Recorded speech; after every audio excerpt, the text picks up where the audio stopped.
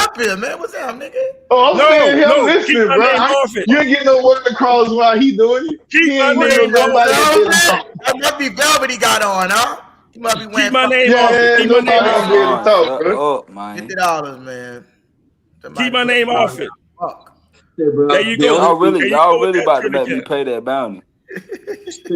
But again, At least I got it high, bro. Come on now.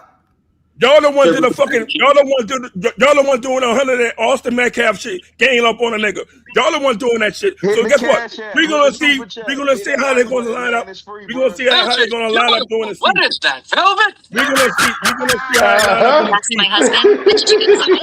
Y'all the one. Y'all the one doing that fucking white boy shit. Get it You again. hear me? I'm Get it Camelo in again. this bitch. Y'all the one doing that white boy shit. So look, Hit it we're gonna again. see how they You was gonna the line up. only nigga talking. There you go. Come on. We're gonna see how they line up. That's Come the on. We're gonna see how they line up. We're gonna definitely see. There you go. Again, you better show your face. I'm looking forward to it. You're not getting no cutty What or is nothing. that, Something like, what Why the hell not? wrong with you?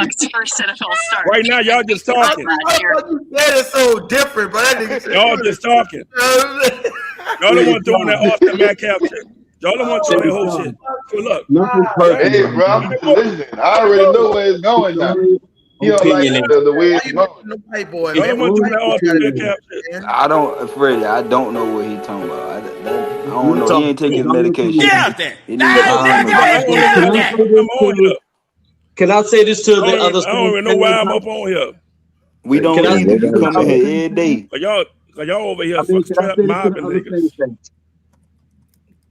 With this being something different than what I've seen in the last 7 years, all I can say is, you know, my expectations is through the roof.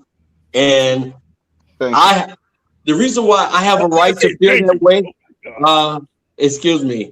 The reason why I have a right to feel that way is because I have watched, and this is just my opinion, I have watched Sean Payton outside of the 2017 draft, and every draft after that was a failure. I have watched Sean Payton after Drew Brees, and every situation after that was a failure. If the only thing that happens from this point on is Kellen Moore bring optimism, then that's something I haven't had in the last 7 years. And I think I am owed the right to feel good about my team. And it's just the off season. I have never felt that way. How many times that we have gone through a draft? Listen to what I'm saying. How many times that we have gone through a draft, and at the end of the draft, we don't even remember who's the name of the undrafted player. For the last 7 years, we'd be like, okay, the undrafted player is this, the undrafted player is that, the undrafted player. This is the first year that we've gone to a draft, and none of us have talked about the undrafted players. Because every year before that, we talked about the undrafted players. That's how bad it was. So this year, I get to talk about the draft. I get to talk about the receivers. I get to talk about the defensive tackle. I get to talk about the cornerback that actually runs a 4.2. I get to talk about the receivers that run a 4.3. I get to talk about the other receiver who's like 6'4", one that's 6'2".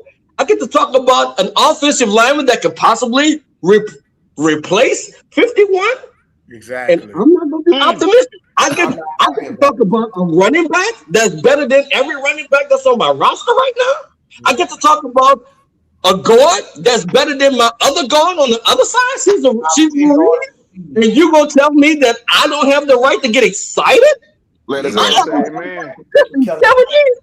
Nah, bro. He'd rather you focus on Marcus Davenport, Peyton Turner, and Trevor Pennon. That's how you preach. I want my next partner to preach just like this. I haven't felt like this in 7 years, and you gonna tell me that I don't have the right to be excited when everything he's done in 2 drafts is better than anything that's happened in the last 7 years? Mr. Right. All right. Now, what can you rebuttal to that, Rasan? Since you always got something negative to say. Mr. White, I'm talking to you, bro. Look, did I ever say that you don't have that right?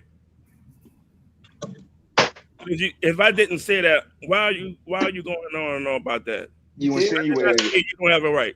Look at he trying to pick on something that's small. I didn't say a word when he was talking.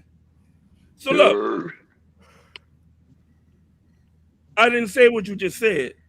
Like, right, you did not, and I respect that. So my apologies to you, I didn't tell Izzy that. I didn't tell Red. I didn't tell nobody. It no matter if you a Steelers fan, a Panther fan, or a Buck fan. See, because what I don't do is telling people that y'all don't have a right to feel how you feel. Yeah, you have a right to feel how you feel. I have a right to feel how I feel as well. But see, now y'all have a problem more with that. Right. I agree. That's the problem. Y'all have a problem with that. That I don't align, that I do not align with y'all mentality with this team. And when I try to give my examples, y'all just get haywire with it. Y'all just start mobbing on niggas. So look, at the end of the day, which is unfair to you. Which is truly unfair to you. Look, but the unfairness is that people can't agree. Look, you'll see, this is a constant loop, man. And then when people start to decide to gang up on a nigga and start over talking to the nigga, that's when things get out of control. But at the end of the day, I said what I said, and I will be held accountable for that shit. I told the nigga, if this team do better than 7-10, I'm gonna come on here and say I was wrong. Hey, nah, you ain't gonna show up. See, and there we go with that. But again, I made that declaration. Hey, I know what's gonna happen. I ain't gonna say he ain't gonna show up. What's gonna happen is I'm talking. Hey, people getting tired of hearing you talk. You've been talking too long, bro. Damn, get it out. Damn. There you go. See how quiet he got? And then when we got characters like this that always do this every time I'm up on here, like damn. Like, now I'm a character. Like, hey, I say what people be thinking. That's the point I'm saying.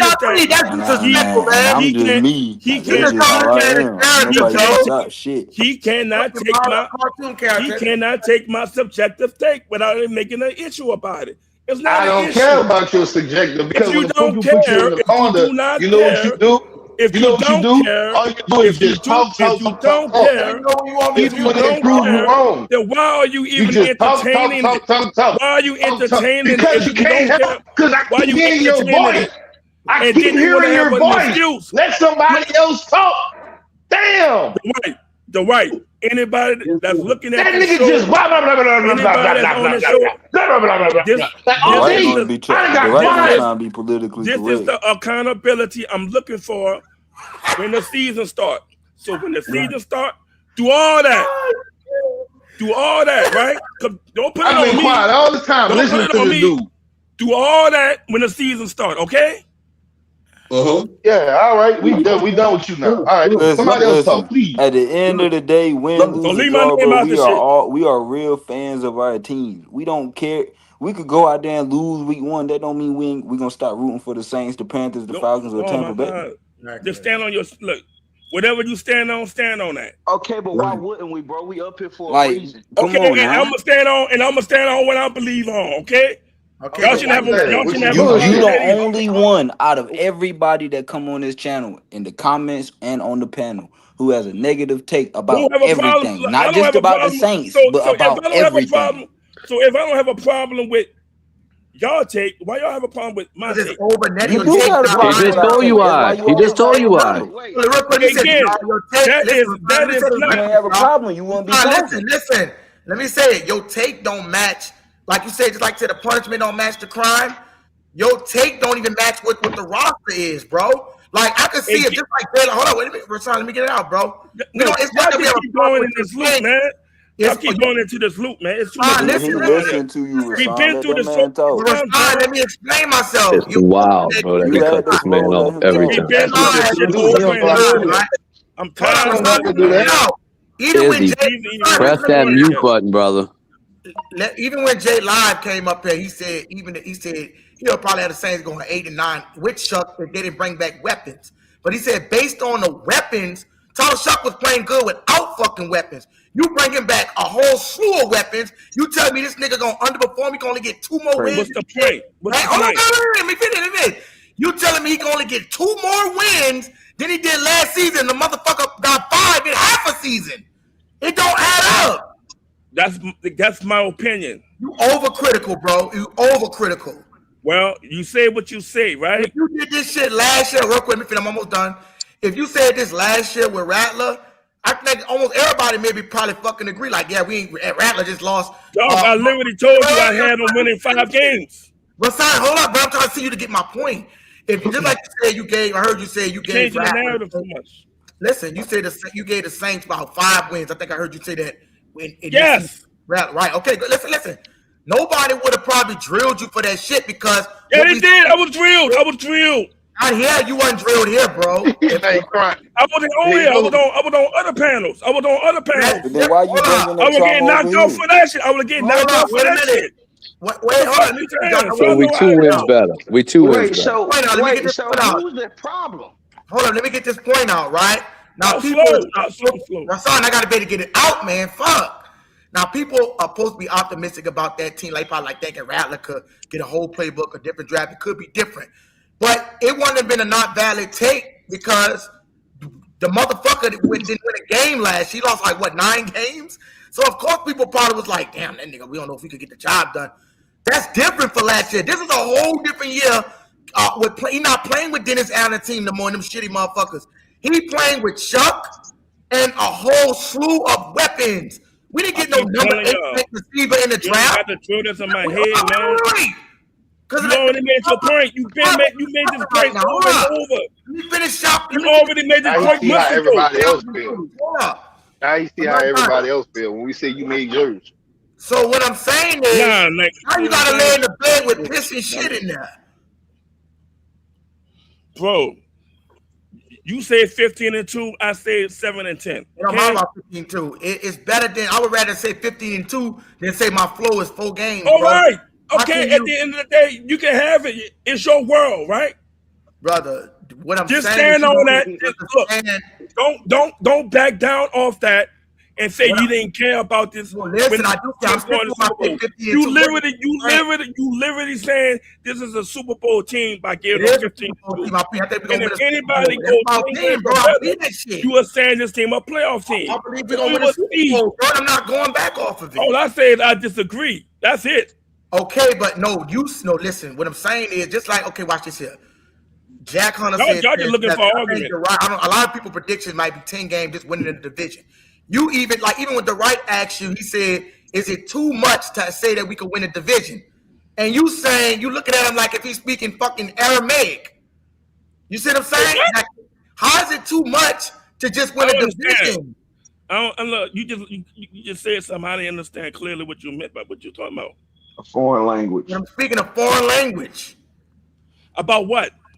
You act like he was speaking a different fucking language when he said, is it too much to win a division? He didn't even say Super Bowl. He said win a division. You don't see me drilling somebody for saying, they don't win the Super Bowl. That's fine, but they got to win the division, the playoff, hopefully the Super Bowl. So if I say 7-10, what that tell you? Brother, that's too low. That's too low. It's disrespectful. That's not winning the division. That's not winning. No, that ain't winning. No, that's winning the division with 7 wins. But you don't think they're gonna win a division, Rasan? You don't. You got to finish in last place. Duh. Boom. Message. I already said it. This team is not it. With the okay, hold on. 7-10 means you're not making the playoffs, dog. With the weapons acquired. Yeah, you trying to make this an argument? No, I'm not, bro. I just don't understand how you 7-10 is 7-10. What about Jordan Tyson? 7-10 is 7-10.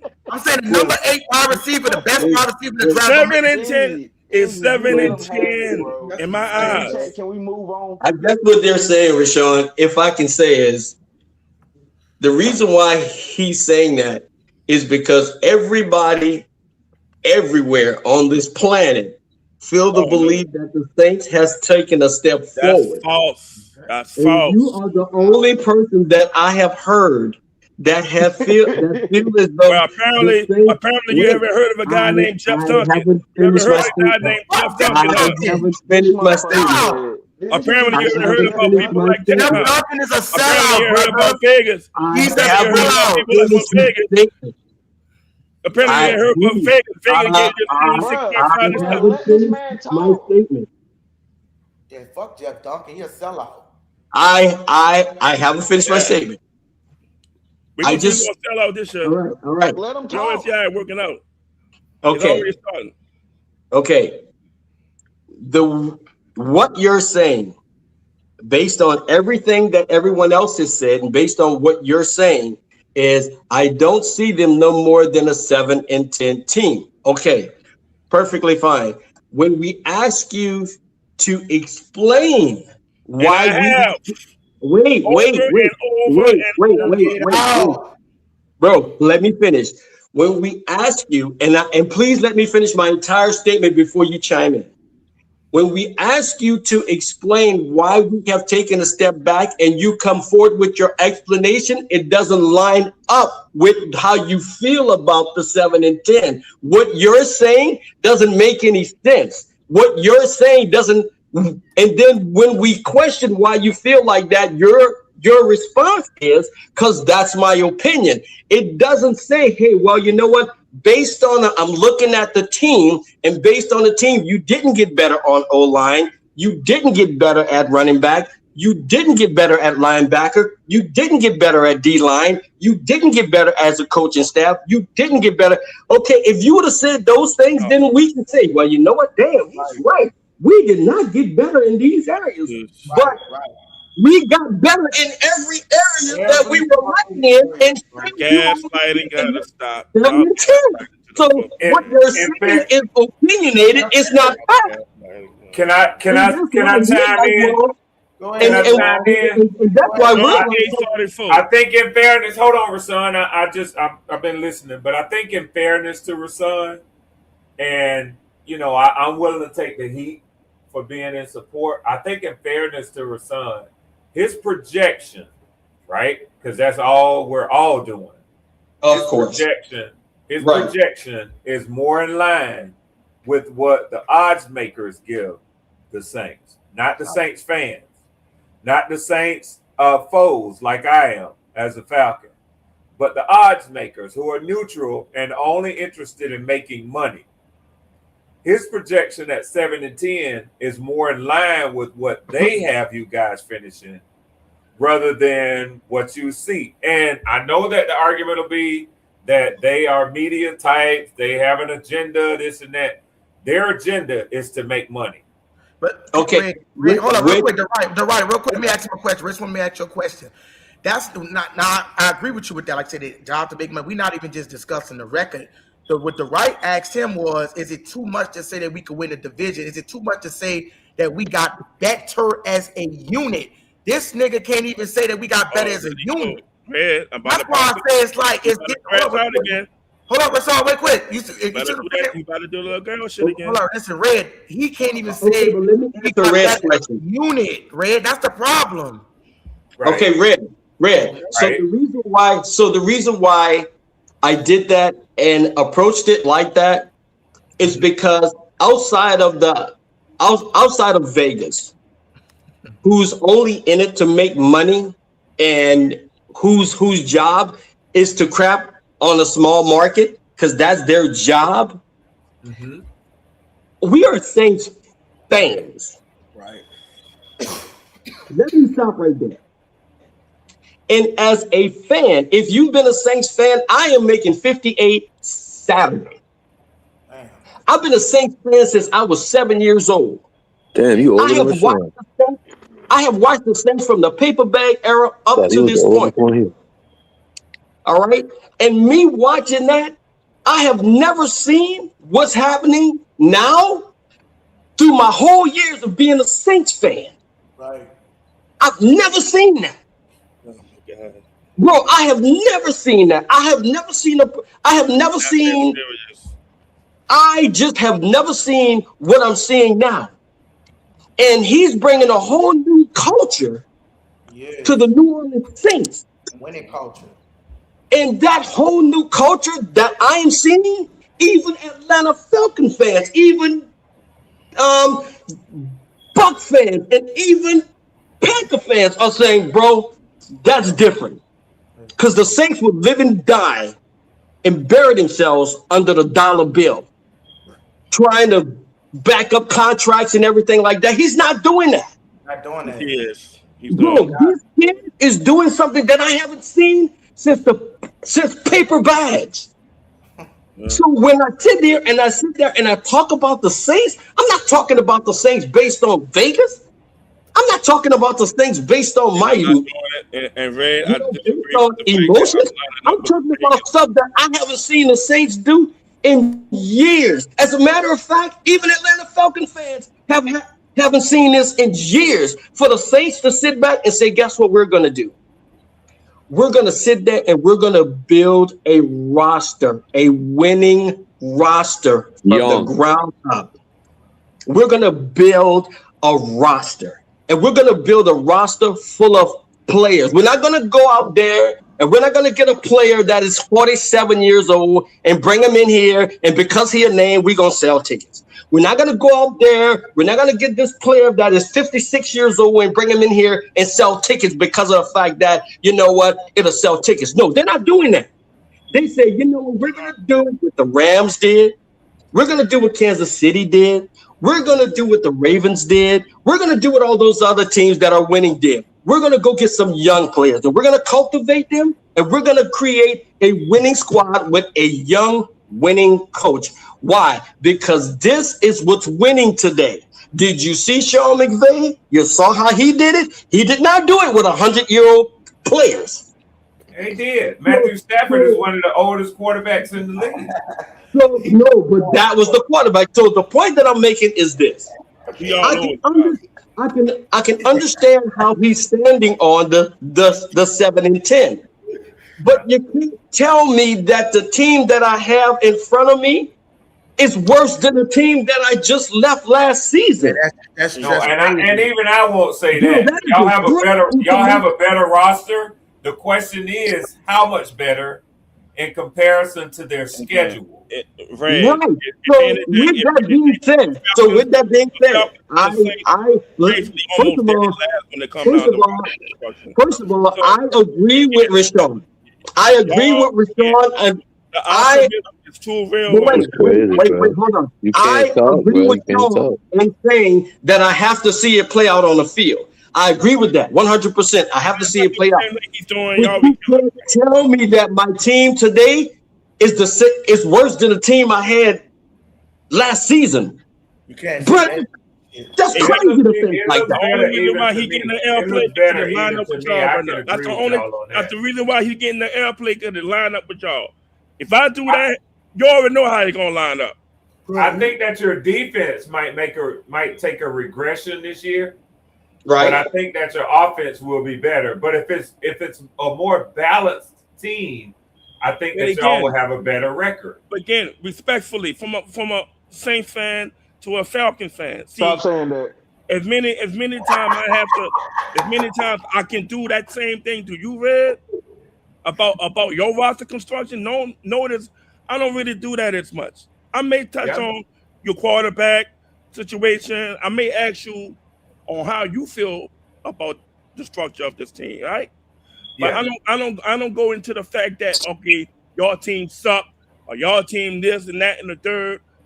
You say what you said, I say, okay, so be it. Who am I to disagree? It's your team, right? Yeah. I don't really know your team like that. It's too easy, bro. It's a layup. I'll go on any other Falcon platform. You got people who line up with you. You got people who don't line up with you, right? Yeah.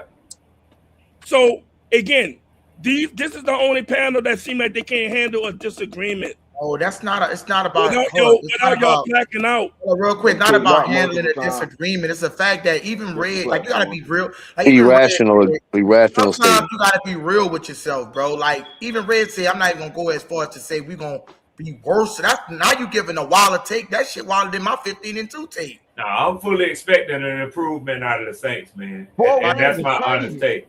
Yeah. 4 wins is insane. Again, they can't handle a disagreement. No, that's not, bro. That's a wild fucking That's probably been the worst shit I ever heard. Y'all can't handle a disagreement. Bro, look at all the roster moves that we made. You say we look how many minutes it passed. So let me just ask hold up. So let me just ask the straight question. Will we be better on offense or worse on offense? Again, you know my answer. Better. I've been on this. Better. I've been on this panel too long. He said we're gonna be worse, man. That's what I'm saying. Like he think we're gonna be worse. I disagree with that. I totally disagree with that. Again, it's my opinion, okay? How can we be worse than we was last year? You're entitled to that. Grow up, man. Damn. How the fuck can we not be no? This what makes it this what makes it aggravating, right?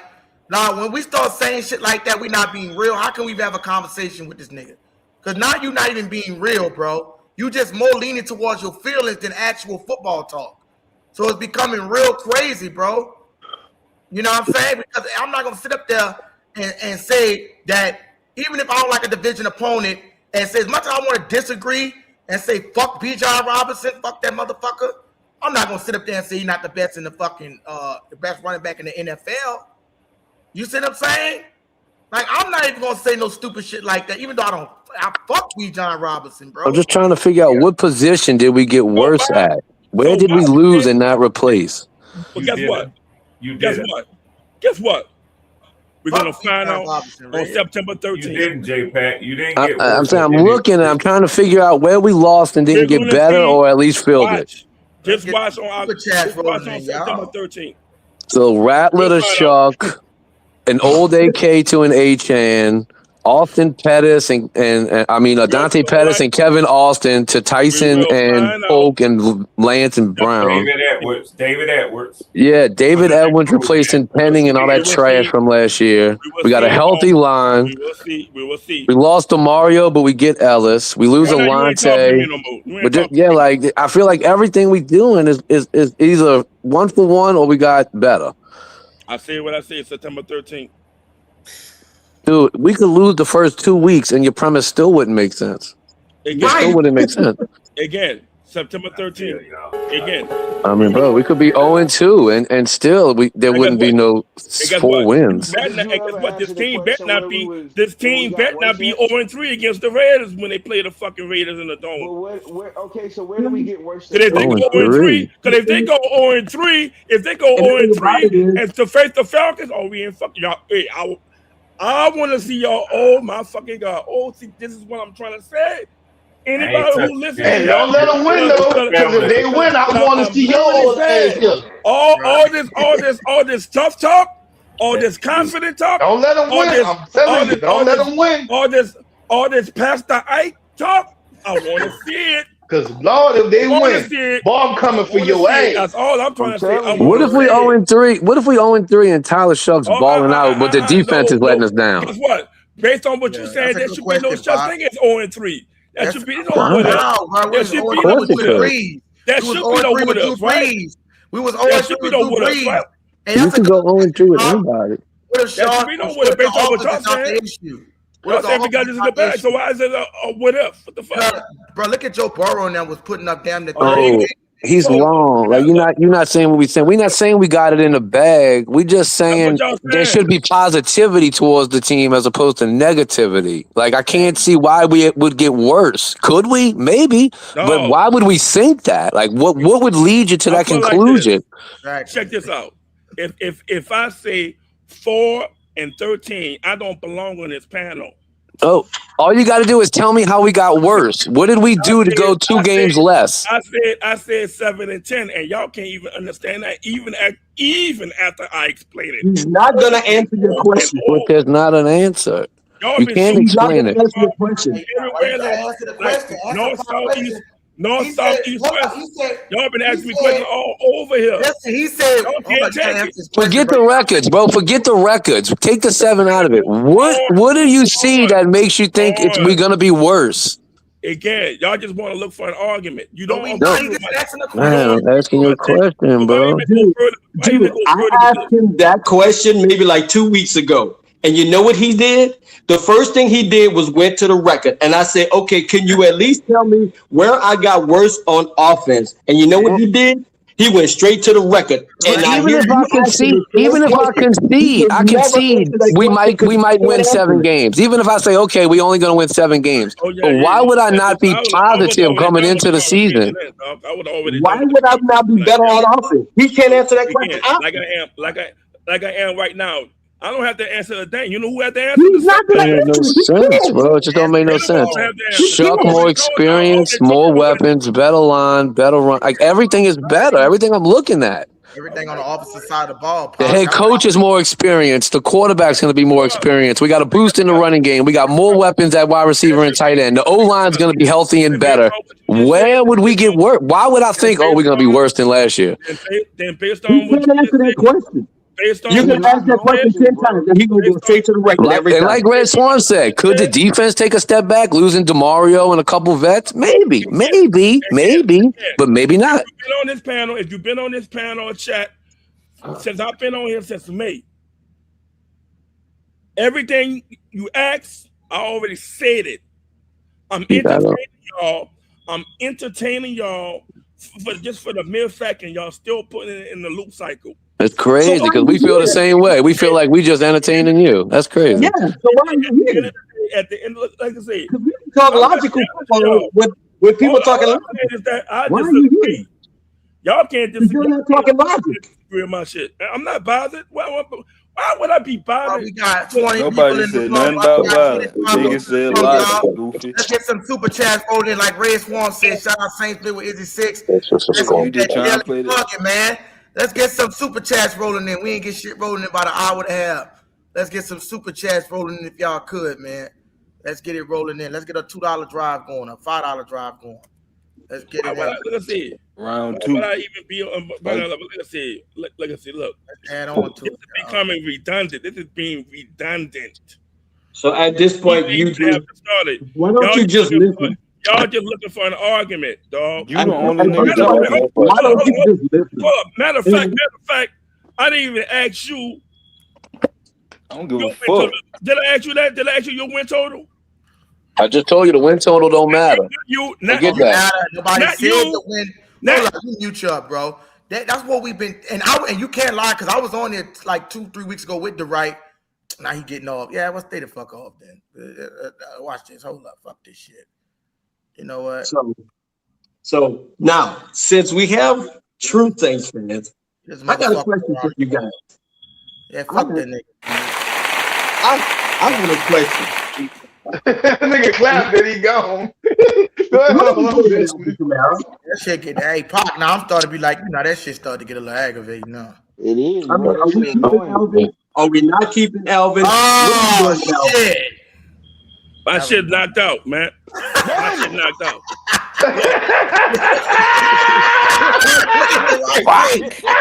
Fuck.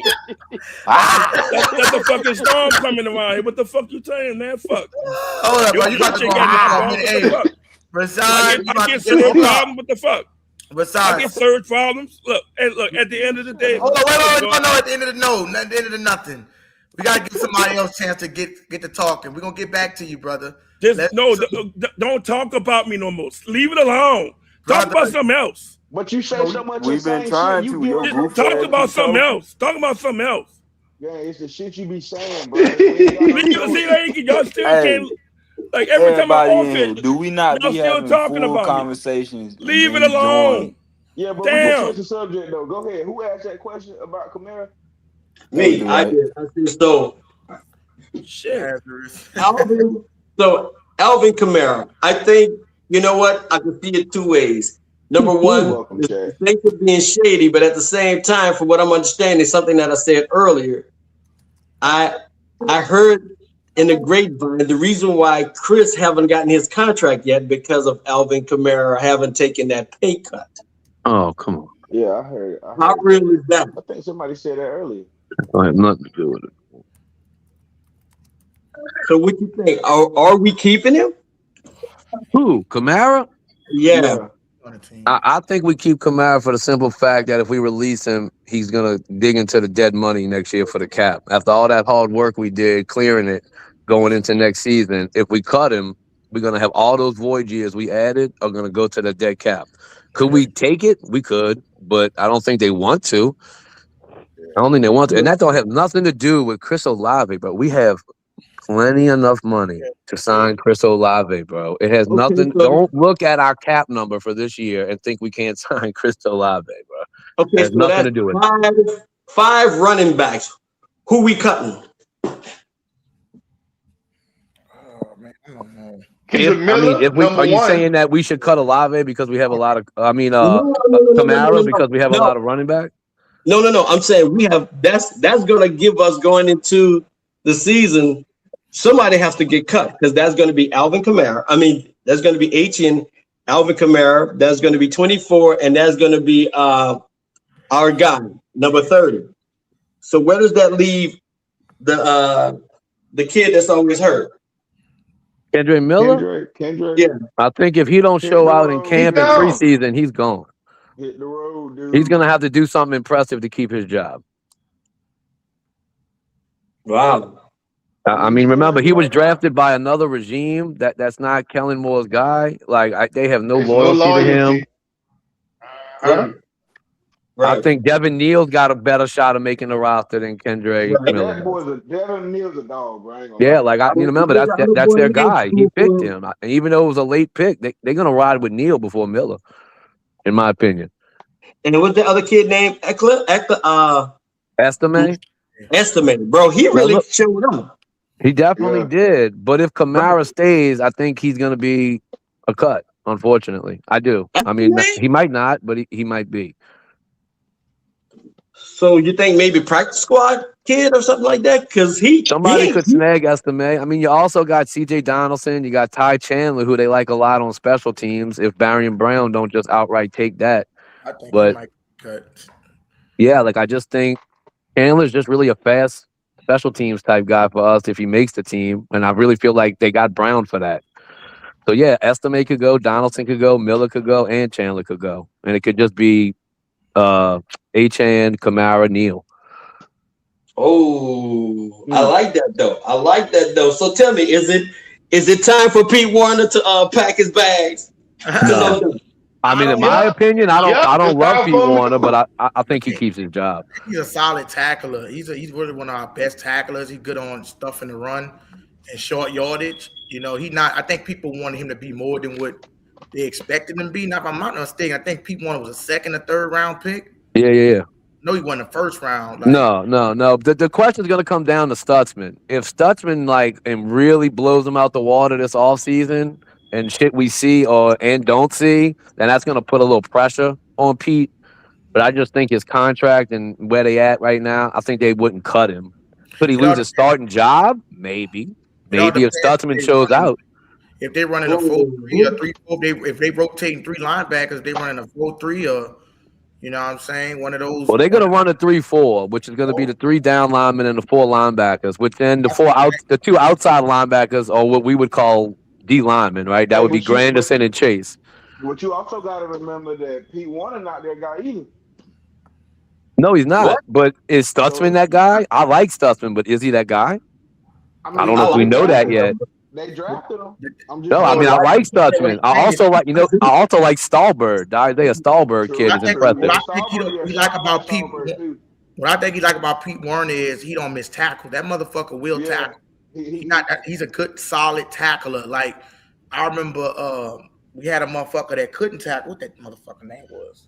Was it not Jason David? It was somebody just kept missing tackles, couldn't fucking tackle, and that's bad. So I mean, I think they're ready to keep a solid piece, then to move it around and go get a more trash or the rotation until they see what Stutzman got, and maybe they can move on from Pete. But I think Pete is a solid, even if you bring him as a depth position, he's solid. I think he's a solid linebacker. Like me and Izzy was saying, bro, on this defense, it's not about the star players; it's more about the system. So would you like it if I said your 2 middle linebackers are going to be Caden Ellis and Pete Warner? 2 solid tackling linebackers? Solid, bro. Like, they're not flashy. Nobody's going by a Caden Ellis and Pete Warner jersey. But as long as they tackling and doing their job, I can rock with them. Yeah, but you need somebody that can – you need that coverage that'll cover linebacker, though. You do need to cover, though. Caden is a good cover linebacker. I think Caden can go out, and Pete is definitely not that. I will agree. He's not going to go out and cover a tight end. Pete not that, but Caden Ellis could cover. He was a good top 5 blitzing and covering linebacker. He could cover. So let me ask you this. Mario Davis was a 1-element linebacker. That's why I see how some people so hyped and going crazy over Demario. Demario could only do one thing. Not have no type of excuses for this. That was stop the run. He can't. I would rather have a linebacker. You give me Demario Davis that had 0 interceptions last year. Caden Ellis had he had 0.5 sacks to Caden Ellis 3.5 sacks, and Caden Ellis was a top 5 blitzing linebacker who blitzed the quarterback 30. He had a 30% pressure rate to Demario's 6. So Caden is getting to that fucking quarterback as well. So you got to factor in that. That's another pass rusher right there. What you lose with DeMario, besides a solid tackler, obviously, is you lose the brain of DeMario. They're getting everybody in the right place. Can Caden do that? Remains to be seen. Is he even going to be asked to do that? I don't know. I don't think so, because you got to think about it. Before Jonathan Film and all of them, they had plenty of motherfuckers. Darren Sharper was one of the captains on that team at one time. You know, like, so is Justin Reed and Julian Blackman going to be the captain and get everybody lined up correctly? Like, I just don't know who it's going to be. But as far as just production, I think Caden can equal his production pretty close. I think it's overrated. If you got good players, good talent, Because let's be real, bro. All that shit with DeMario, we still went 4-5 years without making the playoffs. So all that leadership bullshit, I don't believe in that shit like that, bro. I think it was overrated. I think it was overrated because, like you said, what happened to, like you said, Alontae Taylor was still getting burnt. If we didn't have that good scheme and Brandon Staley, I don't think our people would have tried. We had Kool-Aid gave up the second most touchdowns in the NFL. But he was under the scheme. That scheme made everything look better. That scheme. So if they would put these guys in the right scheme, and I think the scheme is going to be more predicated off, it's just not going to be the one lead. I think as a whole, as a unit, these guys going to feed off each other, which I think Chase Young is no question the leader of this fucking football team, this defense. Chase Young, he didn't took on that role, bro. I hope he is. I hope you're right. Chase Young is way better than DeMario Davis. I mean, so who's going to be the second outside corner? I mean, because I know you're going to have Kool-Aid on one side. Do you think Everson take that? They're going to put Quincy Riley. No, the rookie's going to be the second corner on the other side. Yeah. Second year guy now. I'm sorry. Quincy Riley. Quincy Riley. Y'all better not have no excuse. Emerson won't even be the slot guy at this point because they putting Sanker in that spot, that nickel star, whatever you want to call it. They do it. I mean, that's what it is right now. Emerson's the backup. But you know how defenses are, bro. On passing downs, you might see Emerson come in. Right. Y'all better not have no excuses at all. Oh my God. Y'all better not be pointing no fingers. Oh, I know y'all gonna point the finger at the red herring, Cesar Ruiz. He already get the blunt of the blame. We're talking about defense right now, though. Okay, we get the blame for the defense. Right. Kool-Aid McKinstry. It's Kool-Aid's fault. Right. Well, it just depends. If it is his fault, we will say that. Right. But I think he got safety solidified. Y'all gonna get killed. Solidified. I think Caden Ellis can go from sideline to sideline. I'm not comfortable with Pete Warren in coverage, bro. I'm really not. I don't think that's why I think they're gonna rotate it the right with because Pete Warren is not that good in covering, but he's a good tackler. So it's like Brandon Staley gonna play them to their strengths. You know, Caden Ellis is really the covering linebacker. If we end up asking Pete Warren to cover, like if that ends up happening on the field, that something went wrong. There's a breakdown. Something's not right. Like he shouldn't be in that position. Yeah, he gonna just be particularly for short yardage. That's if his snaps don't get reduced and they make him a rotational piece. Can Sanka fill in for Alontae? That's my biggest question on defense. Right, Alontae. Let me tell you something about Alontae Taylor. Do you realize Alontae Taylor allowed a passer rating of 107?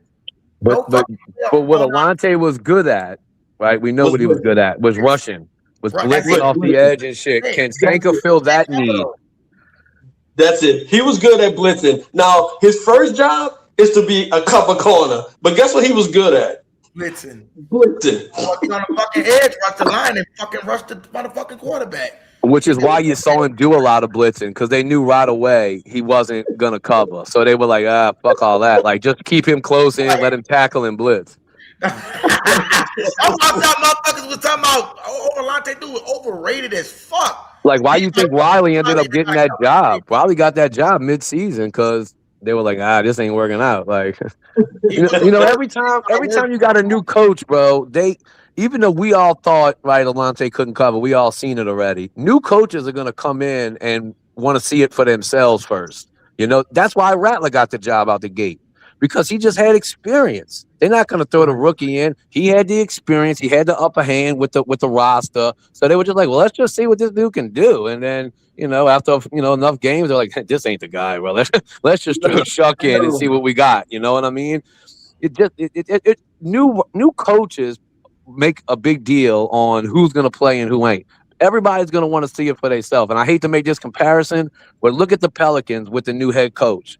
They ain't getting rid of nobody, bro. Why not? Everybody's wishing they would make a move, but they not. You know why? Because them coaches want to just see what Zion could do, what Murphy could do, what these dudes are going to be able to do again. They running it back with that same team, bro. so we can win another 20 games or whatever. You know what I mean? And then maybe they'll make the changes. I just think they want to see it with their own eyes. Look, I agree with you about P. Warner. Like, he's not my favorite guy. I just think he's going to get the job based on history. So you think it's basically just seniority? Say that again? You think it's just going to be based on seniority?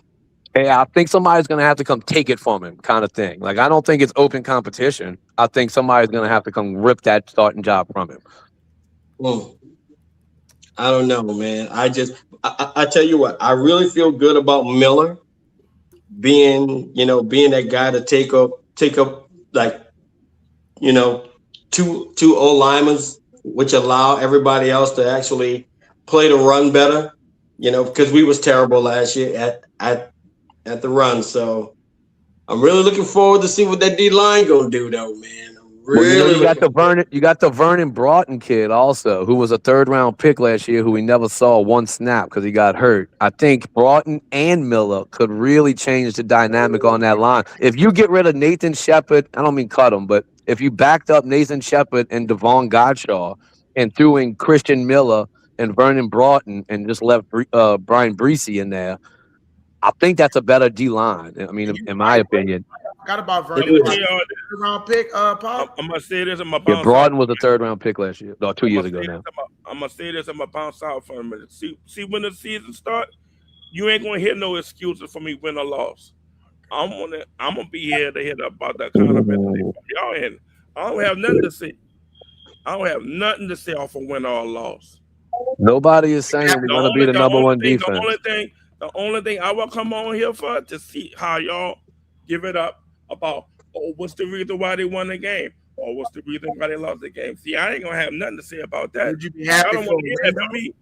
Y'all just want to hear whether or not I show my face if this team win more games than what I say they're gonna win. You promise? What I'm being here for is to see y'all hold yourself accountable or for L. Right now, I don't really see how it's gonna go. So, like I said, that would be nothing. Like I said, that's what I'm asking. Would you be happy for? I already know what's going to happen, and I already know how this shit out. Like he said, he already any other platform is going to go about. Fucking crystal ball is you looking in, bro? Yeah, the crystal ball is. So you don't think how you been doing since I came on here, and if you was doing that same thing last year, I already know. So you don't think if Tyler Shuck throws 4 interceptions, we're gonna come on here and say it wasn't Tyler Shuck's fault? Hey, you bet not. You bet not. Of course we would. I don't think anybody here is that delusional. If Kool-Aid gives up a fucking 200 yards receiving and gets burnt consistently, I don't think anybody's gonna come on here and go, "Oh well, it was the D line's fault for not getting pressure." I mean, like we're gonna say Kool-Aid sucks. You bet not. You bet not. I don't think anybody would. I don't know what we betting. Nobody would do that. See, bro, one thing I can say about I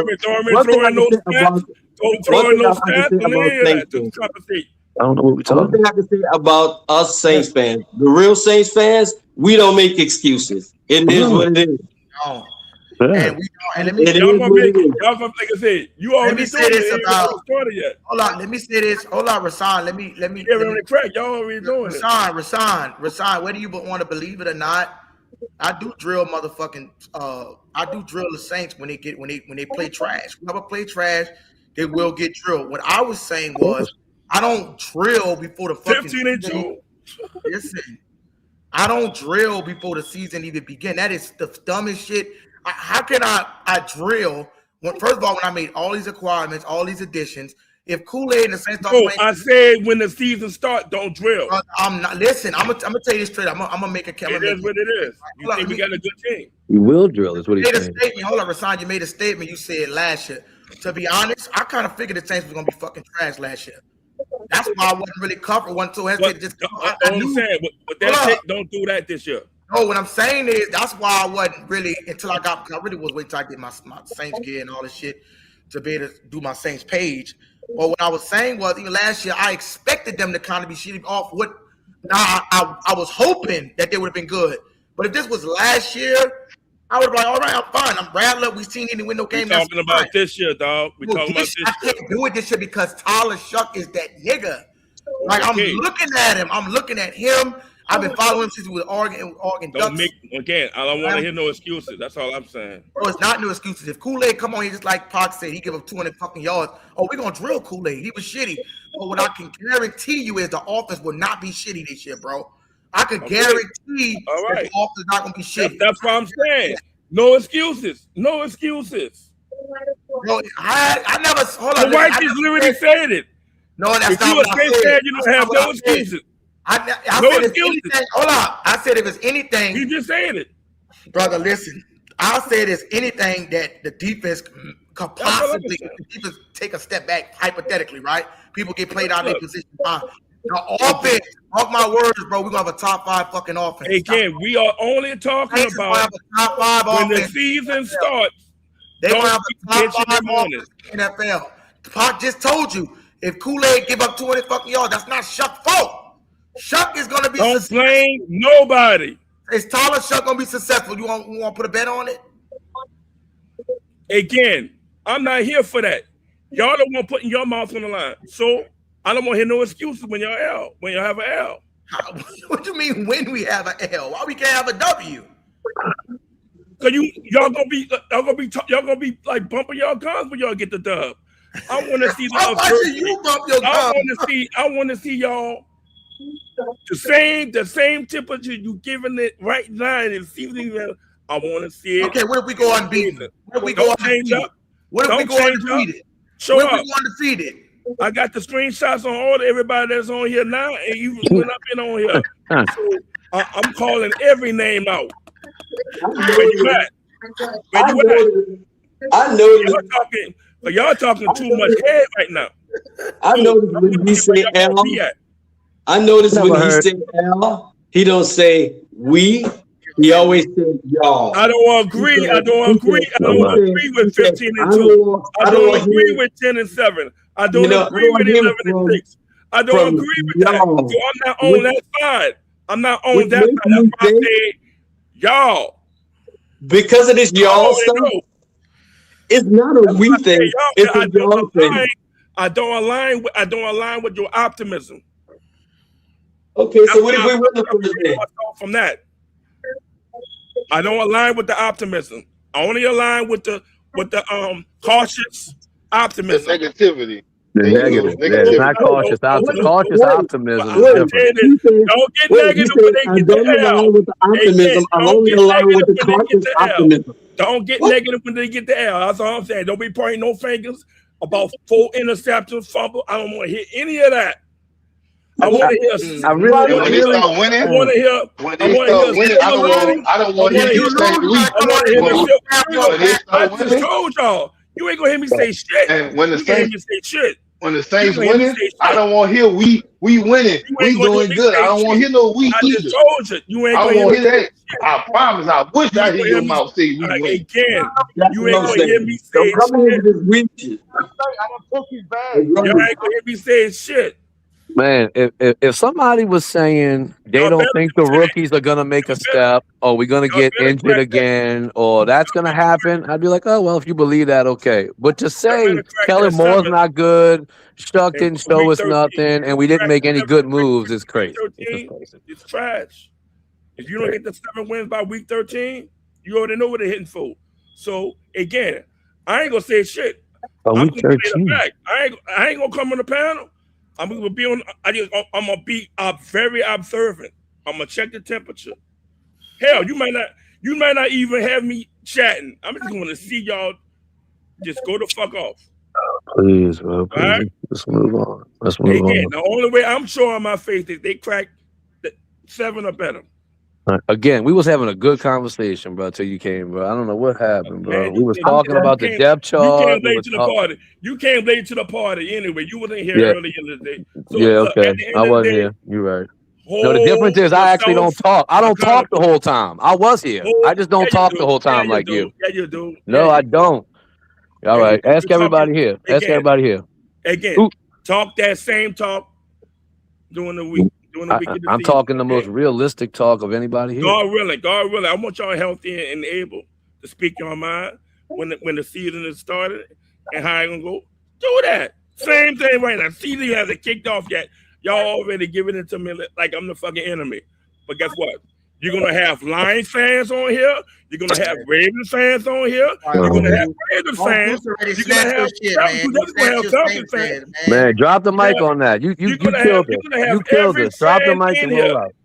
You're gonna have every fan in here. You already know it, right? You already know what's happening. They're looking for y'all. They're looking for y'all. They're gonna be looking for y'all. You're right. You're right. Drop the mic. Drop the mic. Look what Jack Hunter said, but someone said they were gonna leave. This is the longest exit in I'm history. telling you, bro. That's what I'm saying. Just end it. We got you. We got what you're saying. We got what you're saying. All right. Like I said. Nah. Don't be lying. We got it. Nah. I think you should practice. A river dirt chain, huh? All right. A river dirt chain, right? All right. All right. Who is still here? Anybody still here? So let's get back to the roster. Ben cue his fucking music, man. My bad, Resign. That's his exit music. All right, so let's get back to the roster. Good Lord. Who's our receivers? I think the third receiver Chris is still up in Olave, the air. Jordan Tyson. I think it's gonna be Bryce Lance at number 3. I'm going with him. I think it's gonna be Bryce Lance at slot. Lance, I've been high on him since they got him. Yeah, I think he'll be good. Lance over Valley. Oh, that nigga fast to play being that slot. I agree, GL. Bryce Lance, and he got the height with it. He got the height with it too. If he's he's just got to fix his route tree. You know where he was, they didn't ask him to be a crisp route runner yet. If he can get them routes down, I think you're right. He could be that third receiver. But I think if someone passes Vele, I think it's going to be Polk. They really like him. Maybe they like him. They like him. I see somebody put in the comments. I just think Bryce do. Oh, don't get me wrong. Everything about Bryce looks awesome. And then as far as Barry and Brown, I've been like this at the beginning. And as far as Barry and Brown, I like him as a receiver, but I think they're gonna really just kind of save him for return duties. They ain't gonna want him to get hurt and lose that star return. But I think they might put him on. I think they might do like sweep routes with him and shit like that. Yeah, so specialty plays, but not the main 3 on the field. When they run 3 receiver sets, it's a question of who that third guy is gonna be. Is it Lance? That's who I think it comes down to. Lance Polk. Now, if you asking me who get cut, I think Bub Means getting cut, Mason Timpton getting cut. They still got Austin. Kevin Austin, Trey Palmer, Ronnie Bell, and then Trey, I think they should keep Trey. You can't keep that many receivers though, bro. Like it's unusual to keep 7, 8 receivers. It's usually 6 at the most. That's a lot. Tipton gotta go, and the only reason why I'm saying Tipton gotta go is because even though he's fast, he still don't have that size, man. And to play receiver today in the NFL, you gotta have some type of size, man. He seems like a practice warrior. Like he looks good on the practice field, but when the bright lights comes, he shrinks. Right. So I'm thinking that. Oh wow, bro. Because we're gonna carry 5 receivers? You think maybe 5 or 6? I think 6, just because we're so deep. I'd like to see him keep 6, and I say 6 because of Barry and Brown. He is a receiver, but I think he's going to be the return guy, on the roster. But you're going to have to carry him as a 6th receiver. Are we carrying 3 quarterbacks or no? That's another question. I don't think so. I don't think so. I think it's going to be Shuck, and then we'll decide. Is it going to be Radley? Is it going to be the Zach Wilson kid? I don't know. I guess we'll find out in fucking preseason. Boy, that's going to be interesting. You know who I want to see, though? Because if you keep 3 quarterbacks, now you're robbing another position group. During preseason, I want to see Hunter Deckers. I want to see how he look in preseason. Maybe.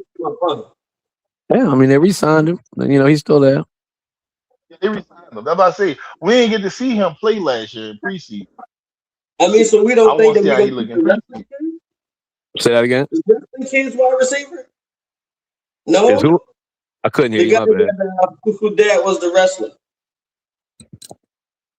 I don't know if I'm the only one that can't hear you, but I can keep breaking up on me. I mean, the guy whose dad was the wrestler. Yeah, I left him out. Brock Rechsteiner, the Steiner brothers' son. Right. No, I mean, I maybe just think, practice squad guy. yeah, he'd have to really stand out in his preseason camp shit, because we so deep at receiver. Like, after the 6th, I think Trey Palmer would be the 7th, and I think Kevin Austin would be the 8th. Wow. And then like Gio said, like Bub, Mason, Ronnie Bell, they gone. I just think they gone, barring some unbelievable fucking turnarounds.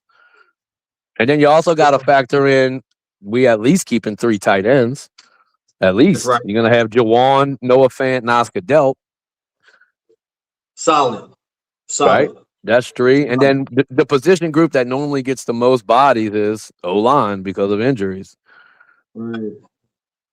So let me ask you this. Do we bring in another center? I would like if we did. I was hoping we drafted one, to be perfectly honest with you. Only because McCoy's got the injuries thing, but they do like the Simpkins kid, he's really a natural center. Dude, McCoy made of glass though, bro. Oh my god, dude. That dude is made of glass, bro. Who, Simpkins? No, McCoy, because he gets hurt every year. No doubt. And we can't afford it. We need him on the fucking field this year. We need him. Because that left side with Banks, Edwards, with McCoy next to him would be treacherous. I mean, we would be a great left side of the line. Yeah, but that left side dangerous. I'll run over there all day. Then you throw that blocking tight end on that side, whether it's Fant or Delp. I mean, bro, you talking about a massive left side that's going to be tough to deal with. So what's going on with the season? This is the one. I won't go with the kicker. Now that's going to be a hell of a competition. I think your boy keeps it. What are you talking about, Smith, Charlie? Yeah, I think the Irish kid. I think who? You talking about Tanner Brown? Yeah, bro. From the USFL? You talking about Brown, right? Yeah, Yeah, but they say he crazy with it, my boy. And you know what? If he took it, I wouldn't be mad. That's a position where, like, I feel like you could definitively see who won it in camp and preseason, right? Like, did you make it or you didn't? What's up? You know what I mean? Like, who's gonna win the job? They say he making 60-yard kicks in a stressful situation, and I'm like, damn. Yeah, like imagine that. That's why I'm kind of like I don't know about that. Game winners. That's just stressful, bro. Now, don't get me wrong. I like Smith.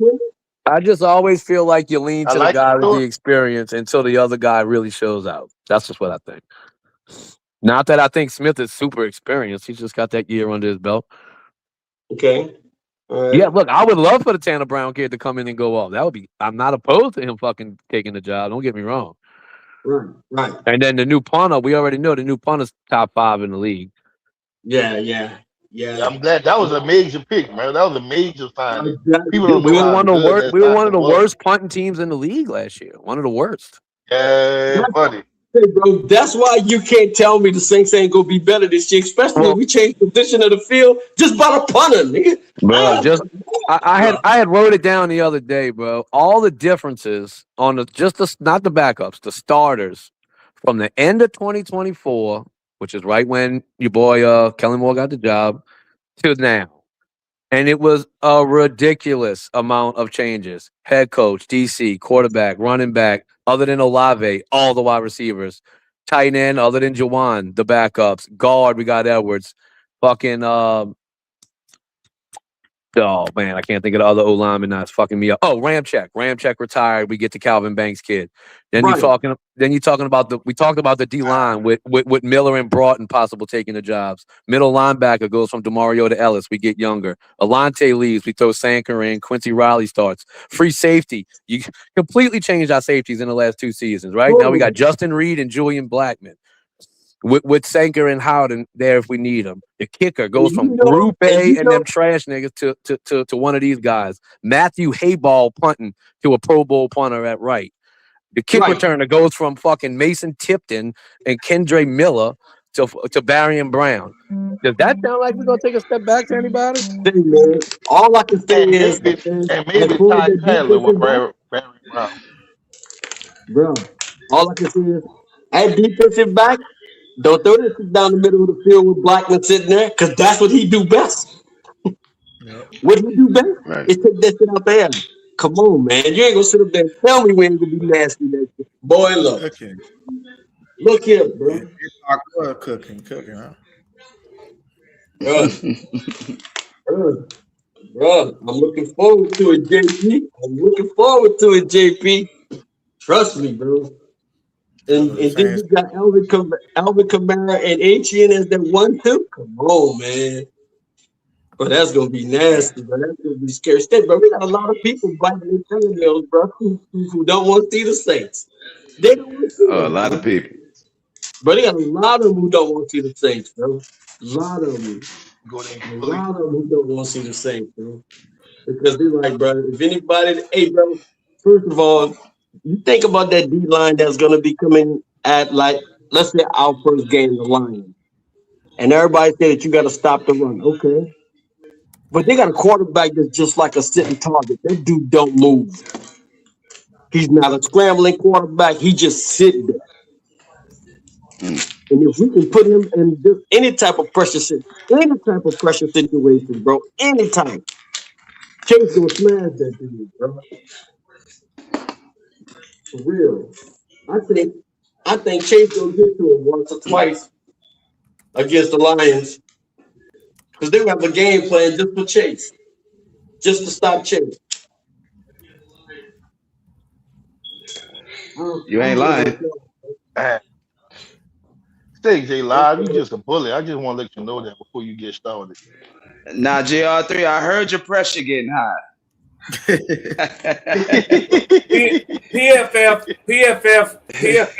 PFF ranked the Saints 31st in pass rush pressure last year. Yeah.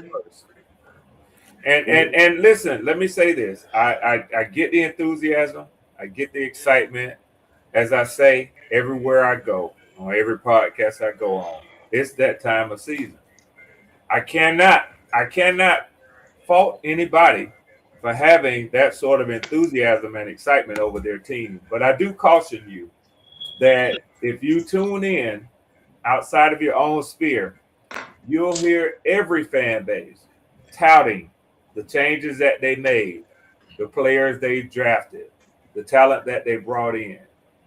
And you hear this similar enthusiasm to what you guys are expressing and displaying. So I get it. I understand it. My personal take is I think that the Saints do come out of the basement of the NFC South this year. I see y'all as a second or third place team. I don't think that the chemistry is going to be there with all of those changes for you guys to take the league or the division by storm. I gave y'all a record prediction of 10-7 at the bottom and 8-9 at the top. I don't think that y'all have a winning record this season. I don't. I think that Shuck will struggle in his first full season as an NFL quarterback. He'll see his sophomore woes as defenses learn how to attack him. And, I don't think that at 5-4 he was otherworldly to begin with. But I think that he will face his share of challenges, as most young quarterbacks do. But I think y'all have an improved roster. I still think that y'all are maybe 2 years away. Are you basing it based on pennies performance, or are you basing it based on who's? I mean, are you basing this based on what sophomore quarterbacks what usually happens to sophomore quarterbacks? You see a regression, usually, in the overwhelming number of situations. You see them struggle as defenses and coordinators, learn what their tendencies are, what their strengths are, and what their weaknesses are. They focus on their weaknesses to minimize their strengths. And I think that this year will be no exception. You've been around the NFL for a while, right? So I think, we can have an honest discussion about when teams develop it's a cliche, but it's true. When they get tape on any player, they start to notice them and they start to work on that. You can kind of catch the league by surprise On when Justin you're Herbert, new. they had tape on him. I think I could counter that by saying, though, the game gets a lot slower for the quarterback and he gets more comfortable in the system, assuming he has the same coordinator. Yep, absolutely.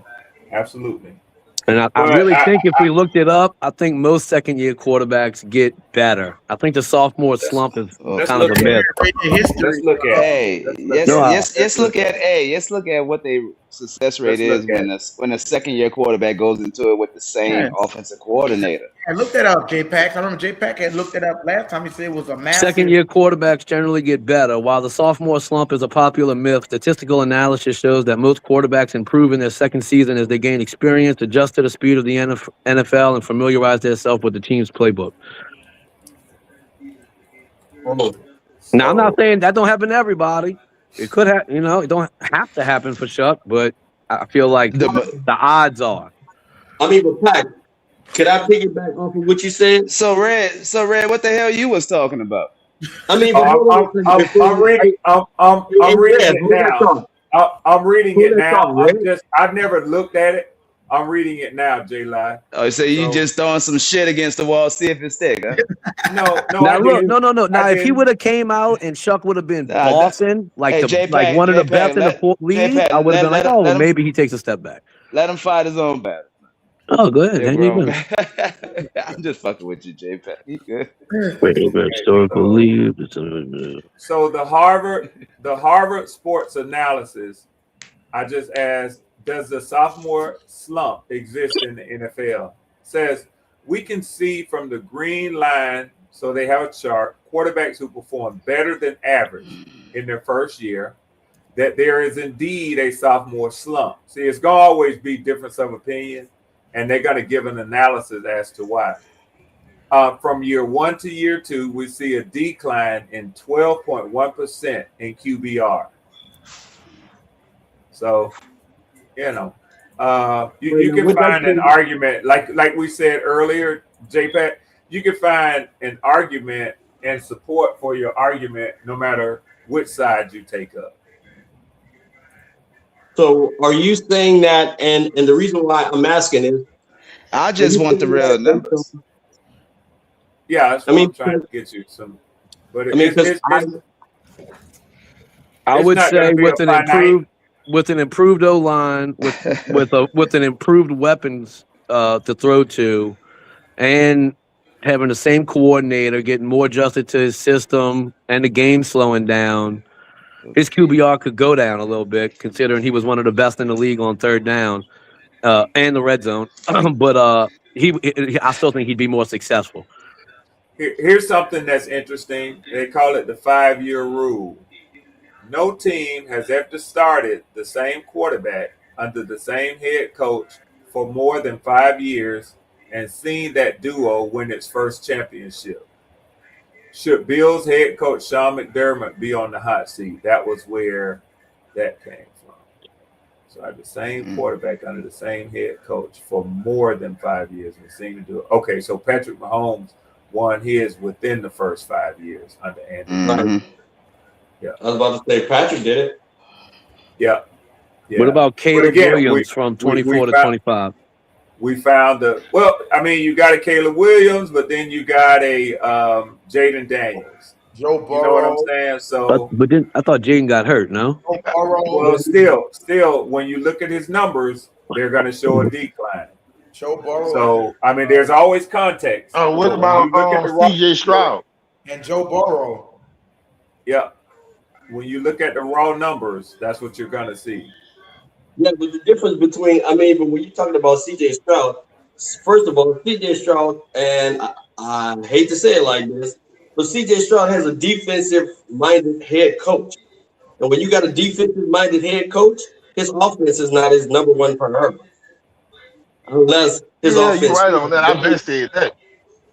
you know. But when you talk about somebody like if C.J. Stroud had a Sean Payton, then that wouldn't even exist. If C.J. Stroud had Mike McCarthy or someone like the guy from Kansas City, that wouldn't have even happened. Why? Because they all are offensive-minded head coaches. What they do in their sleep is design plays. Whereas C.J. Stroud, his defensive-minded head coach is trying to, figure out ways to stop people. And his offensive coordinator is trying to create plays and then go to the head coach and say, so what you think about this? So you can't, you can't really look at that like that, because when you're talking about somebody like Kellen Moore, bro, Kellen is designing in his sleep now. This dude didn't, bro. I would be designing in my sleep. I'm like, I got this dude, this dude, this dude, and this dude. Let's see what I can do with that. Let's create something different.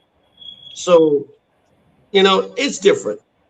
I just say it's different. And plus, you're talking about a quarterback like Tyler Shuck, he pretty much have at least the basic three mechanics down pat.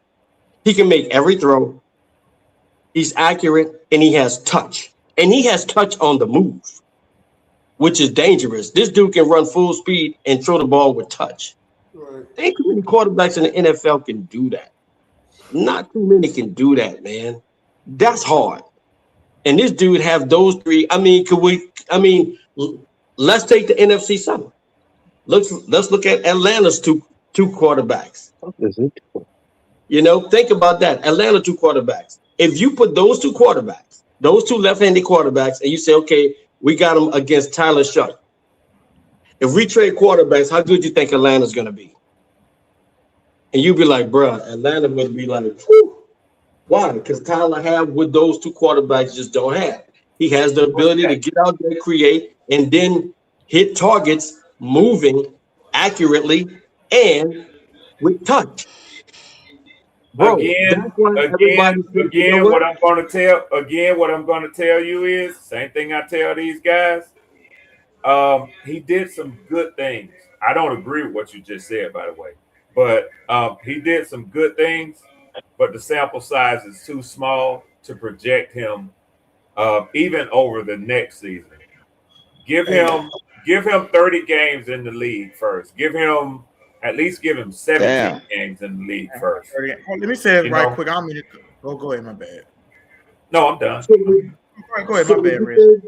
So hold on, Derod, let me say this right quick. There's no way we should have 18 likes, man. We got the haters back in the building that's gonna hate. We've been in for almost 5 hours. They had almost 30. They had almost 400 people that come to the room. I don't know how we got 18 likes. Come on, man. That shit free. Just hit the like button. Don't be a hater. Hit the like button. It's free. If you can't hit the super chat or cash app, please hit the like button. But just take a time to hit the like button, y'all. I know some people might have forgot about it, but let's hit the like button, y'all. Let's get those super chats and cash apps rolling. Let's see if we get a $2 drive going. Appreciate it. I'm not seeing no straight numbers, J-Live, but I am seeing that historically speaking, second-year quarterbacks under the same OC fare well to better in the NFL. So I would have to agree with J-Pack. Do you pronounce it J-Pack or J-Pop? I mean, really, it's Pac, but it don't matter. Either way is cool. Okay. All right, cool. We want to get it right. So exactly. That's what I asked for. So I would have to agree with J-Pac on that. That you would look for him to improve this year. Yeah. And probably based on the things that the right said. He's going to have familiarity. He's going to know the playbook better. Things are going to slow down for him, But again, I think you look at the quarterback in a vacuum. When you start to talk about how does he mesh with personnel, your lead back is a new person. Mm-hmm. And I think that you have to see. I think y'all have big plans for Jordan Tyson. So you got to see how that all pans out. I'm on record. I said I think that y'all have a better roster offensively than you had last year. I think your defense is going to take a step back. because I think statistically y'all see numbers, but production wise, it doesn't meet those numbers. So I think part of the reason why your pass defense fared so well is because they was able to stay in tight coverage because teams ran on y'all. Y'all are horrendous in your run defense. So teams ran the ball on y'all a lot. That's why it's such a lopsided number in time of possessions. Teams run up their possession when they hold the ball, and they hold the ball by running the football, not by stretching the field.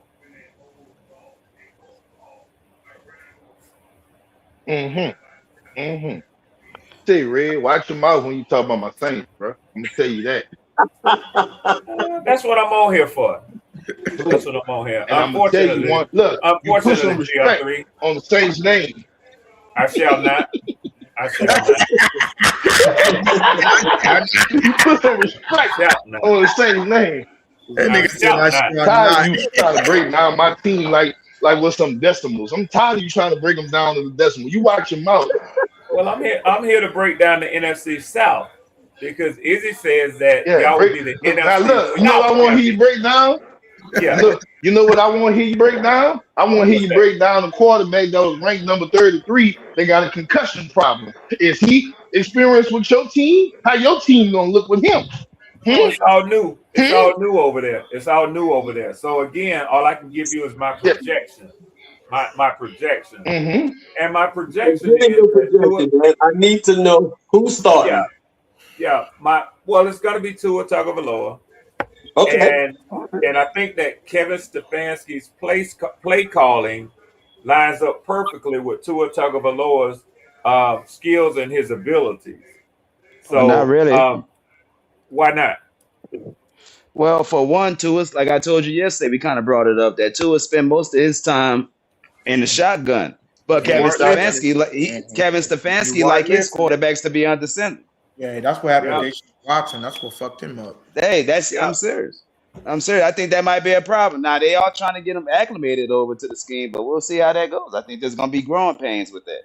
Tua like that pistol formation too. Well, I think that's very easy for a veteran quarterback, to be quite honest with you. But let's take you can't teach an old dog new tricks. You can't teach an old dog new tricks, Red. There's a lot of quarterbacks that like to get that ball in shotgun rather than under center. Why do you think he likes it in the Why do you think he likes it in the shotgun? That says Kevin Stefanski runs a pro-style Shanahan tree. Can't see over the line. Offensive scheme. It's rooted in heavy, wide zone rushing attack, which Bijan Robinson specializes in. Extensive play action, passing, and tight end utilization. The system is designed to make the quarterback's job easier by heavily leaning on the running game to set up downfield throws and bootlegs. That's what you're going to see. It's going to be simplified for Tua in Atlanta. He's going to be able to get the ball out quick. I think his completion percentage, which is the second best in NFL history, will improve. There he go with that bullshit. That was, man, I tell you, he always like to say that. If it ain't that, it's 3 times of the year. The scheme may be too simple, bro. It may be too simple of a fucking scheme. Okay, that's projecting, right? We're projecting, right, J-Line?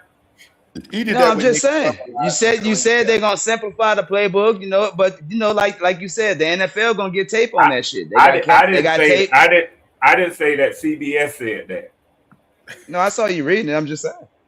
Yeah. I was reading you what CBS Sports said. You saying with Cleveland, he had a lot of Nick Chubb and Kareem Hunt. Why you ain't go to PFF for that, Red? I can do that. He run a lot of play action too, which is gonna cause Tua to hold on to that ball long. Hey, y'all know why does play action have? That's not a RPO. He said play action. What does play action have to do with the quarterback holding the ball? Well, there was a stat about Tua. about when he holds the ball long and his completion percentage. I'll look it back up. No, I'm Once my asking baby get out you the to field. explain the statement that you just made. Which I just told you. I said there was a stat you about saying shit Tua you don't understand. no, I'm telling you right now. If you listen and just be quiet. So Tell me the there was a second stat. time. There was a stat about Tua where when he holds the ball over a certain amount of time, which is considered to be a long time in the NFL, that's something. It was a bad stat on him. You know It's what I'm fine. saying? I think it's when he's flushed out the It's pocket. fine. Yeah, It's fine. I But told you. it's I'll fine. look it up. I'll look It's it up. fine. It's fine. But setting that aside, that ain't got a damn thing to do with what I asked you. I asked you what play action has to do with a quarterback holding the ball longer. Well, it takes time. I mean, it adds on to the time that it takes for that ball to get out when you do a play action. Okay. Now y'all let J Live work himself out of this. Nobody helping. I know. Y'all see, you see how he's struggling. I see where this is going. Yeah, I'm here to be that nigga. Keep going, J All Live. right, hurry up, nigga. No, hurry up, nigga. No, Nah, fuck all that. We ain't gonna do this on Red Swan time. We're gonna do this on my time. If I'm gonna get it my motherfucking way, nigga. You can tell when a nigga in trouble, can't you? Yeah. Okay. Bring your fucking ass, nigga. Let's go back to the whiteboard. Let's go to the chalkboard for those of us who are older. Go to the chalkboard and tell me how play action causes the quarterback to hold the ball longer. You still have done it. All I'm saying is that when you run play action, it takes a longer time for that ball to get out of the quarterback's hand. Rather if there was just to say Hutz and throw a quick pass. What facet of the play action, which is before snap, what facet of that causes the quarterback to hold the ball longer? You talking about the read? You talking about going through the motion of it? Easy. He on his own. It's a grown ass man. But look, that's the fuck I was talking about. No, don't try to do that, Tom. Yeah. That's the fuck. Yeah. No, hold up. I don't even know what we talking about. I think everybody understands where I was coming from. It takes a longer time to get that ball out when you're doing the play action. Lord have mercy, Jesus. Okay. Anybody else want to talk some football? Anybody else? So play action is designed. Play action is designed to freeze the defense. To freeze the defense for a second. So it actually helps you get more time. Yeah. But he does his play action a lot out of shotgun, where he can keep his eyes down on the field. If he has to do that shotgun from under center, that's where Tua could technically struggle because he's just not used to it. You know what the whole emphasis of play action and really any pre-snap action by an offense is designed to do is to tell the quarterback to help them locate where the safety is. Right. It's to freeze the safety. That's the key to the whole tell on the defense, and what they're getting ready to do is to read the safety. I think we're saying play action is after the snap, when he hikes it and fakes it to the running back. Well, in that case, he's wrong. Because he's trying to describe perhaps an RBO, an RPO, or some other type of set. But when we're talking about play action, that's a pre-snap read and typically it's when a running back goes in motion or a receiver comes across the formation. I thought play action was after the hike when you faked it to the running back. You either suck in the linebackers or freeze the corners for a second and then throw it. That's two of y'all who aren't clear on this. Put it up on the fucking screen. Fuck that. Put it up on the screen. What do you mean by put it up on the fucking screen? When you motion is what I'm talking about. Well, just ask, what's the definition of play action? Play action. Yeah, play action when you fake, like you're gonna hand that bitch off to the running back, and yeah, that's what a play action is. And not only that, the quarterback have to turn his back to one side where he can't even see what's going on. So whoever's on that side that he turned to, if he turns to the opposite side, if he's under center. Right. He usually does that from the shock. He usually does everything, even that from shotgun. Right. His blind side have to be protected big time because on that play action is there to freeze the safety. Right. Or suck the linebackers you want in. that safety to freeze, because if you freeze that safety thinking that it's going to be a run, then you can easily hit him over the top. That's why it was so easy for Derek Carr to hit Rashid Shaheed over the top. And every time he did it from a play action. Yeah. Well, I think the aim that J-Live had was something different, and I gather from listening to him enough what he was saying. But I was looking at it from a different perspective. I'm looking at what occurs pre-snap, and that became clear when Izzy started talking about the faking of a handoff. So oftentimes the entirety of the play involving play action involves motion as well. Right. So, I think we're talking about two different things. Yeah, when you talk about utilizing a fake or a handoff, I see what y'all are saying. When J-Pop was saying freezing the safety or linebacker, to get them out of a cover scheme with the threat of the run.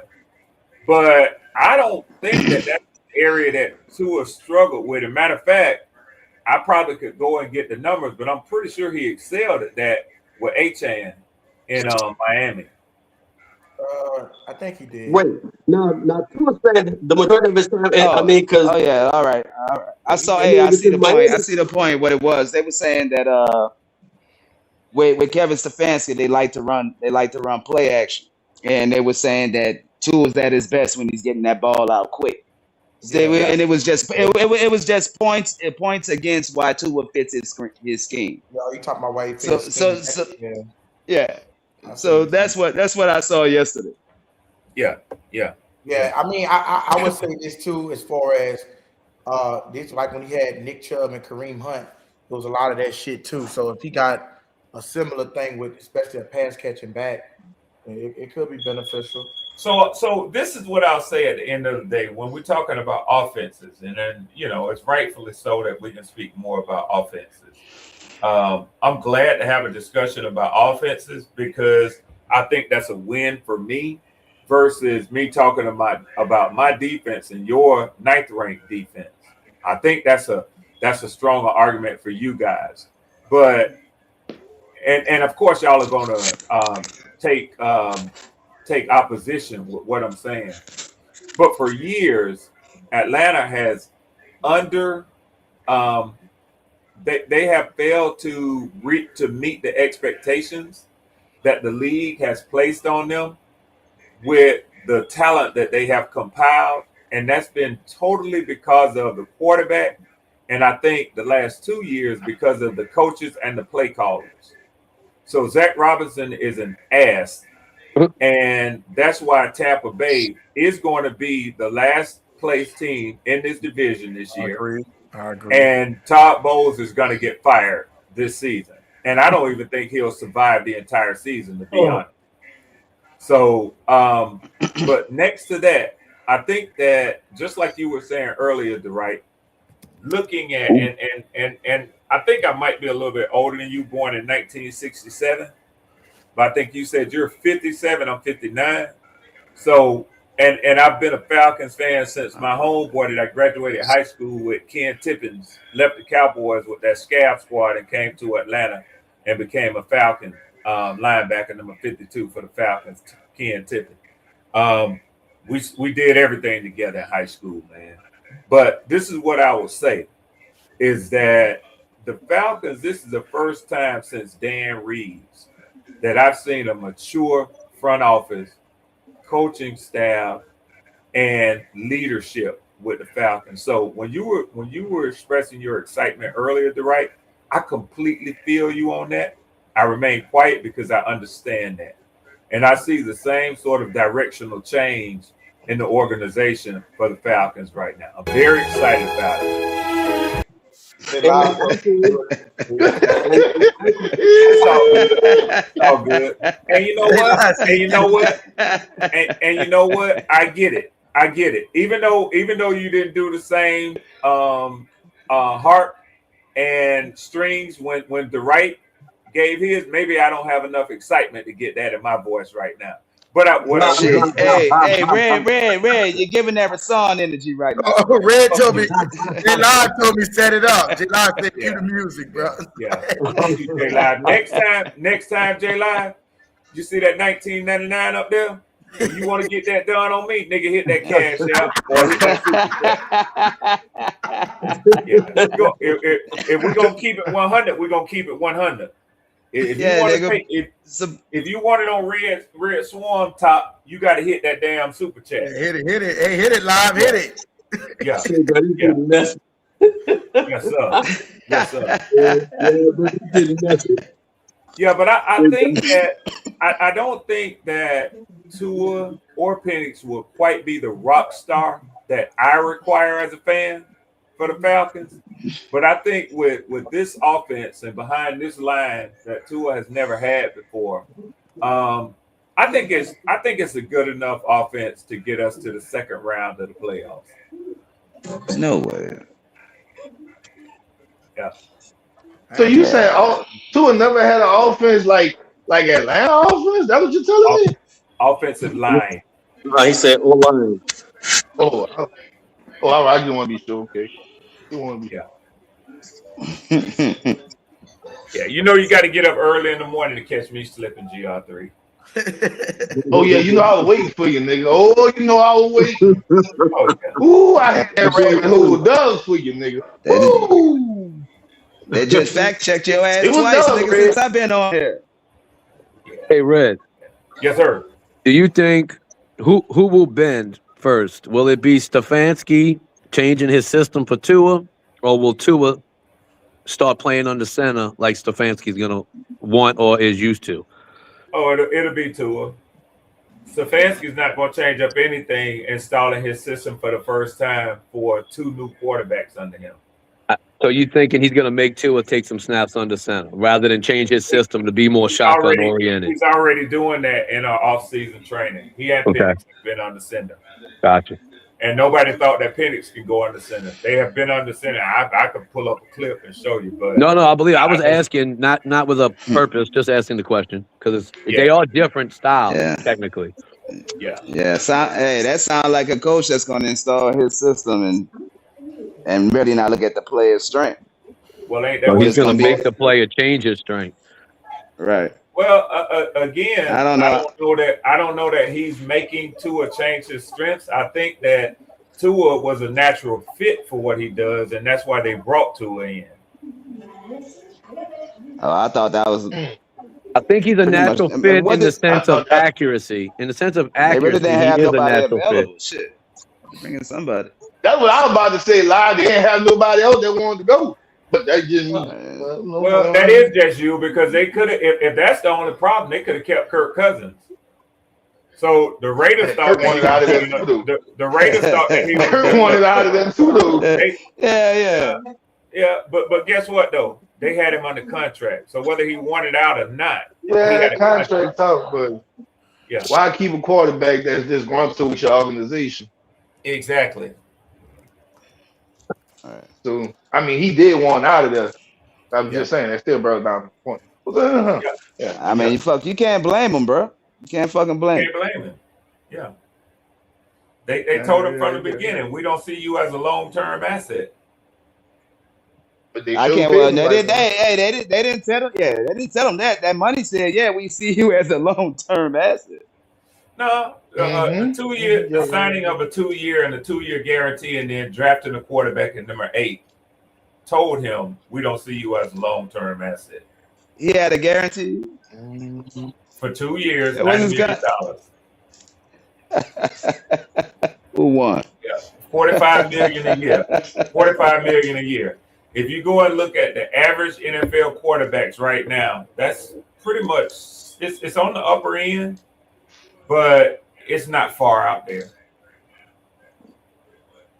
We talking about how many years ago though? Market went up 2 years ago. Shouldn't the fuck it. That was top dollar for that year, bro. Well, I'll tell you what. Shouldn't the fuck what? Instead of just talking shit, let's see. That's the beauty of this thing. We can get on these computers.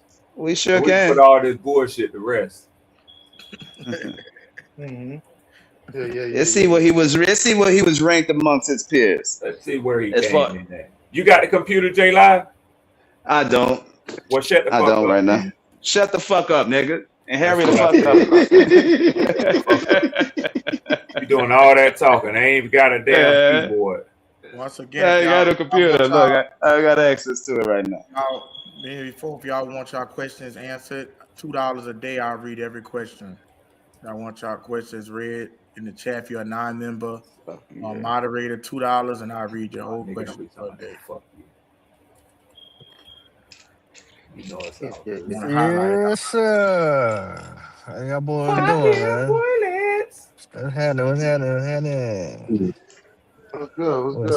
What's good? What's cracking? Man, I just love hearing all these. What's up, July? Easy. Chillin'. Look, hey, I was about to say it again. Who was that? I know you was. You become a member, you get it read for a whole month. Oh, yeah. I'm hearing a lot of hopes and dreams and inspirations and expectations up on this joint. Mm-hmm. Hey, Izzy, man, how you doing on members, bro? On who? On members? On members, yeah. Oh, I got 9 members. Got 9 Growing the community? Yeah. Got about 9 members. Let's see. Different packs. Can I go to 2025? Yes. What's your members' names? Like what you call them? Which means give a shout out, Izzy. You got red a member. No. I don't mean their personal name. Like, do you got like different categories or what their name? Oh yeah, like, I got starter, the Dawn Patrol, the starters. No, it's just rookie, starter, and pro. Pro starting at $12.99, rookie $3.99, $4.99, and what is it? Starter, I believe it's $7.99. And if y'all become a member, if y'all hit the membership, you get all your questions read for a whole month. Everything read. If you're not a non-member or a frequent donator, I'll read it for free. But $2 today, I read it all the other day. You get your membership. There's a lot of questions I got to get through. Hey, number $2, man. $2 ain't gonna hurt nobody. Told you, man. Y'all worrying about that sour ass fucking honey bun, man. You ain't gonna be able to do shit with that. Here. That boy Izzy loves some honey buns, boy. Hey, I would say, boy, a honey bun fresh out the microwave with some milk. 300 circle. I ain't doing no milk, man. So July, what you telling me is you buying little Debbie honey buns, putting them in the microwave? I hear you. All day, nigga. All day. That's so good, nigga. Yes, sir. And we only 2 super chatters a day, man. Let's get some. Yeah, we keep some honey buns over here, G. Come on now. Hey, J Live, did you hear this host of the show talking? Shut the fuck up. 2 super chats today, man. Let's get this shit up, man. Come on, y'all. My bad, I did. Last day of the month. It's when they cut the money off, man. It's the last day of the month, man. So let's try to get over 50 today. Oh, disrespectful. Shout out to Red Swamp. Fucking $20 bazooka. Followed by On Dudes with the $9.99, man. Appreciate that shit, y'all. Appreciate that. Let's get something, man. We ain't had shit in 3 hours. $2. Nobody can spend $2. Let's see. Hey, hold on, Hunter. Let me take that fucking shout out back. You didn't send no $5 motherfucking dollars, man. Got me shouting you out and shit. I looked at my motherfucking Cash App and didn't say shit on there. They must have vetoed some shit. So yeah, I'm taking my shout out back, man. Yeah, Hunter talking about he donated $5. $5 yesterday. I looked at my Cash App and didn't have shit on there. He took his dap back. But Nick Tri-State. So yeah, Honda, your shit. I don't know, man. You got to check that Bank of America, brother. Nick came through. Yeah, Nick came through. Your shit didn't come through, Honda. The shit didn't come through, bro. Just hit the super chat. The Stiller done got stolen. Dang. Damn. Damn. Stealing shit, man. Stealing shit. Damn, yeah, brother. That shit bounced back. But yeah, man. Let's get some money rolling through this motherfucker, man. While we in this motherfucker, let's get it rolling through, man. Somebody got something to spare. Hit the super chat if you don't mind. So y'all got 20 wide receivers on y'all Nola scam. at Yeah, y'all Honda, your camp. shit bounce back, man. Honda done scammed the fuck out of nigga. I'm like, he said, I looked at my shit. I was like, that shit didn't come through. Nigga say I'm doing scam the shit out of me. Scamming that. You Hey, you shouted them out like a motherfucker. Yeah, I shouted him out. I looked at my wife and cat said, ain't shit come through this motherfucker. I'm like, huh? This Nick Tri-State. Talking about he checked the cash app. Ain't motherfucking thing was on that cash app. Like, he sound scam. I'm taking my fucking out back. Right. Let's go to rolling then, man. That boy G Honda ain't been on here in a while, huh? He been scamming motherfuckers. So shit, G Honda. But they be telling G Honda I think that bully. Man. I know why he ain't been on here, cause that bully Red over there been putting him on with leaks and shit. I know what you did. You ain't nothing but a bully, Red. I got him in the headlock. Red been fucking him up, dog. Every time Red come on the stage, that motherfucker, you can't hear rat piss on cotton in the fucking chat. Red. Hey, let me ask you a question, J-Live. You still up here?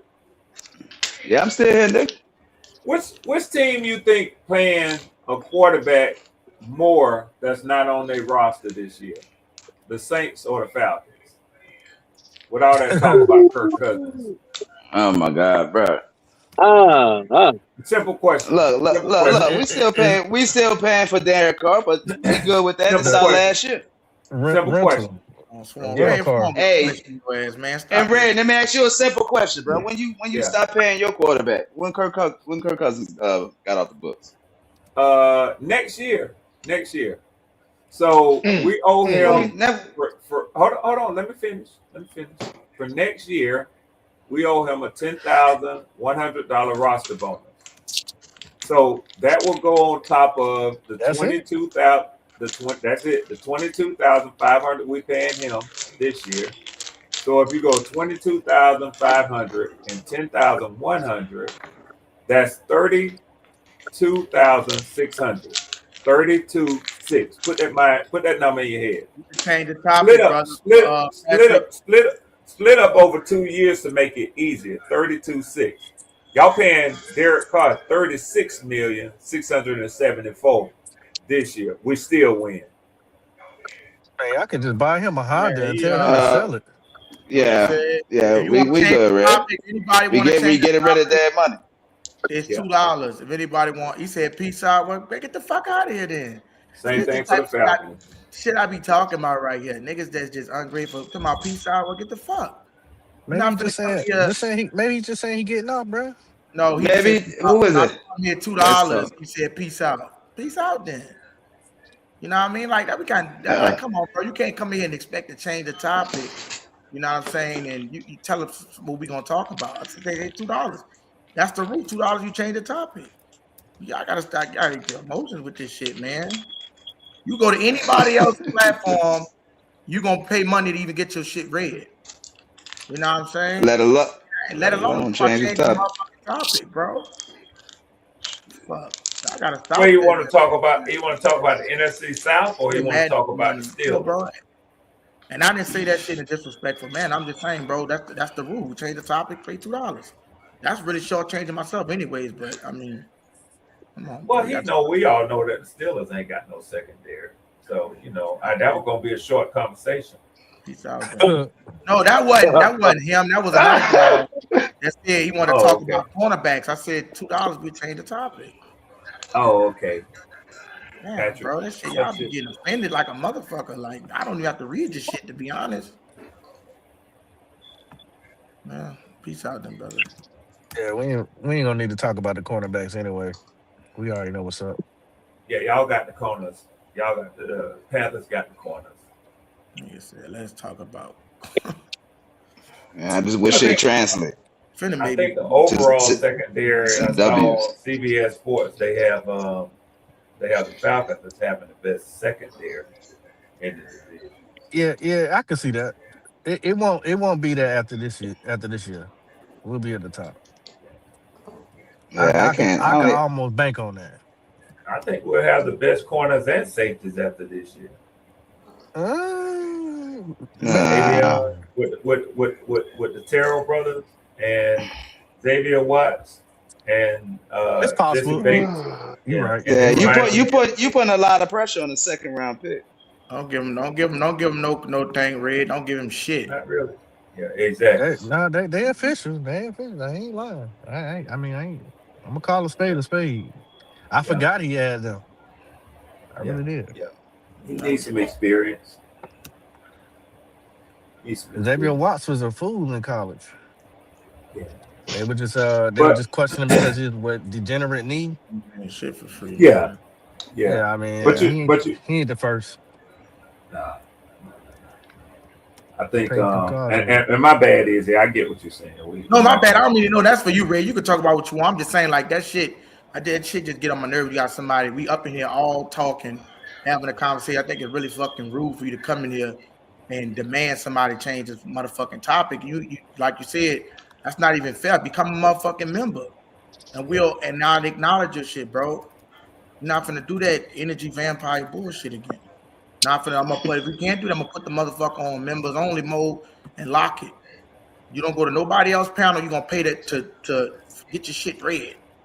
So it's, like I said, I'm showing love to my members and the people that frequently donate. That's the people that's gonna get their shit read. And there's no disrespect, that's just how it's gonna go. What the fuck I look like reading all paragraphs and every one of your motherfucking comments and you ain't putting shit in? I'm not finna do that. Like, come on, man, I gotta stop that shit. It's really pissing me the fuck off.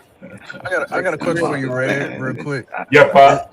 Is Penitentiary Pearson? Hey, no, well, get him out of here. I don't even want him. Get him. Somebody get him out of here, dog. Somebody get this nigga out of here. Block this nigga. I'm not doing it. Get this motherfucker. Somebody please get this motherfucker out of here. Dude pissing me off. The spirit is off. Peace. Begging for money. Nigga, this is my motherfucking show, nigga. Go somewhere else. Fucking vampire. Begging for money. Well, move on. Nigga, I have to acknowledge your motherfucking question. Get him, somebody, one of my moderators, please get him out of here for 48 fucking hours. Done. Fuck that nigga, man. Fuck you gonna come here telling me what the fuck to do, nigga. I ain't playing that shit, bro. Get a fucking membership, nigga, and we'll change the topic. Not running shit over. You got a J-Pop? Yes, sir. Get the motherfucker out of here. Thank you, bro. Yeah. So Poppin', we haven't got anything official on him, but the league hasn't done anything official as far as that. I could say that as far as what Florida's stance is, he's in a diversion program. It's a year long, but it doesn't impact his ability to play football. They can't make that sort of call. That's on the league. So, there's what they're saying is, and there's rumors because the league hasn't said a damn thing, but that they expect that he will face some sort of suspension.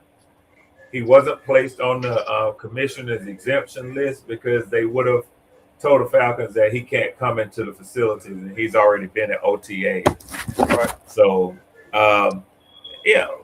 most of what I'm hearing from the insiders is anywhere from 4 to 6 games. The last I read, they were saying they're preparing for a 6 to 8 game suspension. That was the Falcons. Yeah, and that might be. It's going to be right around that. Yeah. And as long as he ain't there when we played him in game 2. That's all that matters to me. They released some police tape on it, and he was saying, everybody just, until you get more evidence and then eventually all the evidence. And Pop, we talked about this as real dads. I'm definitely not in no way, shape, form, or fashion cool with what that nigga did. But he had went down there to get a car back that I guess he let her use or whatever. It's petty. So he was down there trying to get his car back from her. Yeah, I mean, it all sounds suspicious. Yeah, I mean, because anybody who's been in some awkward situations, sometimes it's tick for tat, but at the same time. All right, I'm gonna check it. My wife's speaking right now. She got my shit, so I'm gonna check it. We could hit the super chat. Appreciate it. And I have been, Pop. I've been in some sticky situations. Yeah, and sometimes people make it harder than when it has to be. When you on that type of time, you might have to turn up. So you just never know. For the banana in the tailpipe, is Cash out, boy. Hey, I can tell you straight up. Straight up, Pop. I done had the police called on me. That's the most. I'm telling y'all, man. That's just one of the most defeating. Feelings to have, especially if you got love for that person and you like, I never thought you would do that. It's such an awkward situation. Leave that dry sign. Shout out to G Honda, my bad, Papa. He said he sent the cash out. We'll see. I'll check it when my wife wake up. She got my cash app shit. Especially when it ain't been no contact, nothing like that. And then, you know, even if it's a disagreement and you don't see it, somebody could be in the other room. They done called them folk, man, and then they knocking at the door and shit, man. It's better ways to handle stuff, man. So, yeah, I've been there. Yeah. We definitely experienced some things. And the only people win is the ones who get money out of it. Exactly. They get money out the house. Man, who the hell is eating Sonics? He talking about me. You be eating Sonics? I know you don't be eating Sonics, bro. Yeah, you do. You do. Wow. That shit fucks your stomach up, bro. Well, you nasty. That ain't real look, food, boy. I do like them ocean drinks from Sonic, but that's no Sonic checkers. That ain't real food, man. So you don't like rallies? Man, look, anybody sell you 5 double cheeseburgers for $4. That ain't real food, nigga. Well, that ain't rally. That definitely ain't rally. It ain't real meat. It ain't real meat. It ain't the meat you think it is. That's cardboard. Hey, nah, you know what? That's like them crystal burgers. Oh man. You get over on a nigga. Man. I like Five Guys. I ain't gonna lie, though, nigga. Hey, I'm gonna keep it real. Them crystal burgers to help the nigga a lot of times, bro. GR3, bro. We all know. We all done been in that bitch in that long ass line. Two spots. Listen, when you coming from the club, you going to Waffle House, Huddle House, or Crystals. That's where you going. IHOP. We go to IHOP too. Hey, shit, them niggas, they do a lot of Whataburger out here. We have Five Guys. What about that? They got real. Yeah, they doing a lot of Whataburger. They doing a lot of Whataburger. You ever had that? Chris One, Five Guys. Yeah. Oh, Five Guys got some good shit, man. Yeah, they are, bro. All of them are, bro. Shit. They got real burgers done. Bro, you pay for just the burger. Everything sold individually, bro. The burger, the fries, and the fucking drink. Y'all remember the Crystals? Y'all remember Crystals? Hell yeah, that's what we just got finished saying. Yeah, we were just talking about that. Okay. That's a motherfucking kiddie meal right there, Chris. Y'all ever been to a place called Fuddruckers? Yep. Yeah. Where you make your burger. Yeah, that monster burger. Hell yeah. Yep. Now I'm gonna tell y'all where y'all get y'all good old burger. Man, go to Chili's, get that bacon ranch burger. That bacon ranch. Everybody like that bacon ranch burger. My goodness, bro. Well, don't get the bacon. You know what I get? Don't get the bacon. Get bro, you know what I get, bro? And a knife for that joint. When I get a burger from Chili's, bro, my wife be laughing when I tell her to order. I be like, yeah, give me that OTC, that old timer with cheese. You need to go get that ranch. I'm telling you. That ranch burger, I'm telling you, bro, you're going to need a knife and a fork for that joint. You ain't going to eat that whole thing in one sitting. Hey, bro, look, Chili's used to have this damn burger. It was a peppercorn burger. Man, that bitch was decent.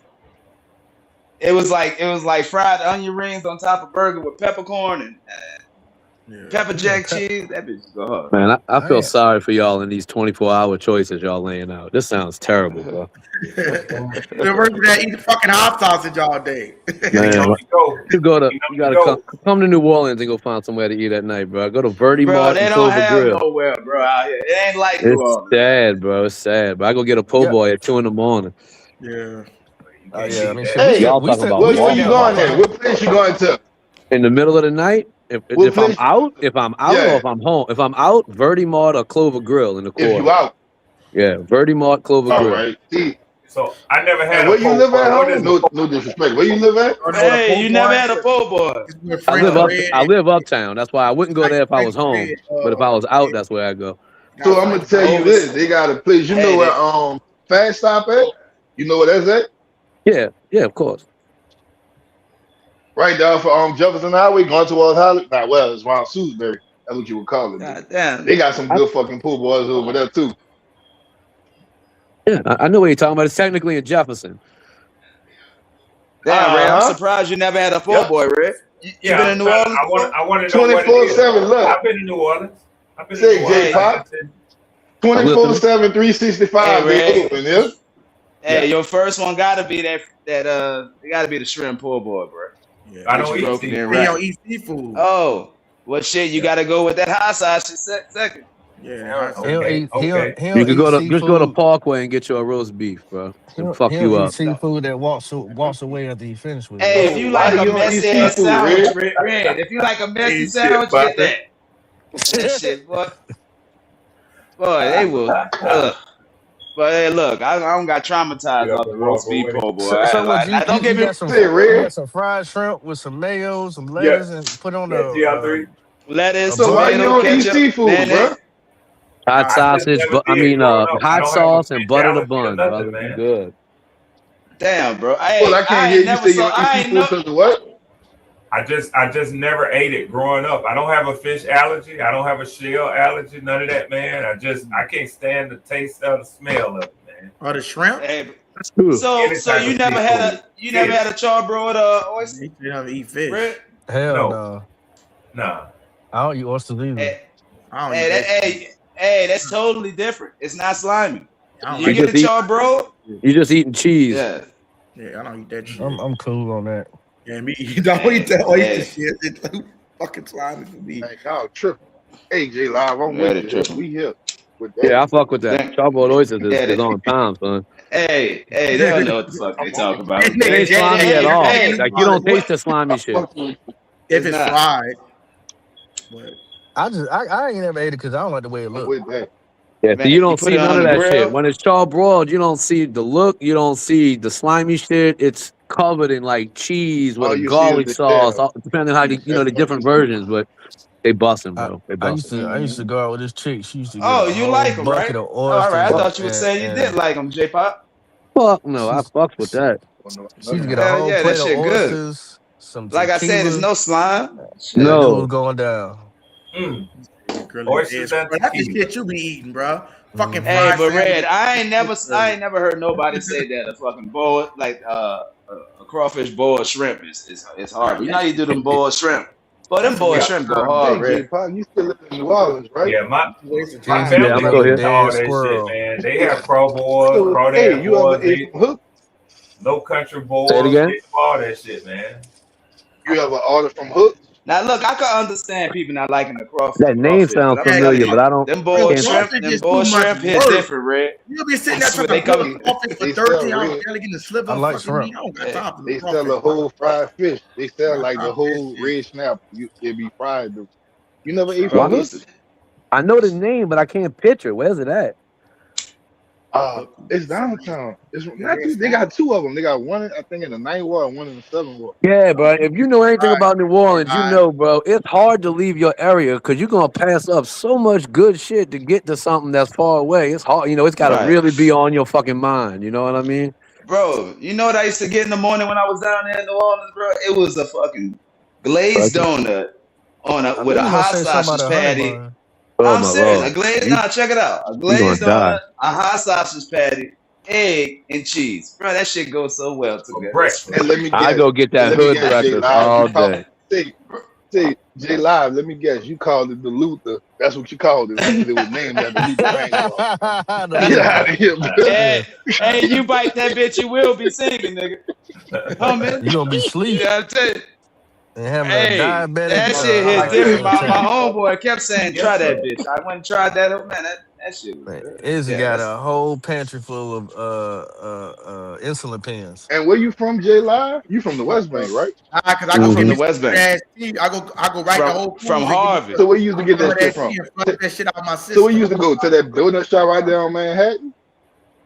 Nah, it was on not Manhattan. It was on the West Bank Expressway. But it Slade was don't know around. that hot It sauce. What you talking about? Coffee? You talking about man. coffee? See the thing was, bro, we was working out there, and they went up there, and that's just what we went for that because we at that time I was doing construction. This is a long time ago. But I was doing construction. I was just where the job site was, so I don't even know the name of the place. I just know it was on West Bank Expressway, around Because they Ames, got one that's still Hey, left. Oh around Ames Lord, and that Yeah, boy it's said Periscope. coffee. Ames. He said Ames. I'm about Hey, to the tell back you of what it's Ames. called. If You you go. know, you know, nigga. You're on your Back way of to Ames. West If you know, Wego, you bro. know. Say, so you talking about, Yeah. hold up. So you talking about that donut shop right next door to that Exxon, right there before you turn on Belteria, right? He No, said no, no, Ames. no, no, no. It wasn't a donut shop. It was What's up like with a gas Ames? station, but they sold food in that bitch. But Right.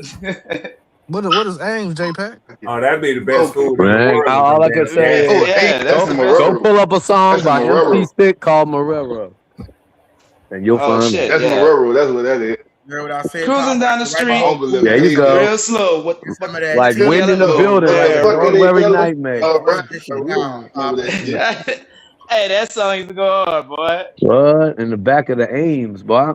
Talk. Boy, All you hear is boy, back. talk Hey, to me I went now. to Cruising Ellendale. down the street. I went to Ellendale. Oh man, I used to date a little Oh, I chick know where lived you on at. Ames Court off of Ames Street. Hey, I think we all had that back in Ames thing. You heard me? Come on, man. Ames, Nah. bro. That Dang, shit y'all was See, was I'm about to fucking. go old school with it now. Some of my homeboys was from the Villa, if you remember the Villa. Oh, yeah. They remember the Villa. The Oh yeah, I was Villa, there. I yeah, was they there. knocked it down. Now nigga don't know about the Villa. I was there. Nah, that shit ain't there no more. No, that's why I say they knocked it down. It ain't nothing but houses now, but some of my Yeah. homeboys used to live in the Villa.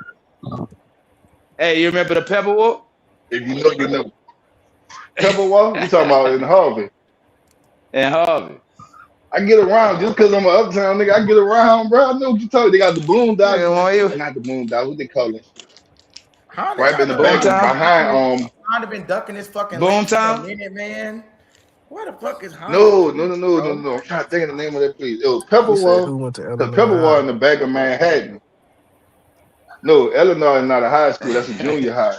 Hey, that nigga know the back of Manhattan. Yeah, nigga, I get around, nigga. Shit, Rob, you know what I used to fuck around with in Harvey? I ain't been in forever. I don't What? even know if it's still there, bro. The Chinese restaurant called the China Doll. Hell yeah, right off West Bank China Dog, right Expressway. next to Burlington, nigga. I still go there, nigga. Hell yeah, the best Yeah. chochos in the Bro, world. I'm You around feel the me? corner from Five Happiness. And I love Five Happiness, but that China Doll be hitting. Five Hey, happiness. Bro, you I know What? what's tell the people all best the thing time, from boy, there though? them Asians the best cook, boy. Them Vietnamese, boy, Boy, they be in that, Say the boy, they best be thing from killing. China Dog though. I ain't seen no Panthers The fan. best thing from China Dog is They the Empress and, Lo Mein. They on fucking punishment, is it? I Yeah, ain't they on seen Fucking punishment Petty right and I now. seen Poppin, but I ain't seen no other Panthers fans since all that shit. That's crazy. Nigga said they on punishment. Yeah, they is right now. Society is not rocking with them. All on punishment. Hey, Panthers can't come out to play hey, yeah, today. he got them niggas on that No, no, choke no, chain no, over there no, right no. now. We ain't talking. We're not talking about Panther fans. I'm talking about the Asian folk. What No, about we him? talking about the Oh Panthers yeah. fans. All I'm gonna say is, say J Park, if you ever go Poppin, back to China what you talking Dog, about? get you some Empress Lo Mein. you got it. I love Lil Man. I fucks with Lil Man all Oh day. Yeah. They got that's the only Lo Mein I eat from, nigga. That's the only Lo Mein. They the only They one go that over fix there it the eating way some you of that fix it. Ponce, huh? That what you want to call it? I don't touch none of that. Fucking Boy, wet. you got man. You done talked about China Dog. You about to make me get something tomorrow. Don't say that, bro. Y'all niggas must be hungry. I just had some It's Chipotle. just a lot of places you can Hey, I'm say when you in hungry the for city. some There's so many hometown places food, you can Red. go to. Oh shit, there Yeah. you go. There J we Law, go. when you Got a going little back to go Panther get some crew of in that? here, man. What's up, KPP? Good evening. I thought y'all was on Panther punishment. Nah, I didn't say the What up? Panthers, man. What up, Red? What up, Yo, Pop? what's happening, bro? What up, Freddie? What's good? What's What's up, good? Where your Freddie? Panther brethren What's at? good, Where the J Panther Live? brethren? Chilling, man. Man, oh man. Yeah, bro. Smoke. We want some smoke, man. Fuck. You all right? Three the Panther Slayer. You seem a little aggressive tonight. Come on, we need some smoke. Oh man. Gotta go hit the waist, Izzy. Nah, I'm motherfucking super You over there curling a dumbbell drumstick from Popeyes. I go get that right to the Whole Foods, get some tea and flush it the fuck down. Popeye, please endorse this man. He love y'all. Hey y'all, hell boy. Hey, I tell y'all, hey y'all stupid, bro. Yeah, y'all hell, man. So let's get that. What y'all think? So realistically speaking, I know we went over the division already. So y'all said, I know we was on there yesterday, and nobody think it's gonna be one team that just make the playoff, no wild card in the NFC South. I think it's just one. Okay. Nobody get the 7th seed. It's possible, but I don't think so. Yeah, it's possible, but it's I not don't think anybody's gonna probable. sweep anybody in the division this year. I don't. I do agree with that one. Yeah, I agree. Is it? What do you say? I think they're gonna have somebody make the wild card. What about a sweep? Who's sweeping who? You think somebody's sweeping somebody this year? No, we sweeping the whole fucking division. There we go. Here we go. Here we go. I don't think nobody fucking with us. Sweeping we already own y'all motherfucking Uh-huh. Play the music for yourself. Obviously not enough. Own us? No. Yeah, we put y'all can't. When you sweep a team, you own it. You own that fucking ass. No, you don't. Y'all like to do no, it. the Hold fuck up, you real quick, let me don't. get it out. Y'all like to say, well, you see Freddie put the Bryce Young shit on there, and y'all say y'all like to own Atlanta, but when it comes back to that Brum and Bryce Young is we y'all his kryptonite. So y'all can't put that. You own us though, but the overall series is 31-33. It don't matter. The only reason you got over it is because of the Bryce Young got the hell. Bryce Young 1 in fucking 5 against us, 6 touchdowns, 6 interceptions. It's actually 6 touchdowns, 4 interceptions, sir. So Red, who owns the Saints then? Nobody. Well, that would be the Atlanta Falcons. Interesting. Okay. I already knew the answer, nigga. Look, hold up, wait a minute. If we're gonna go down that line, we context to it. The context was already nigga throwing those song layups, man. We played y'all full strength. It don't matter. It does. Everybody, we played full strength. What going on? What happened last year? They own y'all. It does matter. We talking about an injury and shit. This year, all right. Let me say, I'm finna make me say fuck Carolina now. Cause y'all licking y'all motherfucking. You say it anyway. I know you yeah, that's exactly what you say, Izzy. You say it all the time. Y'all motherfucking chops. Hey, listen, because we want our lick back. Because we want our lick back, sir. Hold up, brother. Y'all been dick riding Jonathan Brooks and this so-called Jalen Coker nigga, and y'all been talking all this shit. Okay, Jalen Coker has the right. Nobody said anything about Jonathan Brooks over here, sir. Popping, beating his fucking chest like he King Kong. What is you talking about? 89 record. Hey, yo, Izzy, you reaching, bro? Y'all niggas been talking all that shit. You trying to test God with that? Yeah, he did. I don't know what the hell he talking about. I just got up here. Hey, first off, Pop ain't never on the podcast I be on, bro. What is you talking about? Fucking on 2020 shit. He's never on 2020 shit, dog. I've never been on 2020. Never. What is you talking about? That must have been 336 that I'm seeing then. Yeah, bro. That might be 336, but I ain't never been on there. Yeah, I've never even made a comment in channel. Yeah, 336. He all over. We are regulars. Hey, I can attest. I'm a regular on Ung's platform. I can That's attest fucked to up. that. Fucking with Unc. Hey, When you fucking with Unc, you say that shit like niggas say they fucking with Trump. Hey, I went there Damn. yesterday. I'm gonna be honest. Look, I'm gonna just be honest. I went in there. This got no shot, Freddie. You gotta whisper that shit. And I went in there yesterday, and I heard a nigga talking shit. Somebody Well- saying Freddie this, Freddie that. Well, I mean, They always get a Freddie. actually, they actually call me an Aints fan over there. Where somebody said they caught you begging to get back unblocked. I don't know who said that. I got a moderator wrench over there. I don't know who said that because I got a moderator wrench over there. The What you talking first time about? you came in the chat, the this day you was saying, I heard you saying that somebody you was I don't know who I think you I wasn't blocked, sir. Well, you was talking. Yes, you was. You were talking to somebody saying, please let Unc. Why Unc mad at me? Why Unc mad at me? That wasn't me. It was you, bro. No, it was not. It was young Freddie. It was not. I was literally just on his platform today. Oh shit, bro. What you talking about? Came in this motherfucker. Oh, when I first came here, I was not blocked. That was not me. Not blocked, bro. No, I did not. Right. Izzy, you know what? I think I know what you're talking about. Yeah, I know you know what I'm talking about. What? Yeah, What do you mean? I don't know what the fuck y'all talking about. That I've never been blocked that. over there. What are you talking about? You got blocked. I'm not blocked. Ow! I got my head knocked off. Are you talking about? I'm talking my head knocked off. I got my head. I got my head knocked off. You telling to come in here, tell it can Unc do speak for you. That was not nobody. That was not me. You're saying can he speak for you? That was not me. No, it was not. Comments yesterday, bro. It was you. Let me see if I can pull it up. What is you talking about? You was in there, and then they had people saying Freddie this, Freddie that, la la la. And all That was not me.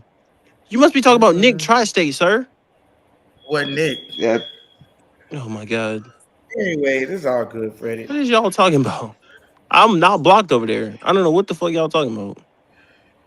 I got my head knocked off, but I'm not blocked. I think I'm trying to figure out. Oh, nigga. God damn. I think I'm trying to figure out what is y'all talking about. I wouldn't worry about it, Freddie. Yeah, this is. I mean, I guess they're just trying to be messy or something. Oh, you got a homo bear or not? Popping your motherfucking homo bear or not? Oh Lord. Oh, shit, you hear me? And we just fucking around in this motherfucker. Somebody gonna get this smoke one way or another. We've been ducking smoke too long. And like Red said, I'm that motherfucker today. That's right. That's I'm right. that motherfucker that wants to smoke the conjure back up. Say, So, I'm your Huckleberry. There's been a rumor. I'm your Huckleberry. Stupid. Hold on, get out. Panthers fans been going bumping their mother. They see popping smart. Get off this motherfucker. You know it was coming. He'll be back. So there's been rumors that Panthers fans been going back and forth. Some of y'all, not everybody, right? Oh shit. But they've been bumping their motherfucking guns on shit. Bro, talking big shit, huh? What they were saying, is it? Huh?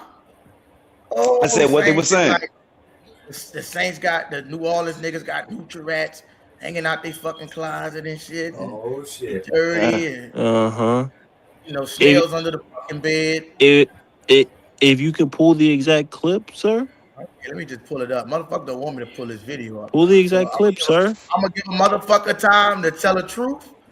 Pull the clip, sir. Shit. I'm gonna exterminate his ass on live television. Which one? Well, again, you could try to pull the clip, or if you're gonna try to clip AI and shit, it's up to you, sir. I ain't no Rashawn. I don't do the AI partner. All right, sir. Pull the clip. That's diabolical though. If that happened, now. Hey, look. If he's talking about me, pull the clip, because I don't remember saying that. You at in New Orleans? Not under my fucking bed. Again, pull the clip. Let me get to it. Let me load it up. That's why I'm loading up this clip. Because if it was me, if it was over there on 2020, 9 times out of 10, I'll wait for the conversation to get good before I jump on there, bro. Since you're the only one in the Lions, then let's talk about these fucking this Panther shit. What about it? You said you're gonna win the division, right? With the toughest schedule. I stand on that. I stand on that. So what? So you winning with what record? I said 11-6. You say like, where you got the Saints finishing? Second. What record? I give y'all 9-8. Disrespectful. Uh-huh. So you got us 9-8 at 11-6 at 11 Yeah. and 6, and who your quarterback is? It don't matter who my quarterback is. That's what I Okay. It said. does not. It does Really? matter now. It does Does matter. matter. Freddie. Oh, I Listen, stand on that though. I'm with Ray on. I think Bryce Young is the worst #1 overall pick. I'm I just saying. don't I do, bro. I don't pay attention to the #1 overall pick shit. I don't really give a fuck about what fucking pick he is. You don't. You should care about what pick I he is, but don't. I if he the don't. #1 I pick, feel that's like the why #1 that's overall why pick fucking hype and shit is media based. it's I media don't based. I don't fucking give a fuck about that. You Why don't give a though? fuck. I don't give a fuck about that. So when you got motherfuckers, let me just name a few. Joe Burrow, is he good? Uh-huh. Is he Yeah. good? Yes. C.J. Stroud, is he good? #2. He's good. I don't give a fuck about the pick though. The player doesn't again. Do you Never think mind. Bryce We only Young? talk. Oh, no. We only talk about the pick if he's bad. If he's good, we don't really Okay, give go a ahead, Freddie. fuck. Because Freddie, what I noticed you like to do is too. You don't like you say a lot, but see, this is what I like about Swan. Pull them stats out on your ass. Well, then go ahead and pull the stats out. I stand on what the fuck I said. I You don't know give a I'm not fuck about. immediately So trying to. I don't when give a it fuck about the pick though. when it comes to a quarterback winning or losing, that's the most important stat: wins versus losses. Exactly. All right, just look at this. Patrick Mahomes has started 147 games in the Yes. NFL. He's won 112 of them. His team has won with him on the field. Yes. 112 and lost 35. That's a Absolutely. winning percentage of 762. Now we're all intelligent up here. Yes. 750 That's. I is mean, that's 3 out good. of 4 games.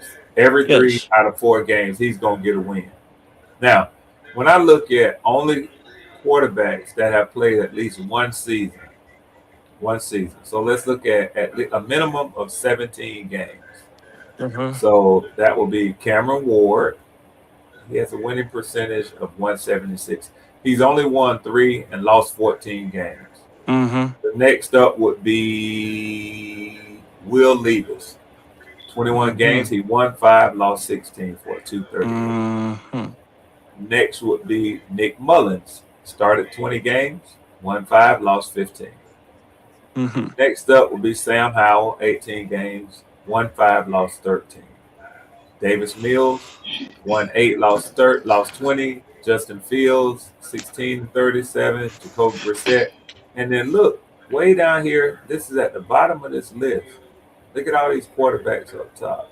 Mm-hmm. Mm-hmm. Way down here is Bryce Young, right here. Well, the thing that I want to know is like, Bryce what are Young you getting at? has started 45 games. I'm just getting at what you're getting at. How good Mm-hmm. you think your team is going to be with this guy at quarterback? And I He started 45 games. He's Mhm. won 14 and lost 31. That's Yeah. horrible. Winning percentage of 311. That's Okay. fucking. That is a bomb. And Even again, Michael Penix has a better winning percentage than he does. I don't. And again, Red, I could care less. I stand on what I said. I believe in him because he's my quarterback. And again, as I said, it's like I'll ride with him until the trains fall off. But the trains That's my already about to quarterback. fall off. The trains I already could fell care off, less. Hey, listen to you because you're not a Panther fan. I don't give a right? fuck what you say. I'm just riding my quarterback. And again, as I said, I don't give a fuck. The only reason we talk about the #1 overall pick because he's not playing good. If he was playing good, it wouldn't even be a conversation. This is Of course. But exactly that's why the I say. obvious shit. Well, Yeah, again, of course. and this is exactly why I say. This is exactly why I say I don't give a fuck what pick you are. If you're playing well, so be it. I don't pay attention to any pick. If you play well, you play well.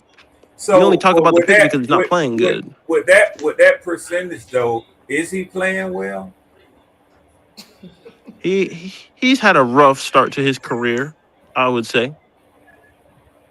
He's improving. I didn't say it was otherworldly. I said he was improving. Got And you motherfuckers know in me, the Red Swarm. You know my stance on Oh, I Bryce know. Young. I know, but you know, just to couple with the conversation that Izzy just brought up, Mm-hmm. of what the expectations are they realistic or are they unrealistic based They on what are. Izzy is saying? Do you They think are. your expectations are realistic? I think my expectations are. I I think my expectations are realistic based on what the team I have around, based on the team we have around him. Now, again, it's up to him on what he wants to do. What I think he's going to do with a healthy core is up to me. Is what I think, but to Yeah. me, it's realistic based on I know history, and my history states every season with him, we've won more games every season, and that's just the way I go off of. And I don't care. I know his winning percentage is not good. You don't have to tell me that because I already know this. But what I'm saying is like what I've seen from him is every season that he started, and every season he's gotten better. Not just based, but the eye test. And we may see two different things, but that's what I see. And this is more subjective than anything else, but this is what I see. And I don't and that's how I feel. And I understand that this schedule is hard. But I said this before, it's gonna make him or break him. This type of schedule. This is the schedule I want him to have. There's no excuses. I think the defense is gonna be better. I think the core is going to be better and healthy. It's up to him. And he's also in his contract year. So I mean, again, and history states that players usually do well in their contract year. So Oh that's all yeah, I'm hoping. they do. They're trying to get that money. Exactly. And Red Swarm, we're all men. And I'm all for a motherfucker getting his fucking bag, especially young Yes, as sir. Bryce Young is. Oh Yes, yeah. sir. You ain't gonna put no I'll be motherfucking 21 in bag, 3 bro. weeks. I'll be He ain't 21 gonna in three see the weeks. bag. Hey, look, listen. I will never downplay a man in his contract year trying to get a fucking bag, sir. That don't mean he gonna guarantee you. Basically saying they I'm not guarantee you. guaranteeing anything, sir. It's a projection. It's a projection that he gonna be fucking garbage as well. It's not a projection because you're not a Panther fan. I don't But I'm think saying like I don't that. have to be a Panthers fan to know that No, you this don't. number that You Red. don't. No, you don't. Hold No, up, you that don't. Red. The numbers that Red just put on the screen was abominable. Well, again, these are the last 3 years, which is a fact. And again, me and Red have had these conversations, and because he's always in Yeah. because he's always in Pantherland, and we have these conversations about Bryce Young, especially when people want to bring up Well, the what is Red saying elite that thing. why you can't But see what what I'm saying, and this is how I feel, I've only seen improvement with my own eyes, and I'm gonna tell you what my eyes show me. it's not We, enough. I don't give a fuck. To you is not enough. I don't care what you think It's because not you're not a enough. Panther fan. You're a I Saints don't have to fan. be a Panthers fan. I know Panther ball. No, you don't. How I don't? No, you don't. How I don't? So I can't spot a trash can on the fucking field. First off, bro, you call Jalen Coker trash, dog. He is So trash. Y'all overrating that I nigga. Y'all don't, overhyping I this don't nigga, wanna, dog. I don't want to hear nothing about that. Bro, y'all overhyping this I don't dude, want to bro. hear nothing about that. Like y'all want to say Tyler Shuck He, can play all these games. the only reason why he hasn't played a full season, he's been hurt. Bro, okay, But it's so soft tissue injuries what it is, and Red, the best ability is what? is availability. Duh. So don't be Hey, throwing this Freddie. trash motherfucker out if you're gonna He's finish not the fucking trash, game. sir. Freddie, You do you can't you think can't if he plays a full 16 or 17 game season, he'll have over 1,000 yards this year? fuck no. Fuck no. I do. Fuck no. I Okay. do. Him Fuck no. and I think Ted. he's So first. Him and Ted. you think y'all will have two 1,000 yard receivers? I do. No, Okay. hell no. They should have went got somebody in the draft. Y'all don't know I how to do. draft well, bro. You just don't. And you're going off projections, sir. All in We Tampa got to we at be the least have a wide receiver too who not only drafters in the did what he class, had to bro. do to take over from a round Brother, one pick brother, 32, but also brother, he's produced in the little time that he's been on the field though. brother, Which is the same thing that you talk about with Tyler Shuck. Give the same grace brother. to fucking Jalen Coker. And I know he hasn't I'm played not giving it to him. Jalen a full Coker. season, but I know that Okay, he's watch got more this here. production than Shuck Okay, does watch in this here. 22 Okay, games, watch this sir. here. What is you Okay, watch talking this about? here. How long has Jalen Like Coker? Hold on, you watch this. How long has Jalen Coker been in the league, sir? this is his third year, sir. And he been hurt every fucking season, right? He started the season hurt. Yes. Okay. So, and Tyler Shuck, this is his first year of the season, right? Has he got injured? He played 9 games, sir. Did he He get was on the and how long bench. did He was so QB2, and then he got Jalen Coker benched. got hurt? Jalen Coker ain't never gotten benched, sir. He got hurt in 4 games. He got hurt. He started the year on IR, sir. So why are you talking to me about an injury-prone motherfucker? He's on. You call it injury prone all you want to, sir. But he is. He's got more production than Shuck does, bro. He's injury-prone, though. You talking to me about a motherfucker that can't stay on the court.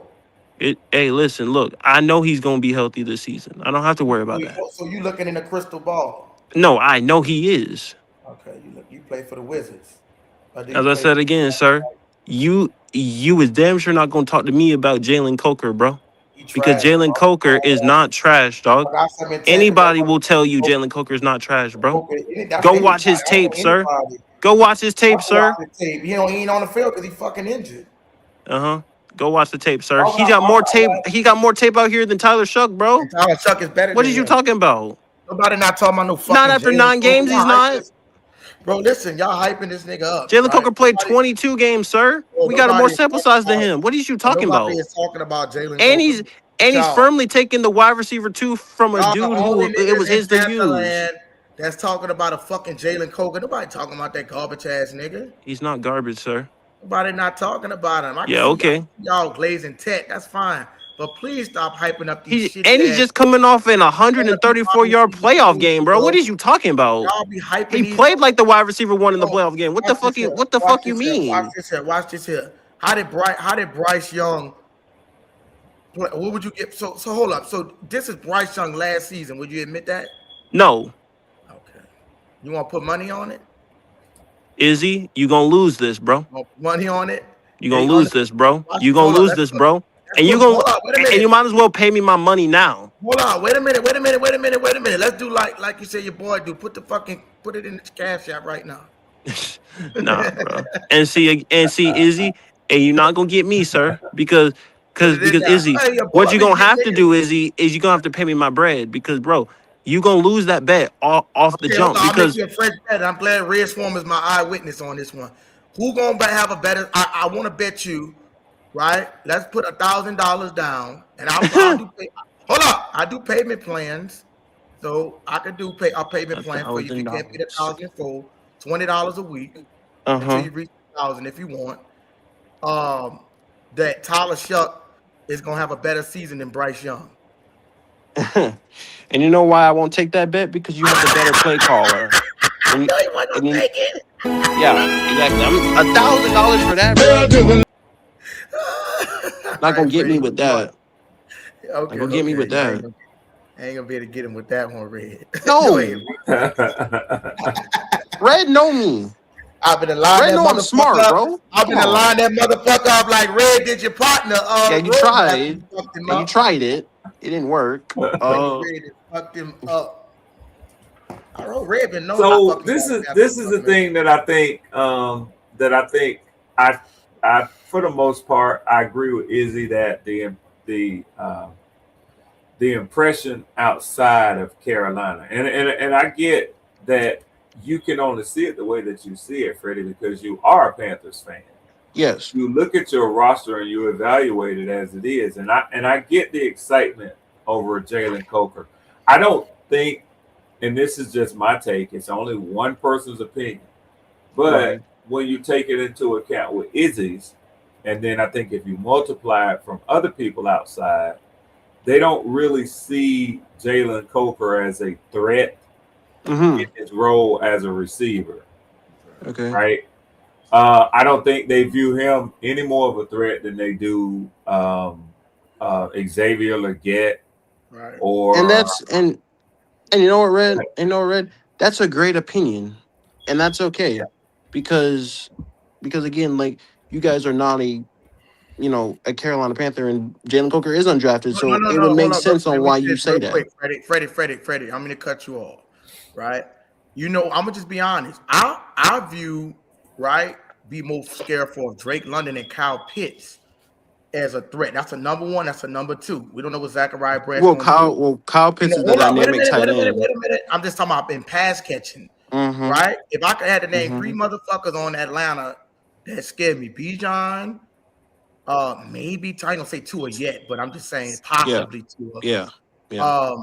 What you call a motherfucker? And those two pass catchers in Drake London and the only person that I could say maybe will fear us is Tech on y'all team. Nobody else scares And me. I don't Bro. So and you that's know what what, we Izzy? talking But about. but no. Izzy. I wouldn't expect you to be like. I would expect you to be like that though, You can't because say that. like I'm a because Saints again, fan, bro. You no. can't I'm say not that, saying that. bro. What I'm saying is you can sleep on him if you want to, and I'm telling you, like I know what that dude He can never fucking did do. shit, bro. Like what I'm saying is, bro, I know what that dude can do. we seen what London can do. We seen what Pitts can do. We seen what Bijan can do.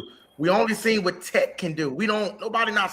Bro, I'm not going in the game talking about Jalen Coker striking fit. Bro, I don't give a And fuck about that's that man. fine, and that's I fine, don't give and a that's fine, fuck about that Izzy. nigga. And And no one Fred, asks you to start right now. But I'm here's telling you, evidence. he's gonna make a name Here, for himself this season. here, He's gonna here's make a name evidence. for himself. No, he Freddie, not. here's evidence as to why I don't think that he will, because he may be good, but I don't think he'll get the opportunity. And this is why. When you look at the first read reliance, right? It shows that Bryce Young throws 71% of the time on his dropbacks to his first read.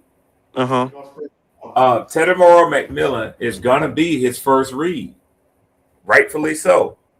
So Bryce ain't even gonna really be looking at a Jimmy Horn. He's not gonna be looking at the tight end. Oh, you talk about I'm talking about all of your receivers. Yeah, I'm talking about all of your receivers. I'm talking about Jalen Coker as well. All of your receivers, they're gonna have limited throws, which means it will limit how much yardage they will get in their production. Because 3 out of 4 of the dropbacks for Bryce, he's only going to look at Tedoroa McMillan. And again, like as I said again, that is perfect. And again, as I said again, you can say that, but we know as Carolina Panthers, when it comes to crucial times, if No, Coker is stats healthy, show he's that. going to Coker. I'm not just saying that. But you're talking numbers here, bro. You're talking no, rest one. Listen to me. You're talking numbers here. I'm talking eye evaluating test, the man. plays. And that's cool. But numbers don't show everything. Numbers don't show everything. They only give you a snapshot of what it really is. Eye test and numbers have to come together. But if you, Freddie, this is a compilation. This is a composition chart of his dropbacks. And 3 out of 4 times when he drop backs, he throws the ball to his first read. First read. That's not my opinion. That's not somebody who hasn't looked at every drop back that he has made. That's not a snapshot. That's telling you right there, 71% of the time. What I'm saying is, and this is what I'm saying, is that, well, I can tell you for a fact that some of those reads do be Coker when he is healthy. I can tell you that. Sometimes he does not go to Tech. Sometimes he does go to Coker. Especially late in the season, he was going to Jalen Coker. I'm sorry, but he was. And Coker came off injury and had the damn near same target share as XL did. Literally. So it's clear that in those clutch situations, Bryce wants to go to Jalen Coker. And especially in that playoff game, he went to Coker. Jalen Coker took over that game. He was his second option. That's because the Rams made a concerted effort to take Tedoroa McMillan away from him. And Ted still had 80-something yards, and Coker had 134.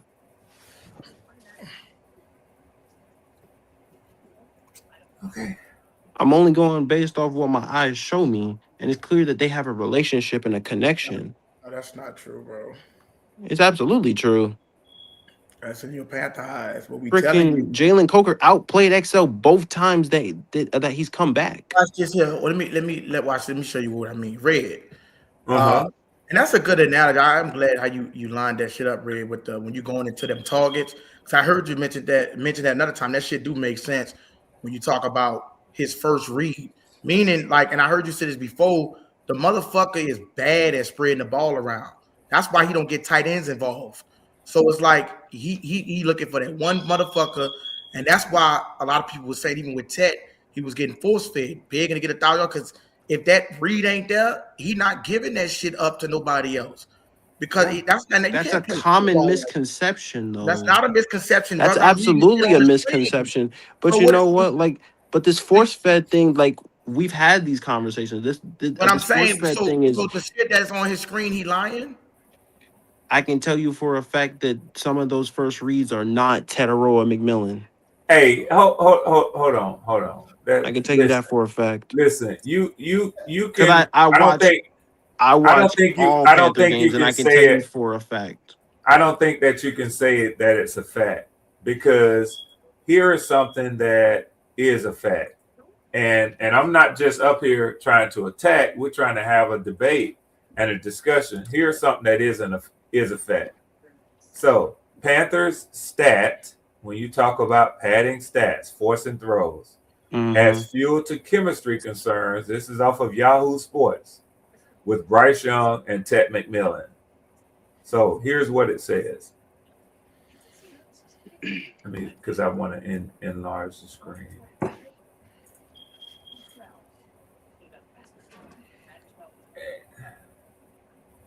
And this is a recent article. It came out June 13th of 2026. So it says, if the Carolina Panthers offense is going to thrive in 2026, the quality of the connection between Bryce Young and Tet McMillan is crucial. The pair showed a pretty solid connection last season. We know that because McMillan had a very strong rookie season that saw him surpass 1,000 yards and score 7 touchdowns while looking the part of a number 1 wideout. While that's all well and good, there's one stat in particular that shows there is a lot of room for improvement. According to NFL researcher Tony Holzman Escareno, Young and McMillan tallied an 81.3 passer rating. That's one of Izzy's favorite stats. 81.3 passer rating when trying to connect last season. But that amounted to the 5th lowest among wide receiver quarterback duos with at least 75 targets. Here's a look at the full room. J.J. McCarthy to Justin Jefferson was lower than them.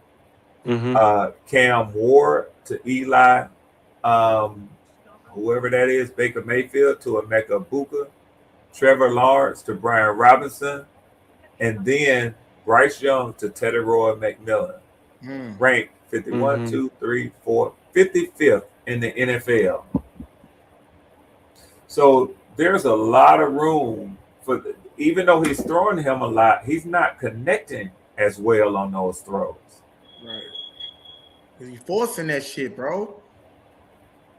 Well, I wouldn't say forcing, but that's subjective. I'm not gonna sit up here and continue to say that. Listen, I'm not gonna sit up here and say Bryce is otherworldly, but all I'm saying is I've seen improvement, and that's all I stand on.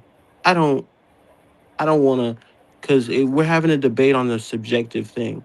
Like I don't understand that. Oh, but I the stood thing on what I we're said. not saying that he didn't improve. Everybody could probably agree that Bryce Young improved. What we're saying is the stat that he brought. I'm glad that's a good fucking stat that you brought, Red, and that's actually good for argument. Is the fact that kind of like when take it from Drew Brees. Drew Brees used to get the ball to every fucking body. You had motherfuckers like Josh Hill. Nobody don't know who these niggas is. He was getting the ball to everybody.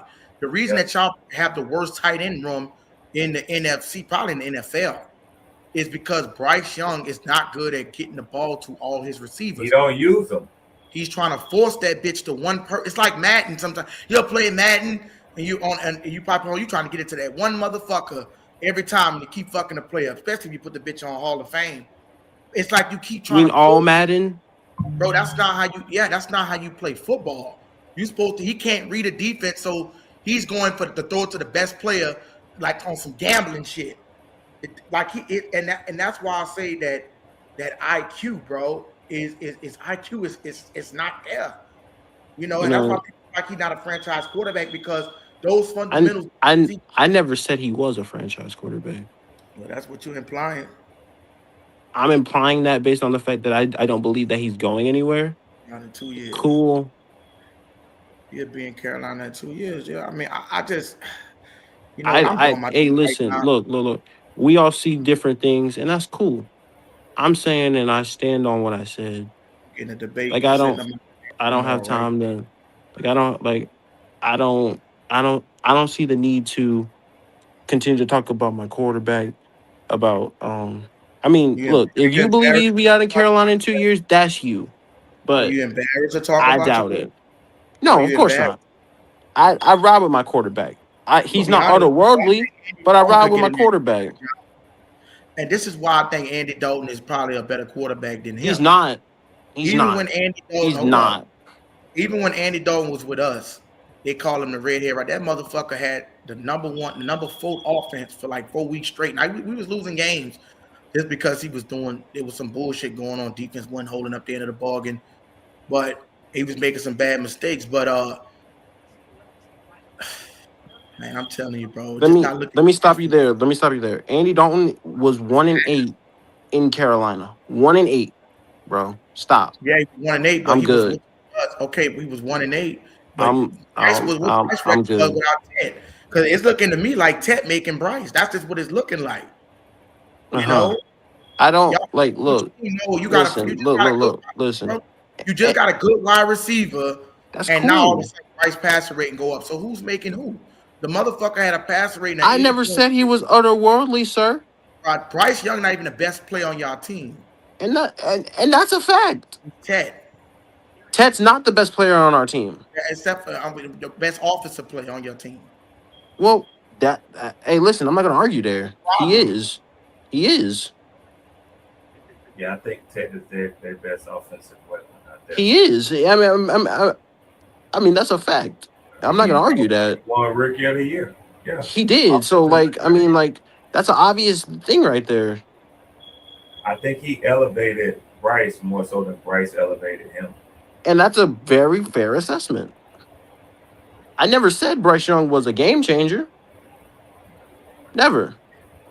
Yeah, I think just to bring this back into focus, and this is my only point. I don't necessarily know if I would say y'all are gonna. I got y'all going 7-10, but cool. I don't know if you regress a good deal. I think your defense will be good. They could potentially become a top 10 defense this year. They could. Our offense is the question mark. I agree. Yeah, and I think that you have talent on your offense, but I think the problem is the driver of the car. And I don't think y'all have the right, driver to drive y'all's race car. And I'm gonna say this, and I'm gonna stand on this. And I do feel like this. This is a make. This schedule's gonna either make him or break him. Yeah, it's up to him. I mean, really. I mean, I can't say anything else for Bryce but that. Yes, it's a prove it year for him. You're absolutely right. Exactly, because also, but I do know this, rest one, in a contract year, and he a young player. Yeah, I mean, it's a contract year, and that's really what I think it's gonna light that fire underneath him because he's in the contract year, and I know he wants to get paid. I know that much. Yeah. So,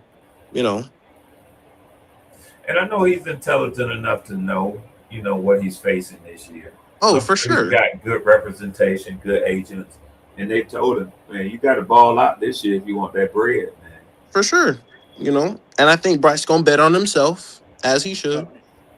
But it came up for some help. And I think the Panthers have given him everything that they feel like, all right, you can't put this on us.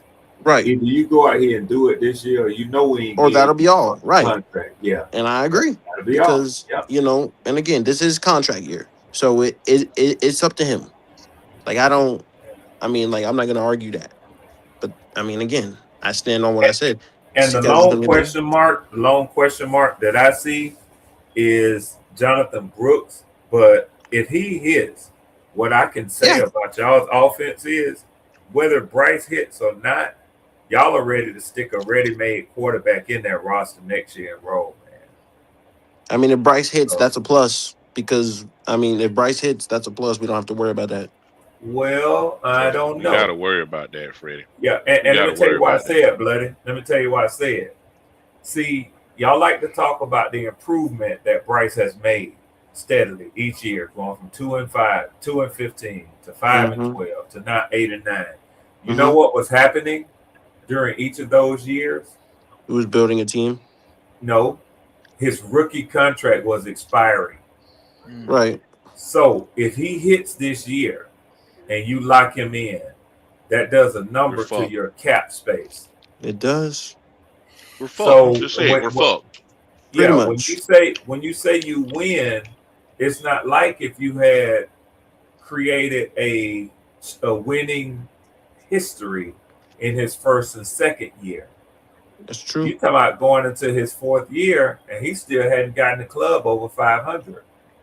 And see, Red, that goes back to the conversation that we had earlier when I was saying when you have a coach that's in a system for 3 years and you have a quarterback that's been on the system with him for 3, but now he in his 4th year, we should be further along than where we are. That's my I point agree. that I was And saying. now see what you're saying. Yes. Yeah. I mean, pretty much. I mean, pretty much. I mean, well, and again, the front office and them, they clearly set out their mouths that they believe in the kid. So it's so I mean, again, it's really up to him because they're willing to go all this way. I really think it's up to them. And that's the sad part, Fred, because if he goes out there, and I'm just hypothetically, but this most likely where he may be, and he has the same amount of numbers that he put up, I say he probably wouldn't even get this 3,000 because like me and you talked, Fred, that Colt was down. Colt played majority of the season. That probably bump up to 33, maybe 34. Yeah. They may end up paying him.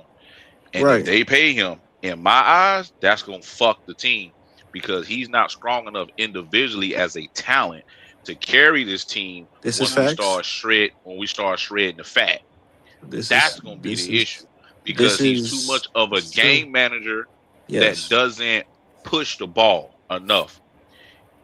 And we don't need no 3 up and 3 downs in the near future like we've been having if we're going to try to get to what we need to get to. And again, if it is up to them, that's now again, as you're right, Bloody. I mean, pretty much it's like, but honestly, they want to go down this. If they want to do this rabbit hole, let them. You know, we really ain't got no choice. But you're right, though. I mean, we don't. All we can do is sit. All we can do is sit back and watch this play out. It's really all we can do. Because eventually, Bloody, those 2 guards. They gotta go. Speak on it. Speak on it. They gotta go. Because 180 million, that's insane. They and again, I think it's not easy to replace them. They're 2 of the better guards. 2 of the better guards, and again, either you get rid of one and you extend one, because getting rid of both is crazy. Yeah, see, here's the thing. That's everybody love the left tackle, but protecting the middle of the offensive line is crucial. Right, especially. But that's why. But especially with a guy honestly, Bloody, undersized like this too. What's up? Yeah. Honestly, Bloody, I think the next few years, I think that's what they're thinking. I think that's why they drafted Monroe. I think that's why they drafted Sam Height. I think that's already sitting in the back of their heads as well. I think they're like, one of these guys is going to have to go. And in my opinion, I think it's Damian Lewis, who's cheaper and better. Right. That's my opinion. He's definitely been better for y'all than Robert Hunt has. So I think next year we also get a I think we also get a guard next season to kind of shore that up and be his kind of replacement and kind of, because there's a way to restructure that contract to where it doesn't kill us. To where because eventually one of those guys, if not both of them, I think I'd rather extend Damian Lewis than I would get rid of him because he's better. I mean, he is one of the top guards in the game. And he's right. available. Right. And that's Robbie kind of what Hunter I'm. missed a lot of time, man. And I was also thinking about, but also here's the thing, Red. I think because left tackle money's more expensive than right tackle, I think you keep Icky, and I think you get rid of Taylor Moton. But see, here's Yeah, the thing, he's Fred. old. We still got to Nobody's gonna see come what back. Icky got left in the tank because that's a gnarly injury to It have for a is, guy it that is, size. but Yeah. you know something, Bloody. If they're smart, What's that? I think they let him rest and they let him recover the whole season Oh yeah. I think and Oh, he's let gonna sit. Taylor let Taylor kind of take the back seat. And if we don't keep them both, I think we extend Rasheed Walker. The thing is, the people that we got, they better hit. They I bet know, not be no flops. That's right? the next thing. But also, Bloody. I ain't trying to But talk the thing I negative. will say though, Bloody, about offensive linemen, Carolina Mhm.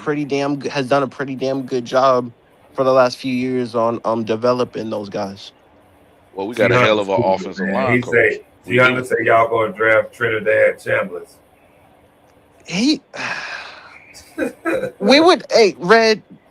Thing about Trinidad is we would be going through the same shit, talking about he's small. This Exactly. Exactly. The he's small. different And, the difference Yeah. between the two, he's a better thrower on the run, I think, than Bryce is right now. yeah, he's more athletic But than Gonna Bryce. make something happen. Yeah. other than that, I mean, you're not. It is basically hustling backwards. Like, why Right. would you even go down there on that route? Why would you even go back down that rabbit hole again? Because Well, literally, all these motherfuckers say is Mice Young, bruh. Like, well, and we be going through the same shit. We would he we was would coming from. we Of be going course, through That's the a same good shit. name, Mike Young. And again, we be going through the same shit. And I ask people all the well, time, how fucking tall are you? Mike, Because if you're yeah, because if you're I'm, not because if you're smaller than Bryce Young, you're the Mice, bruh. Ready, you But should have see, of told here's me the that. thing I- about it. It's You not told me just that. his height, but it's also bruh's stature. his stature. You know what I'm saying? yeah, It's the yeah. fact that he looks like an average Joe out there. It would have been different. See, that's the problem that I won't give a fuck if the nigga was 5'9" and 3/8 if he was a freak of Right, nature athlete like an Allen Iverson right. or like even count that little boy up that Minnesota, that little big head boy. Even if he Yeah, had that kind of athleticism, when you yeah. are a normal height, you have to Right. have freakish athleticism to allow That's you to true. compete against athletes that's taller than you. That's That's true. just common sense. I But mean, just like Pop say, yeah. common But sense. Jack Hunter, I don't think they could have gone back in the draft and got another running back because they took Derek Brooks in the I mean, not Derek Brooks, Jonathan Jonathan Brooks. Brooks in the And second and round. again and this is how I feel about They got to see what they Chuba got with him. Hubbard and literally we had this bloody. We had damn near a 3.5 hour argument about Jonathan Brooks' Well, who? potential and Chuba Hubbard. I was on a Panther podcast and we had damn near a 3 hour 3 hours argument. talking about that? Fuck y'all Yeah. arguing about that shit for 3 hours. There's nothing to argue about. Well, Well, I I mean, forgot people. we got a lot of. Continue, Freddie. My fault. Well, what I said and what I stand on is Chuba's just a solid running back. To me, he's an RB2. Oh, I And know you talking about. Go ahead. and and Carolina drafted Jonathan Brooks to be his In the replacement. second round. And Well, and apparently people got mad at it as if we're shitting on Chuba. Nobody's shitting on Chuba. We said what we bro, said because And bro, that you was the gotta plan. understand. That's obvious. And you gotta understand our community when you don't when you sit there and I ain't gonna say downplay, but when you speak the obvious about certain players that people like in their mind, you're shitting on. right. They don't have sense enough to understand that what you're speaking is the obvious. He's an average running back. There's nothing I Yeah. wrong with that. mean, He's an average running back. he's an The average other running guy back. has more.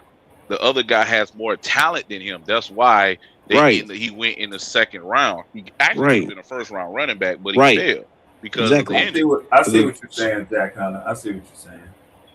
You know what I'm saying? So yeah, it's not shitting on the dude. It's just speaking facts. But But to me, it ain't no bloody, 3 hour conversation. I don't know what the fuck bloody. wrong with I'm that. not gonna lie. In the draft this season, I wanted us to go big or go home, and I felt like the running back position would have been something that would have helped us.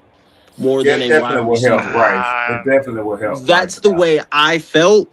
And it was in the two running backs I was looking at were the two Notre Dame running backs. If we wasn't going to go for Jeremiah Love and go swing big, because I feel like that's a drop your nuts type of move right there. Jumping that's when on y'all and trying actually to. start. That's when y'all actually start putting the league on notice. Right. Y'all better watch out for See what I'm Carolina. saying? So It's when Rico was that running wild. because like I'm saying Jeremiah Love in that backfield with our offensive line, shit. Yeah.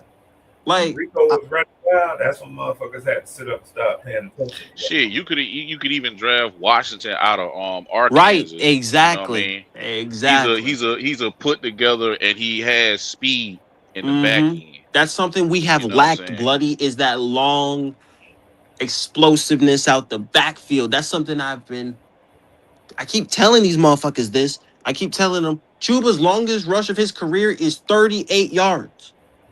Damn, man, you 38. sound like Tri-State, because that's the same shit he say. It bothers me how people are like 3.8 yards a carry is average. Like, are we trying to win? 3.8? Yes. No, bruh. I'm BG with you, dog. A lot of people on our side, they don't give a fuck about winning. They just care about the players they care about. They really don't give a fuck about winning. See, like, They don't. and again, like that's the way my mind was going. I was like, if we want to drop your nuts type of move, or in free agency, I would have went to go Kenneth Walker. I'm just gonna keep it a buck.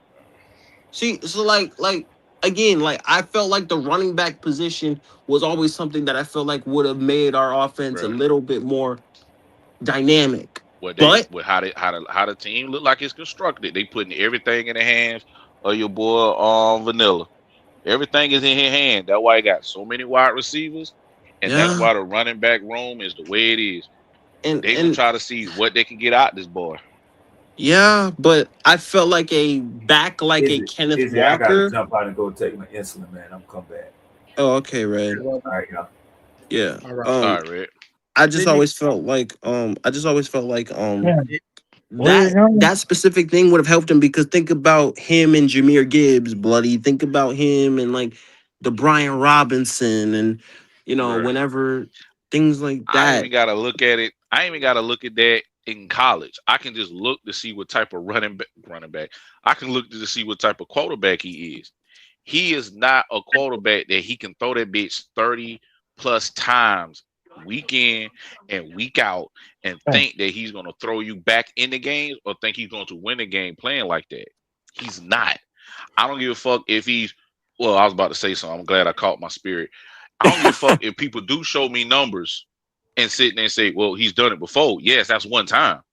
I mean, yeah, you can sit there and fuck this girl once, but shit, that's just one time you can't fuck her again. And that's the same thing. My fault. That's the same thing they try to use with Chuba and say that he's 1,000-yard back. Yeah, one time. They was like, it don't matter. He's 1,000-yard back. I'm like, bro. My fault about that, isn't. Yeah, bro. but you see what I'm saying? Like, Bloody. Our running backs are trash, GR. I mean, and again, I'm not going down that road with that man right now because I'm having real conversation. I don't feel like the whole trolling thing right now. Yeah, I don't either. And again, I've always felt like a running back. I know he about to come up here just to sit there and fuck with me, so he might as well bring his monkey ass on up here. That's how I always felt with Bryce Young. I felt like another receiver was not the move. I felt like a running back was more would have helped him, because I was telling these people I was telling the motherfuckers by like free agency. I was telling them like, could you imagine a Kenneth Walker with Bryce Young? It would be a little bit better for him. Trying to tell these motherfuckers, bro, like in their mind, he is an unlocked quarterback that is elite. And in I their want mind, this dude is one of those other quarterbacks that's basically being talked about in the league. That's how they view him. Because of the Rams game, because of the Falcon game, because a couple of games to where he played like a starting quarterback, and the fact that Rico was running and then he threw behind Rico running and his numbers start to come up. That's what they think. I get it. I get it. But to be honest, it don't make sense because they act like you don't see the 3 and outs, the dirt balls, the overthrows, to just throw this shit out of bounds. You act like 54 yards ain't fucking happen because the Seahawks sit there and put man covers on our fucking receivers in the second half, and this nigga just checked the shit down because he was nervous on throwing that shit down the field. Like, you gotta factor that shit in too. Why? Because that shit happened. It's part of his career. Part of the season. I say what y'all want. I say what I want to say. Y'all I'm rough. You know, y'all should have paid Rico. Paying 2 running backs real bread is diabolical. Oh. paying 2 running backs real bread is diabolical. Y'all fuck no, we ain't doing that shit. That's crazy. Hold up. You can't do that because let me tell you what you're trying to do. You're trying to make it seem like these dudes is getting paid 20, 30 quarterback money. Running back, running back is the cheapest position damn near on the field. If you're putting damn near $50 million to your running back, that ain't smart. Because we don't even know what Elvin Kamara gonna be next year. Even if they cut Elvin Kamara, they're gonna have to eat dead money. So, but wait a minute, Izzy. Isn't Trevor Etienne the like a top 5 highest paid running back? Yeah, right. Yeah, running backs don't make that much. He getting 12 mil. How much is Alvin getting? Listen to what I'm saying, bro. 12 mil don't eat up the cap. Like if you got to pay a cornerback, like a wide receiver, you know what I'm saying? Wide receivers making like at least 30 mil. You know what I'm saying? A quarterback, which was 28 up is Derek Carr. That's he off the books for that 30 million next year. So Alvin Kamara might not even be that next year. He might retire after he win a Super Bowl. I'm saying, Izzy, right now, the way that team's constructed, paying two, he may leave, y'all. I see that happening. No, he can't. 2 fucking running backs for goddamn paying 2 running backs real bread. First off, Rico, he did that shit. I kept trying to tell people, Rico don't play like that. Rico did that shit last year and exploded because he was trying to get a contract. He was on a 1-year deal. He was gonna want more money than what we was paying Chuba. Yes. Why? Because he was more productive with Chuba, and he feels as though he fits the scheme better than Chuba. And also, I don't even think that nigga wanted to resign anyway because once we started running him, he got hurt. Once he started getting a little bit better, they took the ball out of bruh's hands. You can see it on his face. Right. He knew for a fact like we wasn't gonna keep bruh. Oh yeah, because we wasn't gonna keep him. How much we paying? Got Brooks. And again, are we paying Chuba like 8 to 10 mil? He's not getting that type of money. Yeah, nah, we're not doing that. We weren't gonna pay him more than we were gonna pay. They was gonna pay him more than we were paying True, but that's not gonna happen. Especially when you got a Jonathan Brooks, a 2nd-round pick that you still ain't seen what the fuck you got. So that's why they weren't gonna do it. Right. Because nobody because even me seeing this nigga South Carolina, I didn't expect that nigga to play like that. Nobody expected Rico to go off like that. That shit was an anomaly. He just went the fuck off. You know what I'm saying? So it helped the fuck out of us, and it showed what type of running back or running game that's needed for Bryce to be successful. But at the same token, people keep forgetting, even though nobody else noticed but us, if he did have Coca in the that shit on my tongue, if he did have Coca in the early part of the season, it would have kick-started the offense a little bit quicker than what it was, because he has chemistry with Coker. Not saying Coker's a number 1. Not saying Coker's better than Chris Godwin. Not saying none of that. Just sitting there and saying that him and Coker has good chemistry. That would have also helped out the offense because he was building chemistry with Ted. That's it. That is a true statement. That's a true fact. Because all of our wide receivers are 6'3" and above, and they all have different skill sets. I feel like going into camp bloody. It's Mullins. It's Mullins' thing to lose. I know. It is. So This is a checkmate year for him, and it's a checkmate year for Bryce too. Oh, checkmate for sure. For both of them. You know what I'm saying? Because bro going into his 3rd year, they get to see exactly how much he improved and where he's at. Bryce in his I'm contract like year. this, yes. Bruh's from my state. He's a home state kid, and I would like for him to be a Panther for life. But if the shit don't happen, excuse me again, if the shit don't happen, then It's on him. you know Did it's y'all on see him. the But Saints media day behind the scenes? No, I didn't see it. he's Y'all still go in the ahead. NFL. So no, my fault, Easy. Oh, you You good, know bro? he's I was still in the NFL. Word. He's still in the NFL, so he's still gonna be able to do what he need to do. I just want him to be a Panther because he's from the state. That's it. Right. But then here's the next thing: Mm. if he don't, and if they move on from him, cool. That boy that everybody loving over there, they gonna be on his ass because everybody's sitting there and kissing at the nigga feet like he's the next coming of Terrell McMillan. He better hit. I mean, if he hit, you know, I'm saying he better hit because they loving this nigga like he automatically is gonna be number 2. Hell, he may even be the new number 1. How they talk? who said So, one? I don't know what, bro. He's 6'5". The man run a 4.2. Hell, they may be saying the man run a 3.9. I don't know by now, but the same. Are you He look hearing that good from in some camp. podcasts? What the fuck? Man, you know how people is on our side, bro. They, God damn it. at times. Well, But I mean, ooh, Jesus. that's a hell of a catch.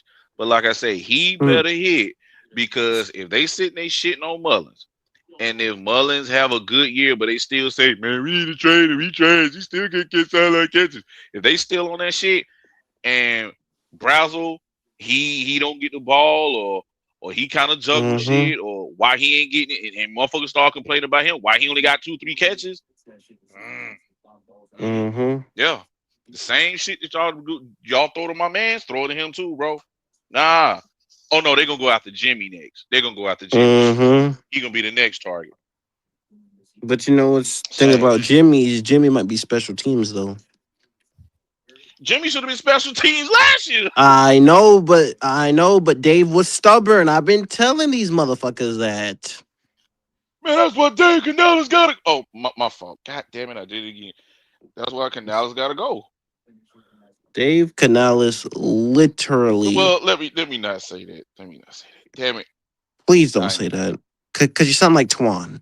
But shout out to Twan. I know, right? Shout out to Twan. But yeah, exactly who you sound like. I'm not saying get rid of him. I'm just saying that some things he did was very stubborn, and I think that was because he was trying to be head coach and play caller at the same time, and I don't think he can handle those two jobs at the same time.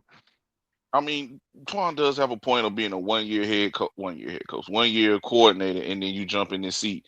That knowing you only been calling plays for 1 real year, that is nowhere near enough experience to actually call plays. So yes, it is a smart move for him to relinquish it. Yes. And hopefully Brad Izzy can implement Jimmy Horn just like in the slot or even in special teams with the special teams coach or something. Right. Just to utilize this kid. He has talent. He can be useful. He can. I mean, I ain't saying the nigga gonna go. I ain't saying he gonna go for 900 yards and 8 touchdowns. That's crazy. But he can be useful. He can light his ass up in the backfield, motion, do something. Right. Just have an exotic look with this wide receiver concepts. Because Canales is a wide receiver. He's a former wide receiver. So I don't know. But that's I'm just I mean, but that's my right now. Oh Jesus. I mean, but that's my take on on what I've seen from Dave, on what I saw from Dave Canales and the way that he does things. I thought it was he just couldn't handle being a head coach and a play caller at the same time. That is a lot to take on. I ain't gonna It damn sure is. So I think him just being head coach this time and getting to see the full team in its totality, I think that'll benefit us this season. Welcome back, AMZ. And I do. What's up, everybody? What's up, Zay? What's happening? Keep pounding, bro. Keep pounding. Yes, Hey, yo. Hey, with it on Goose. I was mouse on this motherfucking stage. What's up, on? What it do? Oh, there we go. Like security guard, this motherfucker. Motherfucker get out, he can throw him the fuck out. I only talk when that's probably how you sit like that. Shut he only talk when it's some bullshit, but if it's good, he gonna sit back and listen. Say Horn is all pro. I mean, Maybe all pro Madden, but they was just trolling. They were just trolling because they was talking about what Okay. Song was saying how fast bro is and everything like that. Bruh. Well, he was a burner. Let me use the right word. He's a burner. So He's a burner. I will say that game speed and combine speed are two different things. I know. Um, so But he can be a useful weapon. I mean, a Florida boy. That boy know how to play ball. for sure. Oh, for sure. But I just feel like I just think our team will improve this season. I know the schedule is, difficult, but I think that the team will I just think that the team will I think it grows with time, bloody, if that makes Shit. sense. To me, the schedule is the schedule. I'm not even worried about it no more because it is what it is. It's just the fact of when can we how fast can the chemistry mesh? Right. That's the question. And how Because like I hungry are said, those me boys Philly, actually? right? Because to me Philly, like I say, I don't really fear Philly. I don't really think Uh-uh. Philly is that same team that people think it is. Denver is a threat. I ain't gonna lie, but Mm-hmm. they was in a lot of close games last year. They were. And that's the kind of game we play. We just can't get down too far against a team like this. We Right. gotta stay close with them. We gotta I stay mean, the close good with thing a team about that like that. game is that we're at home. Right. I You know would what I'm saying? much A lot of rather. teams that we play, we can compete with. It's just the fact of the chemistry meshing. Right. Yeah, That's the that's right. thing. That's my thing. I think by week 9, hopefully the chemistry would have meshed because we played Denver week 9. Week 9, shit. That honestly, chemistry need to start quick. It does. It You're need to right. start quick Because because, because like I bloody, say, the game before mm-hmm, that, right, is the Thursday night game in Lambeau mm-hmm. against the Packers, and then we have the 10 days, and then we play Denver. Shit, man, that need to click week 1. For I real, agree. for real. Oh, I agree. Because Mr. Swarm always say, and we know, bruh start slow, Yes, which means the team starts slow. and we We can't can't keep have having that. that shit. No, Nah, that shit cannot keep repeating itself. no, it cannot. All that Hold up and on, down fellas. I'll be shit, right man. back. Old lady when we get off real quick. Uh, I just think that, and you're right, bloody. That cannot happen. no. We have got to Mm-mm. make sure that we start fast and ready to go, and that this team is healthy. Holy shit! I mean, like that's a big thing too. I feel like for this as well is that they got to be healthy. So, I mean, if this gonna be the team that everybody, like I keep saying, if this gonna be the team everybody think it is, and gonna do what everybody say it's gonna do, they gotta start fast week 1. It can't be no Yes. chugging and down Nope. 0-2, and then you start a bit. You got 3 Fuck no. primetime games. One is in within them 4 weeks, and you Yep. got the Lions coming in. Yeah. Then after that, you got Murderous Row after the week 5 break. Mm-hmm. So, like I say, 3-1. I got it. You got to be at least 3-1. 2-2 is the flow. Right. You got to at least be 2-2 going into that bye. Because if Yeah. not, yeah, you're gonna be playing catch up. 3-1 is And, 3-1 is what, if this team's gonna be who we think it is, we got to be at least 3-1. It 4-0 is the 4-0 is the ultimate goal, but 3-1, we take 3-1. Two and because two, and you're right. 2-2 is the floor. I won't like 2-2, but I'll be a little bit more less uneasy about 2-2. Hey, I'll be back in a well, little bit, fellas. I'll still be in the chat though. I won't like two and all right. two because it depends on who the two is. Well, for me, I would take Atlanta and Detroit. You got to at least get one in your conference in your division. Yes, And then the only reason why I say the Detroit game is because because it's Detroit is Sunday night. better than Chicago. They're better. I feel as though they're better than Chicago, but at the same time, primetime games mean a lot to me because all eyes are on you. That's true. For you to be the team that the NFL is going to be talking about and for the league is going to sit there and respect, You got to be able to play when the lights is the brightest. Yeah, for sure. Now I understand they're gonna say, well, the lights was bright when we played the Rams. Listen, we was at home. We played the Rams. He knew they already had the game plan on the Rams because they played them the first time. So that's why we was able to compete with them. But we still got down in that damn game. We did. Because I rewatched that damn game. Yeah, we cannot do that against the Lions because those motherfuckers, they get up on you, they fuck around and it's a track meet, and we ain't gonna beat them in a track meet. We're not beating them in a track meet. And that's why, excuse me again, excuse me. That's why even with the Bengal game, if he's healthy, I worry about that too because that's gonna be a track meet as well. It's gonna be a track meet, but we gotta stay ahead of that track meet. I'll be G with you. Bryce is not good of a QB to be in no track meet with no Joe Burrow, bro. I just don't see it. The only way that can happen is just like how we did with the Rams, and the defense have to sit there and get either turnovers or they're gonna have to put an extra point on the board. I think that's the pressure. Burrow's gonna I think pressure shit. is gonna have to be key for both those matchups. The interior pressure is something I want to add for Joe Burrow specifically. No. I take that back. Not fucking Joe Burrow, but fucking Jared Goff because he didn't play well. Jared Goff did not play well outdoors. Well, we just got to be able to get him off platform. That's because he's a pocket passer. So that's when your man Phillips got to be at his height and get this nigga off his platform. And Scorton got to clean it up.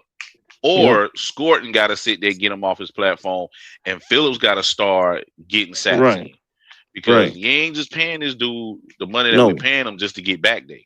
Nope. No.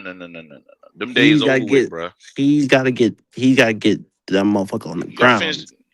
You got to finish the job. Like, got to finish the job. No. You paid that books now, bro. Finish the job, bro. See, this is why I'm hard on players. Right. Because, number one, you're in the league.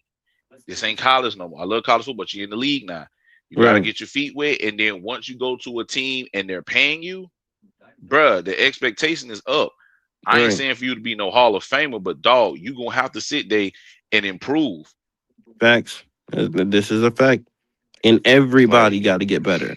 And this is everybody. You know Devin Lloyd is going to have to be that guy in the middle. And see, the thing is, I'm not even concerned about the defense, even though the defense may be concerning because you just don't know what'll happen until it actually happens.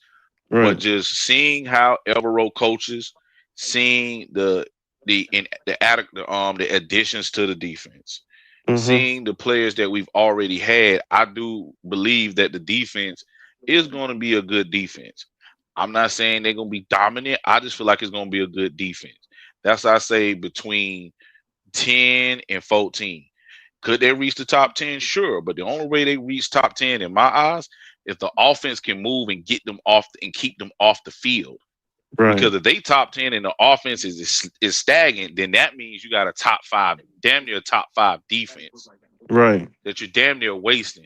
And then you're going to get to the conversation of we looking like Houston with a defense that's really getting turnovers, making tackles in space, and making you earn everything. But then the offense that's sitting here doing all this damn chugging shit.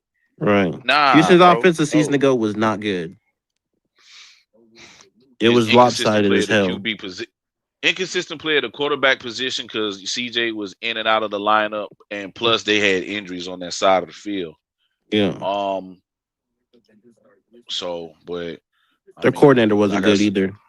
But you know, I digress. They gotta scrape some shit out. But I mean,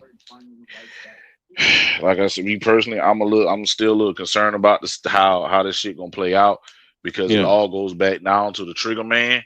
Yes. August is when we really gonna see exactly what I ain't gonna say what we have, but we'll see a glimpse of what some of those guys look like. Right. I just don't need none of these motherfuckers playing scared out there. No. They got to come ready. No, hell no. They got to come ready for war because it's about that time. because Chicago come into this building, come into our house, and we got to protect Chicago, bro. Like, I'm our house. What's up? Like, that nigga overrated, bro. I'm sorry, that Kalen Williams shit. Like, if anybody watch football, just like the nigga plays so much hero ball, and unless you got defense that just gonna clamp down, number one defense, they got a lot of takeaways last year. 39 led the league. Bro, that shit not gonna work at the highest level, bro. And you see Patrick Mahomes, I don't like to try to emulate Patrick Mahomes when he do it, but like Bloody said, that's what I agree with him 100% is certain motherfuckers can't do that at the highest level. You can't do it. Like his accuracy is terrible. His shit is more risky, bro, than actually completing that shit, bro. Yes, it's true. You said do the Texans. The fuck? No, I just bet easy on they smacking like a motherfucker. That shit funny. But Texas fan, bro. The thing is I be trying to mention that on my side, but people they don't want to accept it because they look at they look at the from Mullins. Well, nah, I ain't from Mullins. I'm from the Met, but they don't want to accept it because bro, he makes those hero ball throws. Right. The fact that he hit on, the fact that they see the ones that he hit on. Let me just say they don't see the one that he missed. Exactly. Just like I keep trying to tell motherfuckers, that Rams game was close. That game shouldn't have went to overtime if he would have played competent quarterback football. Right. If he would have just played, if he would have they played conservative, took what the play was designed to do, and stopped trying to sit there and just heave shit just to make the Hail Mary play and look pretty, they would have got rid of the damn Rams and they would have played the Seahawks. And I'm not gonna lie, Bloody. That Packers game, you watch that Packers game. There's no reason, zero, why that game was 27-3. There was no reason for that. Yeah, and they there was no reason for that. That's why I call the Packers pretenders, bro. Even about the Texans, I can't do. Let me just read his question. Even about the Texans, and you see, it kind of made the analogy about it. How the Texans had probably the best defense in the fucking NFL, giving up only 17 points per game. But definitely, if your offense can't push that ball, he got exposed. Nico Collins didn't play that game, he had a concussion, but it still showed you that they weren't really pushing that bitch when they played Pitt. They got away with a lot of shit, and dude made a lot of mistakes. But if you can't get down the field and push the ball, that's why I say, like, I would rather have a more explosive offense and a mid to good defense. You see it more like that with that in NFL history. Then you got a number one defense, and your offense is just not that good. Like, I don't think you really know getting far if you ain't got a wide receiver too. Well, now Izzy, as the saying goes, defense wins championships. They can say that all they want, but let me tell you this: if they don't have JSN and Seattle, they not winning shit. And I can guarantee their defense won them that. I don't know what you're talking about. No, listen to what I'm saying.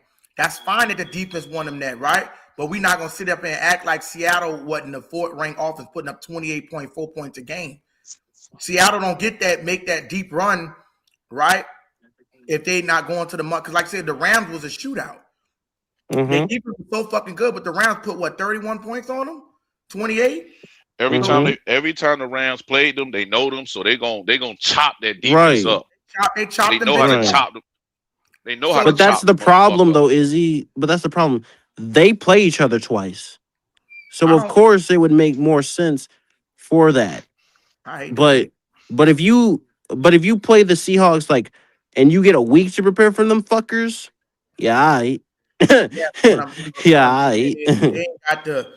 got to have it to complement. What I'm saying is you got to have it. I'm not the type of motherfucker that say you don't need a defense. You do need a defense, bro.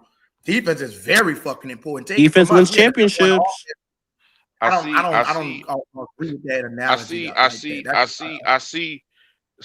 I know where Izzy, coming from with his analysis and stuff like that.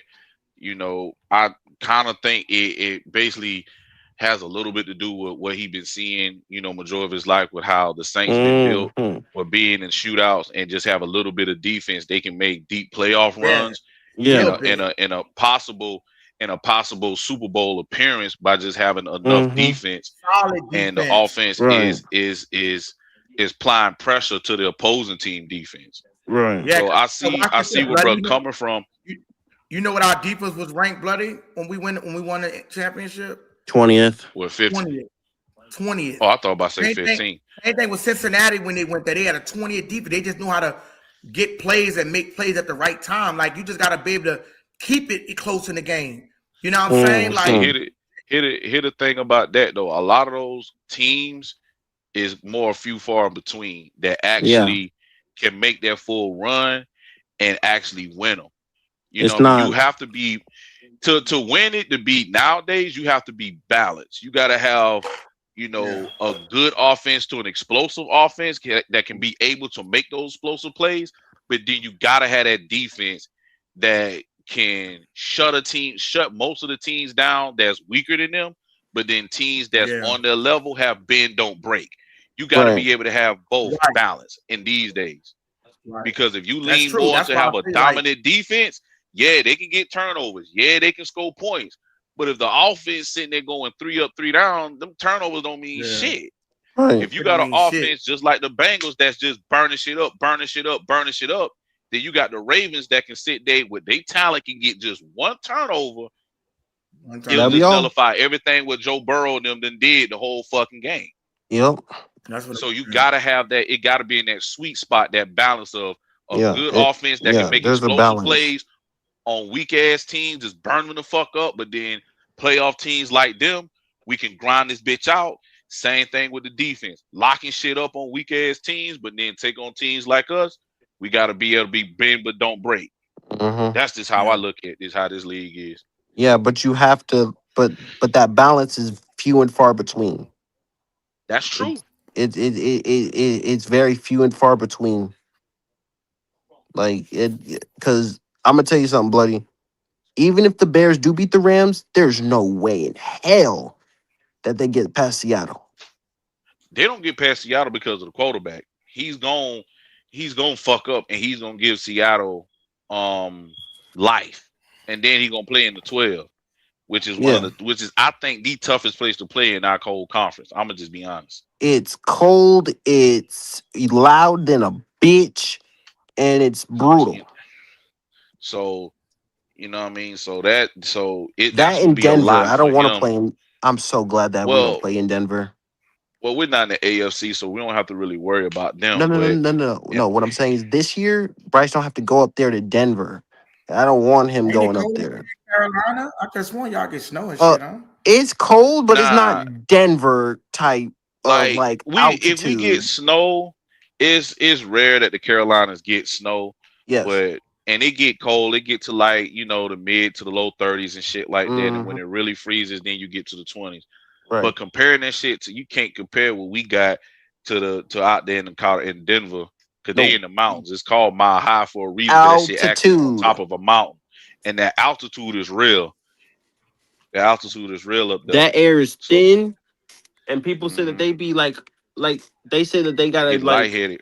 Right. They get lightheaded, and then they gotta like constantly drink like water. I think like constantly try to because that air is so thin up there. And people say that's one of the most brutal places to play because of the altitude. It's hard to breathe, and then you sitting there, you battling, and I know people don't think this shit matters, but that wind blows different when you're up above sea level because they're the highest above sea level. That wind blows different up there, so you got to have an arm when you play in certain divisions. In the AFC West, playing in Kansas City, playing in Denver. You got to have a certain arm. Playing in the NFC North and the AFC East, you got to have a certain arm. To play in Chicago, to sit there and push that shit in Green Bay. Ooh, like rough. It's rough. You know, it's rough. But for to make the Super Bowl for any team, you got to go to either through Chicago to do it or Seattle. Well, let me not even say Chicago. Seattle probably got to go to LA if LA don't come to you. San Fran is hit and miss. It's hit and miss. Yeah, they are very hit and miss. I'm not gonna lie, bloody. Not Seattle. The Rams terrify me. Playing that fucking team, Let me say something about Rams the don't really. Rams. They don't. The second time around, playing them this time, bloody. Real quick, I don't buddy. know. Let me say this right quick. I don't mean to cut y'all off. I just want to say about the Rams. The Rams has been one of our rivals for the longest, right? The Rams, we gotta really be honest with the Rams, right? Even when they had Aaron Donald, he had motherfuckers telling them they're gonna win 4, 5. They had motherfuckers telling them they gonna win 5 Super Bowls, and they only managed to get one. And they wouldn't even got. Let's be honest, they wouldn't even won that shit if the dude who didn't Logan. They talking about Logan Wilson was holding the back of the end zone. They really sold that shit on 4th and 4 and gave them a fresh set of down. The Bengals really had them beat. Let's be 100% honest with that rigged ass shit, But they, even when they was going through that playoff run, they was not blowing motherfuckers out on the monstrous run. They was just on some shit where, what I'm saying, they was playing competitive football, but the Rams was never really a juggernaut like how people trying to make them out to be. They just not. Even with they get Myles Garrett, they don't scare me. I'm just saying that 80, you talking about 80 going to the Pelicans? I don't think that shit. I don't think he's coming back. Remember he said fuck the farewell tour. I don't know about that one. But honestly, go ahead, bloody. You was wanting to respond to me on that. Go ahead about the Rams. Fuck the Rams, man. Playing them again, I'm like, I don't know. Going to LA is something that I don't. Ugh. I mean, to me, they're a totally different team than what they was last year, just because of not only Myles Garrett, but because of McDuffie. So you're not going to be able to take advantage of the secondary on that side or in certain areas like we would be able to before. That's one thing you have to take into consideration. Wait. I don't mean to cut you off, but I apologize. Go ahead, bro. I'm gonna be honest with you, bro. Trent Duffy is so overrated. When I look at his cover grade, I like this. That's my favorite stat for a cornerback is their cover grade. And when I seen his shit was a 72, just like Alontae Taylor, like a lot of people do good shit because of the intangibles. They might be in certain spots on good downs. That's how they sometimes might get great on. They might do a play here. But if we want to be honest, I think if you isolate him, put him on an island, bro, he really cannot cover like that. That's why I don't understand like how it was so much noise around this nigga. He was no different than Alontae Taylor. He might have had a couple picks, but I'm saying we being honest, that dude wasn't no shutdown fucking. Like I would be more afraid. I mean, he is a 2-time All-Pro. Bro, they be giving that shit out too. Because if you want to be honest, let's just be honest, bro. Hold up. If you want to be honest, bro, J.C. Horn is a better cornerback than him. You see what I'm saying? Fuck the All-Pro. Because if you look at it, bro, had a way higher cover grade when he was defending. Go ahead. Y'all talk. I'm gonna look up his pass rating aloud too. Let me go look at it. Okay. That dude overrated. Now, from a talent perspective, I can't agree that I believe J.C. Horn is a better talented a talented player than him and probably cornerback than him. Yeah. I mean, McDuffie did have good players, on that Chiefs team, and they did play as a cohesive unit. But McDuffie did make a lot of key interceptions on that side when they did throw his way, and he do make a lot of key plays. I can't take that away from him. Now, until he showed me otherwise from what he showed me in Kansas City, I have to give bro that respect. That's just how I feel you. The reason I can't is because, and I agree with Rasan on this one. He said they are really not no more shutdown corner. They don't. They not that. But look at this, bro. This dude had allowed a passer rating of 94. That's not good. That means when the motherfucker threw his way, this is why I be saying, bro, like when you throw his way, he not just no lockdown, like Cooper DeJean, right? And some people might disagree with this. But I'm saying, like when I heard like what KPP was saying about Cooper DeJean, his passer rate, his passer grade law is a 55, shutting down. You know what I'm saying? But what I'm saying, when you get the motherfuckers like allowing that passer rate, this is what happens when quarterbacks play him and they throw his way, right? This is not a good passer rate. Now it's not horrible, like 110, but it's not good. Like some of these cornerbacks just get way too much fucking credit. Now, does that go into like so basically the cover grade, that's basically saying like passes being completed on him, right? Mm-hmm. Yeah. But this is passer rating allowed, meaning Because meaning if when a quarterback is throwing the ball, when the quarterback has that pass when he's strictly targeting this receiver on his side, when a quarterback is throwing this side per game, this is his quarterback rating. He allows a 94.7. They highlight, like you said, Bloody, when he makes some good key plays. That's fine. You can make, because it's kind of like going into, let me tell you what it goes into. It's going into if he made a key play, maybe to stop it or win the game. But that's like almost some luck shit, because if that game go a different way by a coin flip, you're not just locking shit down. Now he could have catches, made in front of him, curl routes, comeback routes, stuff like that, and he probably don't give up a lot of yards because he can give up catches, but just not a lot of yards, especially in the field of play. He probably have some maybe good pass breakups as well too, because if he get tried a lot, you're going to get some pass breakups. Mm-hmm. So him being a lockdown, I don't see him as a lockdown. Look at JC Horn. Look at JC Horn shit. Now this, and I'm not even saying it's the Dick Ride Carolina. This is a good cover grade, only allowing pass rating of 72. That means they playing below average. This is what I go by. This is why I say the difference with JC Horn is bruh actually he plays the ball. He covered the man, but he played the ball. So that means anytime you catch it, he's punching that shit out.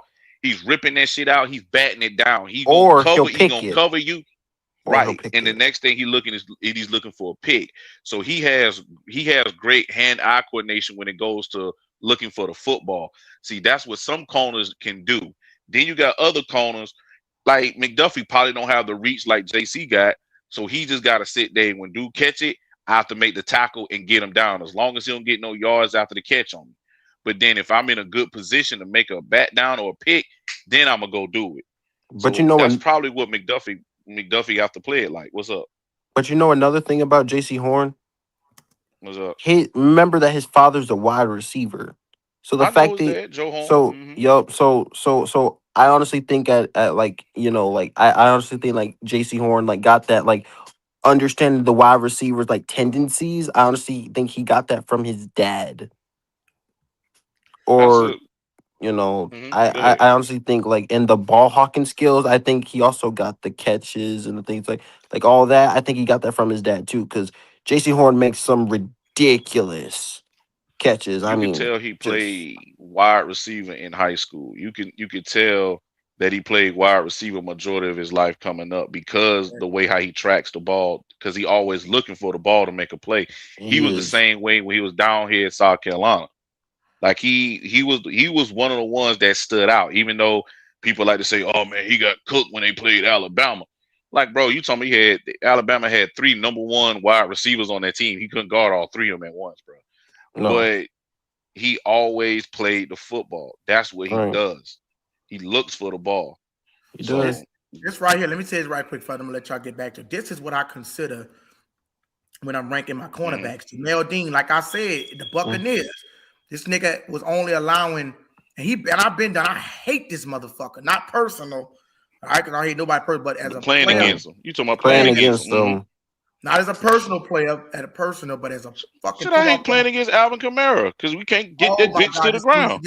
So much oh my god, man! I hate that bitch. Got on my nerves, and that's why I say Tampa. People are Tampa. You see how hard this is to replace. The nigga was number 1 in passer rating allowed, meaning when a quarterback is throwing his fucking way, the average out to he have a horrible fucking game. So then you got James Pierre. Now, James Pierre, a lot of people know about him. Now, this is kind of, I'm not going to really count him as number 2 because he's a backup. So when he coming in, he don't get as many targets. So if you play a full thing, he might get torched. I'm just counting corners. Joey Porter for Pittsburgh. The corner, Dante Jackson for the Chargers. Quentin Mitchell, Eagles, Jerry Jones, Jaguars, Christian Gonzalez, Pat Surtain. So notice these guys. Now we know these guys like Christian Gonzalez when he knocked the motherfucking down in the Super Bowl, and Pat Surtain. But when you start talking about Trent McDuffie and all this shit, bro, Pat Surtain and them is good corners because this is what they allow. Like, this is, I don't think y'all understand how good that when you start allowing a 94, man, I'm like, what is they talking about with this Trent McDuffie? They be going mostly off, like he said, and like he might make a good play here too. Like, that's the same with Alontae Taylor. I'm like, people was going crazy over Alontae Taylor. I'm like, what the fuck are they talking about with Alontae Taylor? This dude cannot cover. What are y'all watching? And that's why I say I got to give credit where credit due. J.C. Horn is a better cornerback. He's really a top 5 corner. I go specifically on passer rate and allow and cover grade, which is really like the same thing. Because if I could put my product on the field and he can hold your quarterback to bad numbers when you throw it to him and put him on an island, that's the type of shit I'm talking about. Not no nigga that can make a play or here too, a splash or here too. Fuck that shit. You gonna lock a motherfucker down. Well, that sounds more like Trayvon Diggs than anything else. Fuck Trayvon Diggs because he is fucking trash. Trash. I just had to throw that out there. I know, but Trayvon Diggs is trash. The thing about, like I said, the thing about McDuffie, he probably is an undersized corner, probably like listed at maybe like what 5'11", so he probably about 5'10" So I don't think he got the wingspan to sit there and have an improved cover grade, but I do think he'll make.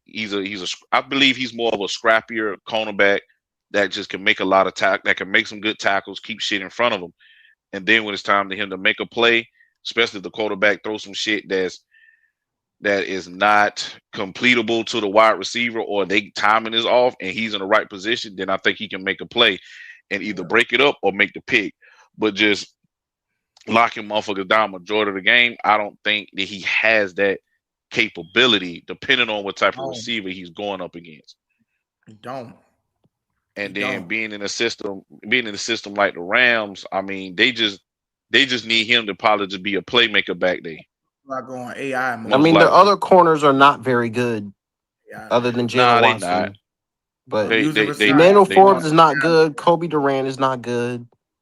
I know they got a dude from South Carolina State over there, and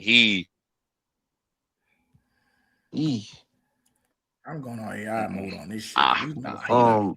Hey, look. I mean, congratulations to him making it out of the Berg, but man, no. He was like, man, no, fuck no.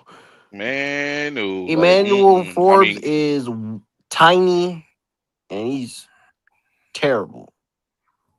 That dude gets cooked like nobody's business. And like I say, if you're gonna be tiny, only tiny corner that I respect is Brent Grimes, who used to play in the league. Yeah, man, that nigga. Brent Grimes is a dog because he had incredible vertical leap for motherfuckers. Oh my god, he did one of the coolest interceptions on Megatron, bro. Oh my god, that shit was insane. So that's what I'm saying. If you small like that, you gotta have freakish athleticism to make up for that size. That motherfucker Brent Grimes was something else, bro. That motherfucker Brent Grimes is a dog. So if you looking for if a quarterback is to me a 5'10" or 5'9" around that, if they ain't got no 42, 43 inch vert, and if they not running no less than a 4.37, I don't want them.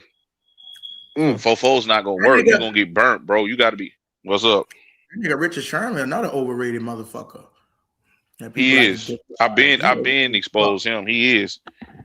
He's more of a lot. Now he a good corner, but he's not. He's more talk than he is bite. Yeah. You locking niggas down like Michael Crabtree and shit. Like, come on, bro. He was a good corner, but it's the fact that he played just one side of the field, and then you got other Hall of Famers in that back end on either side. So even though you don't get targeted a lot, shit, it's like where the fuck they gonna throw the football? Then plus they get rushed to hell from up front. Earl Thomas can play the middle of the field. Then you got Cam Chalmers ready to kill a tight end, ready to annihilate a tight end or a running back and anybody. Bobby Wagner doing the same thing. You had KJ Wright. I mean, you had Bruce Irvin on one side. You had, I forgot the other defensive end on the other side. Hell, a dude from my high school was a backup defensive tackle, Tony McDaniels. So, like, that team was loaded. That's why that's the best defense that Seattle ever put out. I mean, this defense was damn good. I'm gonna give them that. I'm gonna give it to them, but they ain't fucking with the Legion of Boom. But Fuck no. nah, Sherman, no. I'm not. I wouldn't put Sherman nowhere near close to the top. No, he's not even Hell better than no. Gilly Lock. Fuck am I talking about? He's definitely not better than Stephon Gilmore. Fuck no. Hell no, no, fuck no.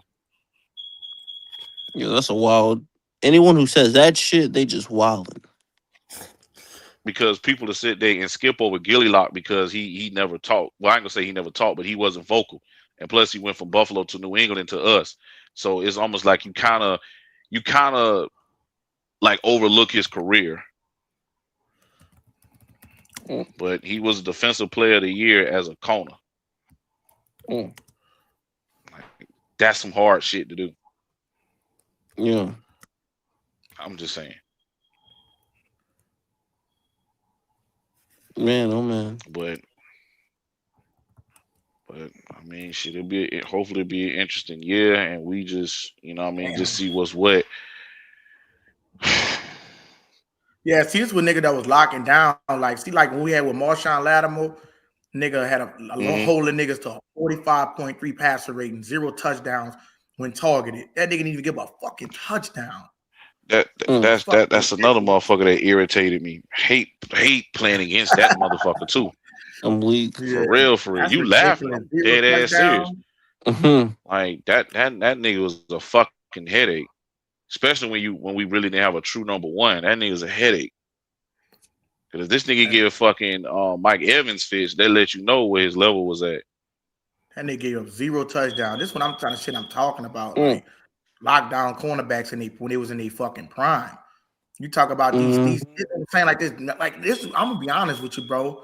This is what I grew a song with. Like, ain't no motherfucking DeVale Reeves Island and motherfucking what's the other motherfucking name? Josh Norman and all different kind of people. See, I gotta check people about Norman. Norman was a good corner, but he had one real dominant year, which was 2015, and it was a hell of a year. When he went to Washington, he was still solid, but he wasn't the same. Right. If he would have stayed with us, I think he would have stayed on that trajectory, and he would have been fighting for number 2, which is JC. But our best corner is Chris Gamble. It's not even close. That's a fact. Like when Marshawn Lattimore went to a scheme, they ran a lot of zone over there. So his passer rating, his completion percentage rate given up his cover grade went from a 71 to a 40 to like a 41. And so he's more of a zone corner. He's a man press. He's not no zone corner. He's a man press. So they really outplayed him out of position. Okay. I think I need 164. That's the opposite of what happened to my fault. Is go ahead and read, bro. 164. Hit the cash app. Hit the super chat, brother. Talking money. I think I need 164 a day. I don't know what we're talking about. I don't know either. He can give me 164 a day. Chat, y'all. Damn, we got that first we didn't get shit after that. Is that crazy? I think that's the difference of dudes blow their pocket out, huh? Fuck it. I think that's backwards of what happened to Nnamdi Asomugha, because when he was with the Raiders, he was in more of a zone scheme, and that's when he was ball hawking shit. But then when he ended up having to play man coverage over there in Philly, they found out bro wasn't as good as they thought he was. Well, and it happens. Some players are good in schemes. Right. Some players are good in schemes. Some players are just naturally just good. And there's nothing wrong with that. I mean, of course, they're gonna brag about it, and this is what it is. But that's just like I said, just it is what it is. Some guys who love to play cat coverage, they hate playing zone, and some guys who play cat coverage, they hate playing cover 2. They rather play cover 1 robber. Right. And if you want more man cover corners, you got to go to the SEC. Well, yeah, you got to go to the SEC because they play more man coverage in that conference than any other conference. Yeah, they do. And that's just facts. They play a lot of man, and if you're a good corner, you ain't gonna get beat. If you're a bad corner, you gonna get smoked, and it's just that simple. Well, you're gonna get beat, but it's just how you recover. Right. Because you always gonna get somebody gonna get you who got good feet, or they can just be able to just catch you slipping with a nice little create separation. It's easy to get caught like that. You get lurking in the backfield, or a motherfucker hit you with a nice little stop and go. Oh shit! Yup. Now you chasing. Now you got to catch up, and it's all how do you recover?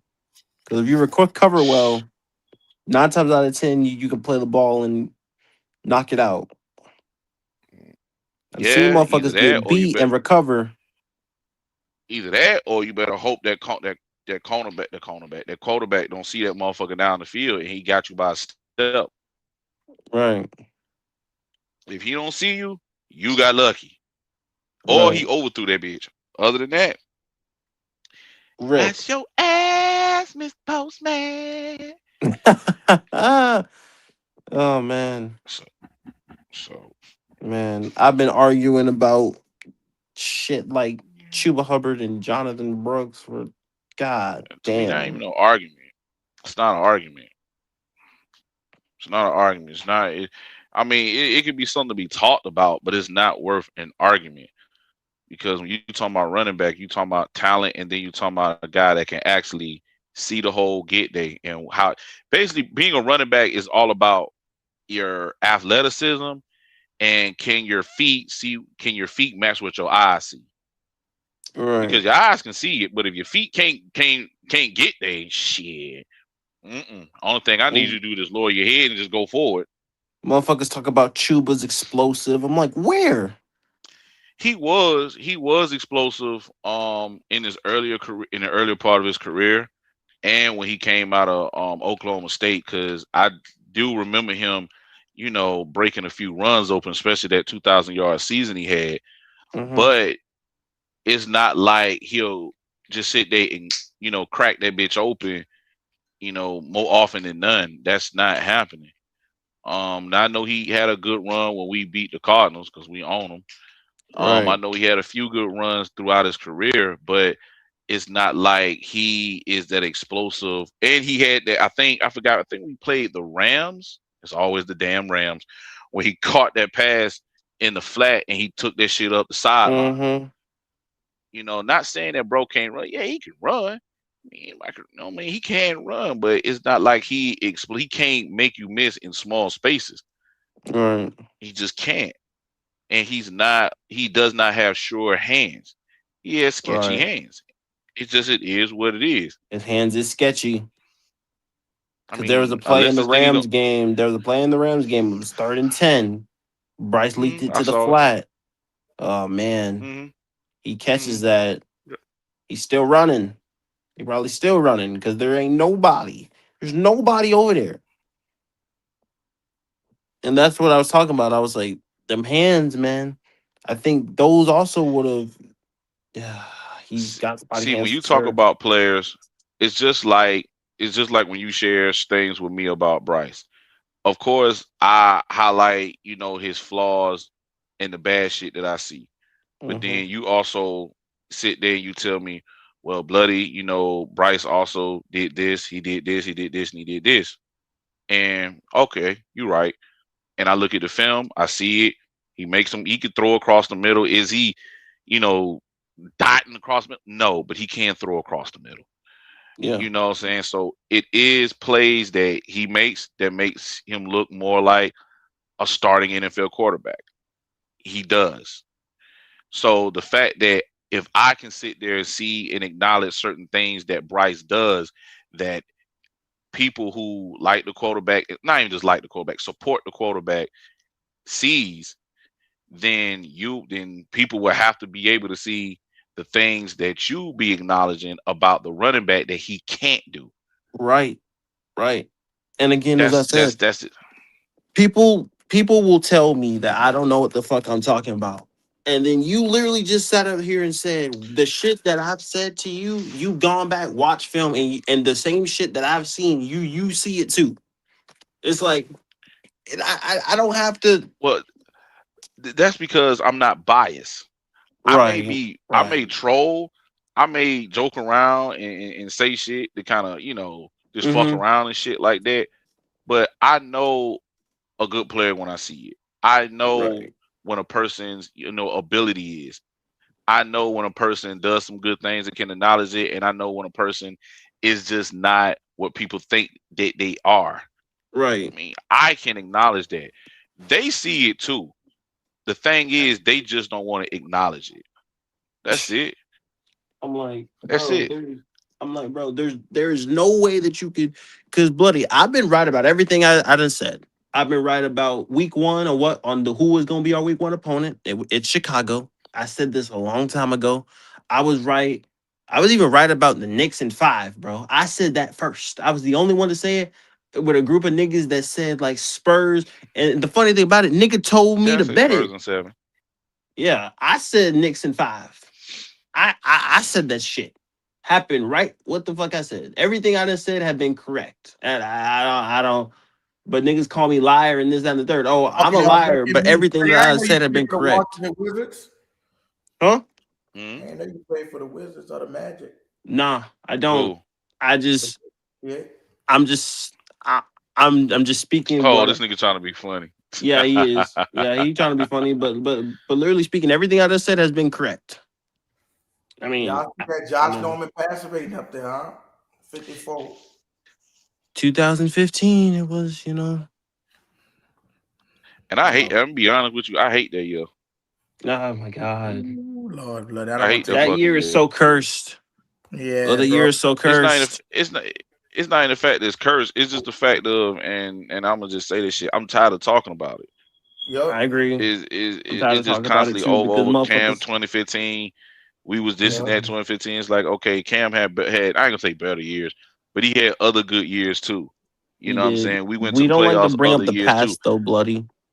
That's not something But that nah, Carolina we likes. love to bring up the past because everybody keep talking about that 2015 Cam, 2015 team. I'm tired of talking about that team. That team didn't win. But I just feel Yeah, like that's The y'all, who team. true. was y'all GM at that time when y'all who the one that the dumb motherfucker that decided to get away from Cam Newton? What you talking about? Nah, he was talking Oh, about, after Cam got injured after the 2018 Yeah. 2018. season. It was 2018. Yeah. That's Matt Hmm. Rule, who's a dumbass. Get a malpractice on him, bro. They fucked Matt over. Rule, No, but bro. But see, Matt Rule was the head coach. You talking about the GM was at the time. But I mean, Was it Scott? having Matt Rule, it probably was Scott Fitterer. But I Fuck Scott mean, Matt Fitterer Rule, too. I don't know exactly what that whole thing was about. Like I say, I do feel like Cam wasn't the same player after that shoulder. I know it, he still had to heal and everything like that. But the fact that he was a strong arm quarterback and the way how he threw that shit with that wind up, I mean, yeah, he still looked solid when he was with the Patriots. But even when he came back to us, I could see a change in him. His athleticism wasn't there no more. Even after that first game against the Cardinals, which we own the Cardinals, he looked pedestrian as fuck. Yeah, he He damn sure did. did. People don't want to acknowledge and remember that shit and act like that shit didn't happen in front of their eyes. But Cam looked like a shell of himself.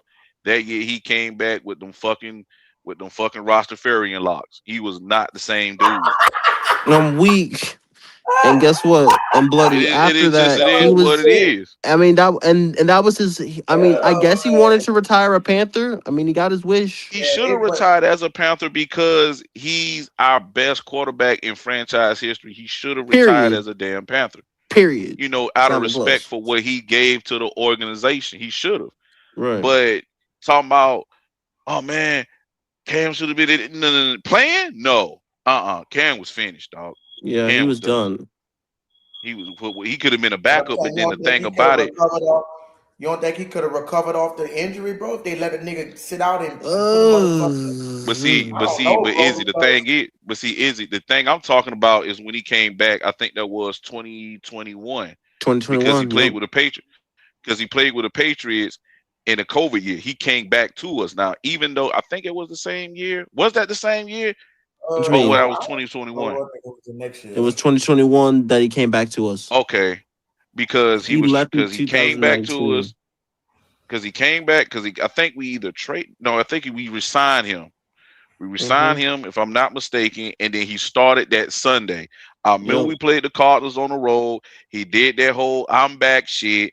He even did the dumbass knee slide that I did not like, and I say, see, this why I ain't want this motherfucker back on the But team. he did do It's a shit like 60-yard this. scamper, bro. That nigga took that bitch to the motherfucker took that bitch like 60 yards. I thought he was back.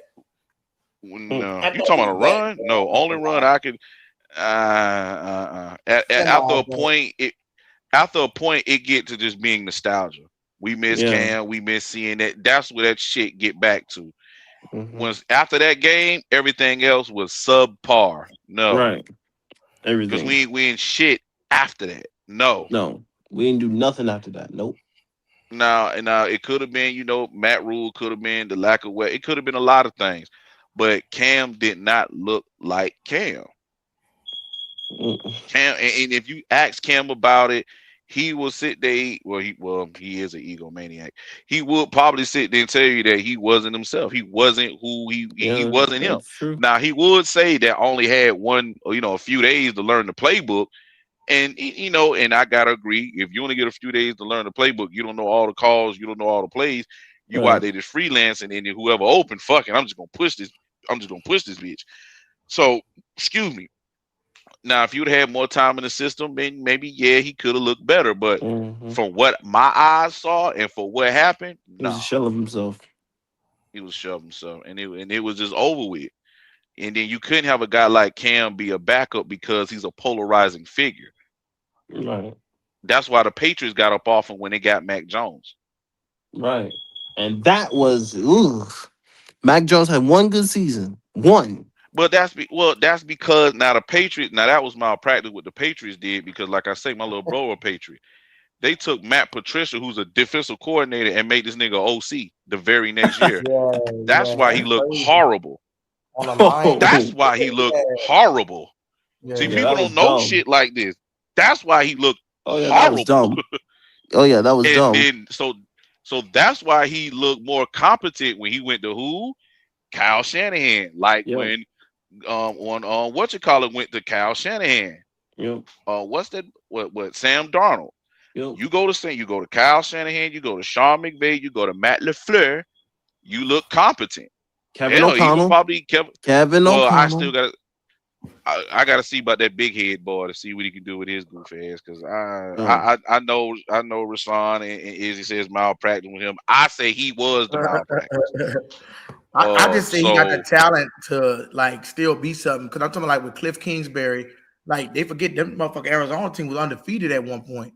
I just feel like the run around, they design better plays for the nigga. Like if he played for the Ravens or some shit, and they had that system tailor-made around him, that could look a whole lot different. Because that motherfucker was getting 800 yards on the ground. I think they try to make him more of a thrower than a motherfucking runner. Here's the thing about you say Clean Kingsbury, right?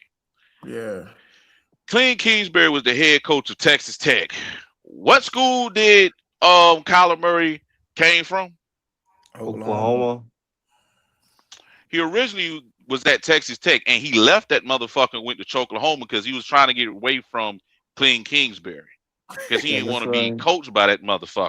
That's why he went to Oklahoma. Yes, that's the true story.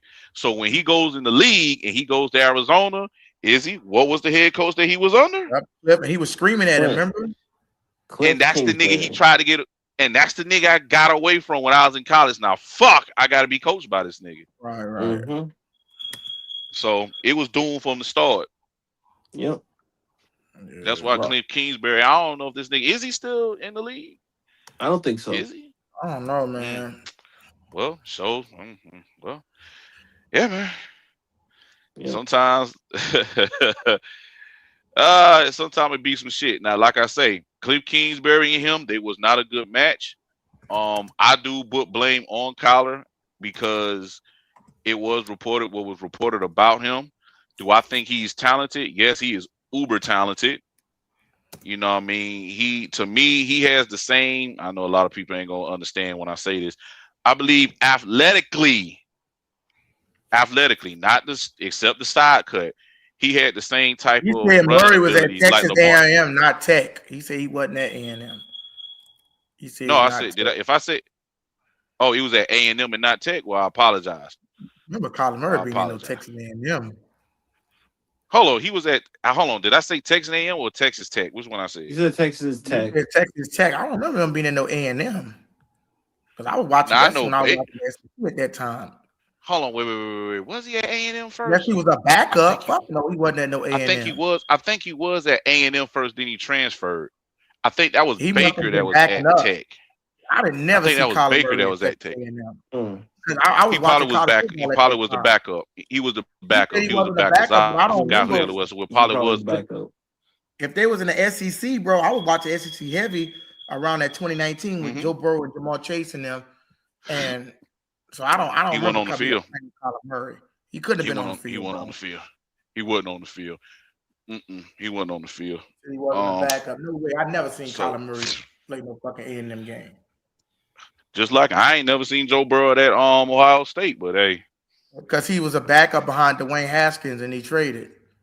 I mean, not Dwayne Haskins. I think it was no, you was right. You was right. Is it Dwayne Haskins?